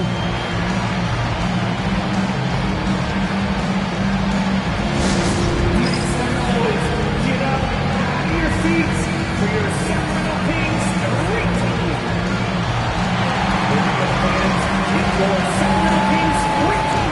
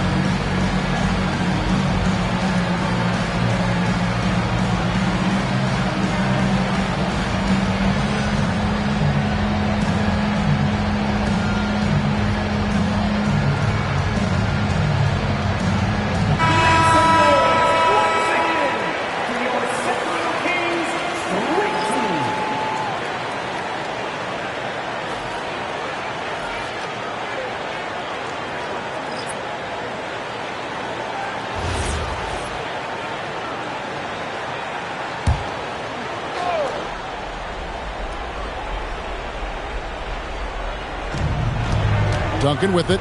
He's picked up by Drummond and stolen by Drummond. Stockton outside. Screen by Siakam.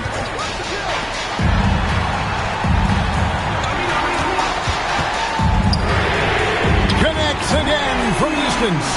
He's really sniping him from outside. Locked in, feeling confident in that three-point shot. Here's Duncan. Siakam with the rebound. Stockton outside. Drummond in the post. Moncrief defending. No good. And they're trailing by 4. Duncan left side. Duncan makes him pay inside. And that's right where they wanted to go with the ball in rhythm. Kings have gone 5 of 10, 50% from the field. Tries it from 19. Gonna go. No clue how he misfired on that shot. You don't see that from him very often. From deep. Connects again. And he's been dominant here thus far. Shouldering the offense, GA really taking it to the opposition. He's covered by Stockton. Kuzma fires. Siakam with the rebound. I think the defender really affected that shot.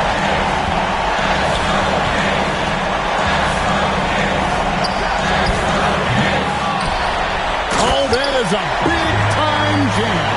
Oh, you just love seeing a player with absolutely no fear. He knew what they needed here and was determined to deliver. And Mark Daigneault calls timeout. No doubt he is feeling the importance of this moment right now. Well, given the scenario here, how do you approach this next possession? Yeah, always intriguing to see what a coach draws up in this situation. If they've got a surefire quick bucket play, let's just say now's the time to use it.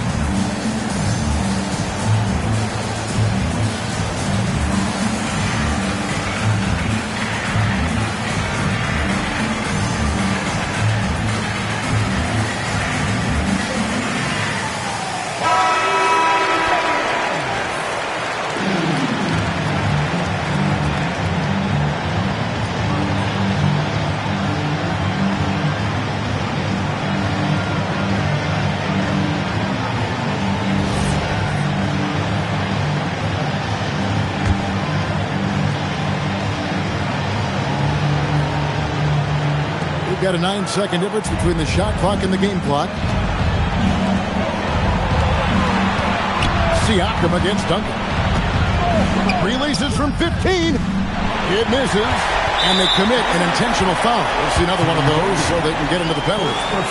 Yeah, you know what? Smart foul. You got to try and extend the game.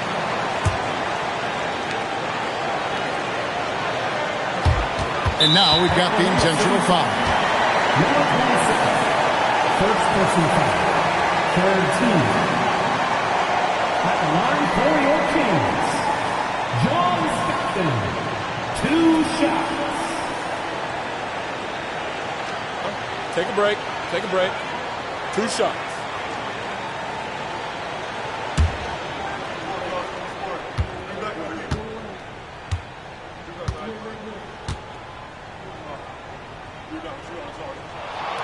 Good on the first, and that will put them up by 2.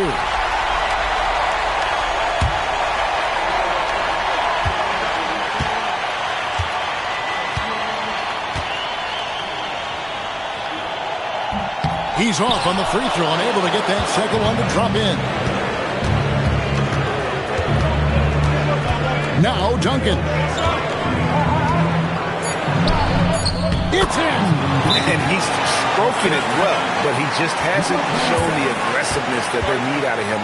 Probably in front by more if he was taking more shots. And we got a timeout called by Doug Christie. And he knows there's no room for mistakes and wants everyone on the same page.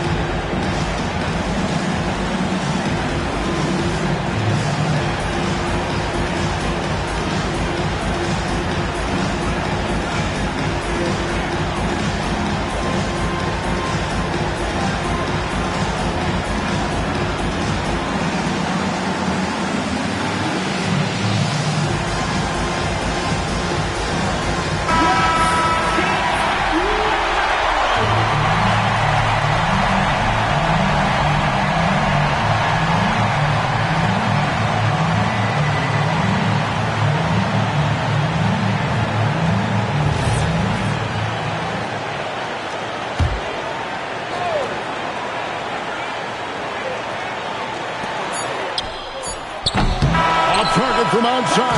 And regulation now complete. We will go to overtime. Live from Golden One Center, you're watching 2K Sports.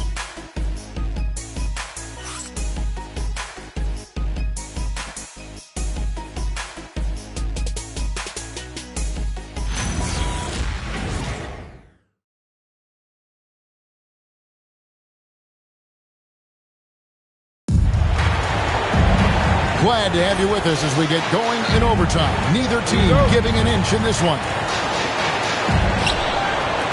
They've got Al Farouk Aminu. Andre Drummond is out there with Pascal Siakam. Then it's Stockton. Kuzma outside. He's off from three. And he didn't punish them for the weak coverage there, but they can't count on him to continue missing.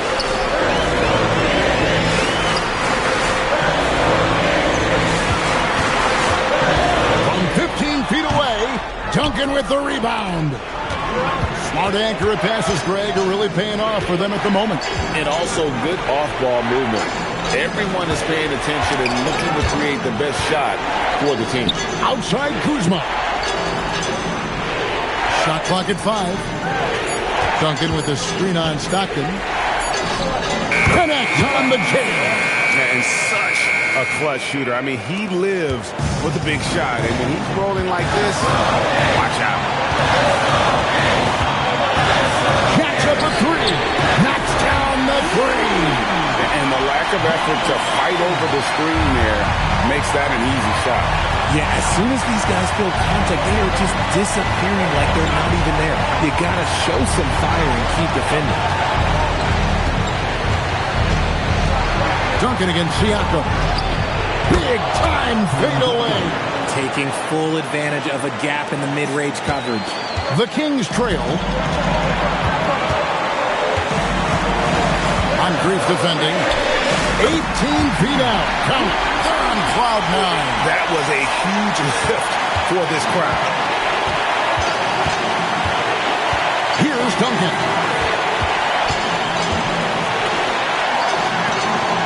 Now Kuzma. Parrish with the screen on Aminu. And it doesn't go. Kings have gone 2 of 3 from the floor as we've gotten this overtime period underway. Duncan with the rebound. And it's Kuzma with the ball for the Oklahoma City Thunder. It's a 1-point game. Duncan left side.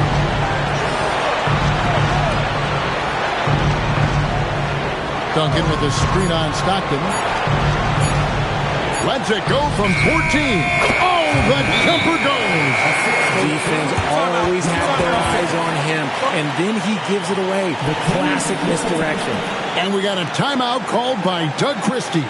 The magnitude at this juncture in the game clearly warranting a timeout. Guys, what's your take on how they maximize their opportunities now? Always intriguing to see what a coach draws up in this situation.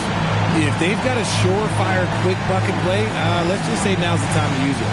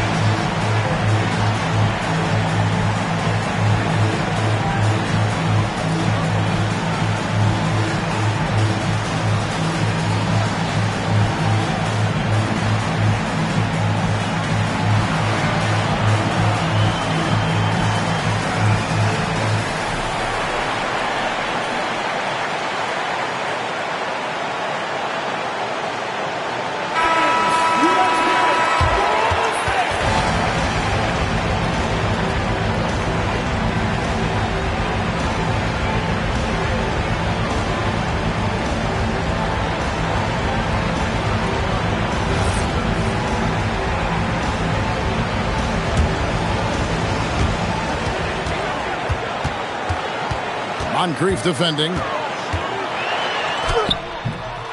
can't get it to go. And they foul intentionally. They're going to have to do that now again and again. They're not in the penalty yet.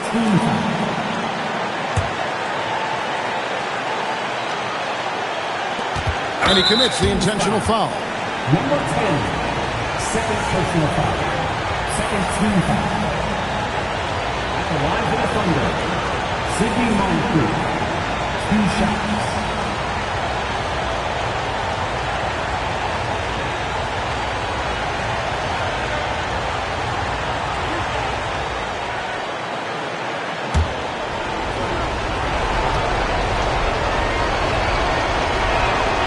Drops the first one, and that will put them up by 2.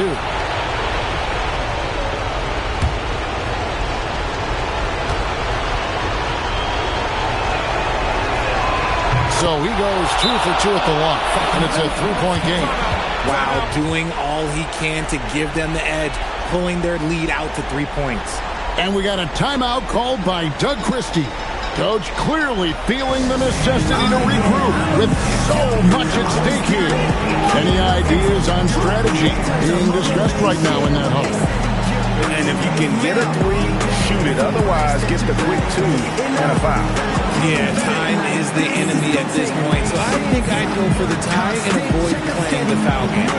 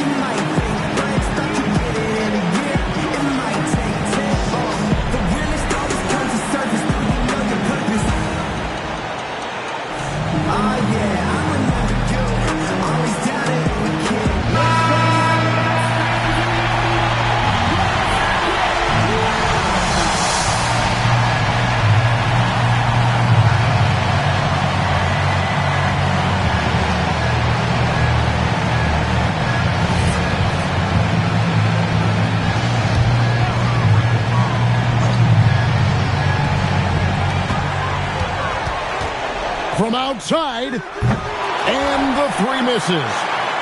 A deep 3. The 3 doesn't go. And that was a little bit of a range check for him. Yeah, he might have been feeling himself a little too much on that one. He can hit it, but not consistent. For Oklahoma City, Sidney Moncrief. 2 shots.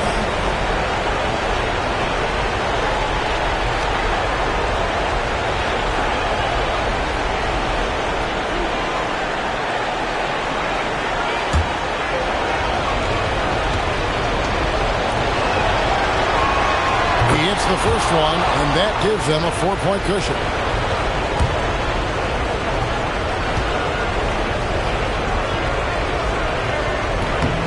And so he drops them both. It's a 5-point game.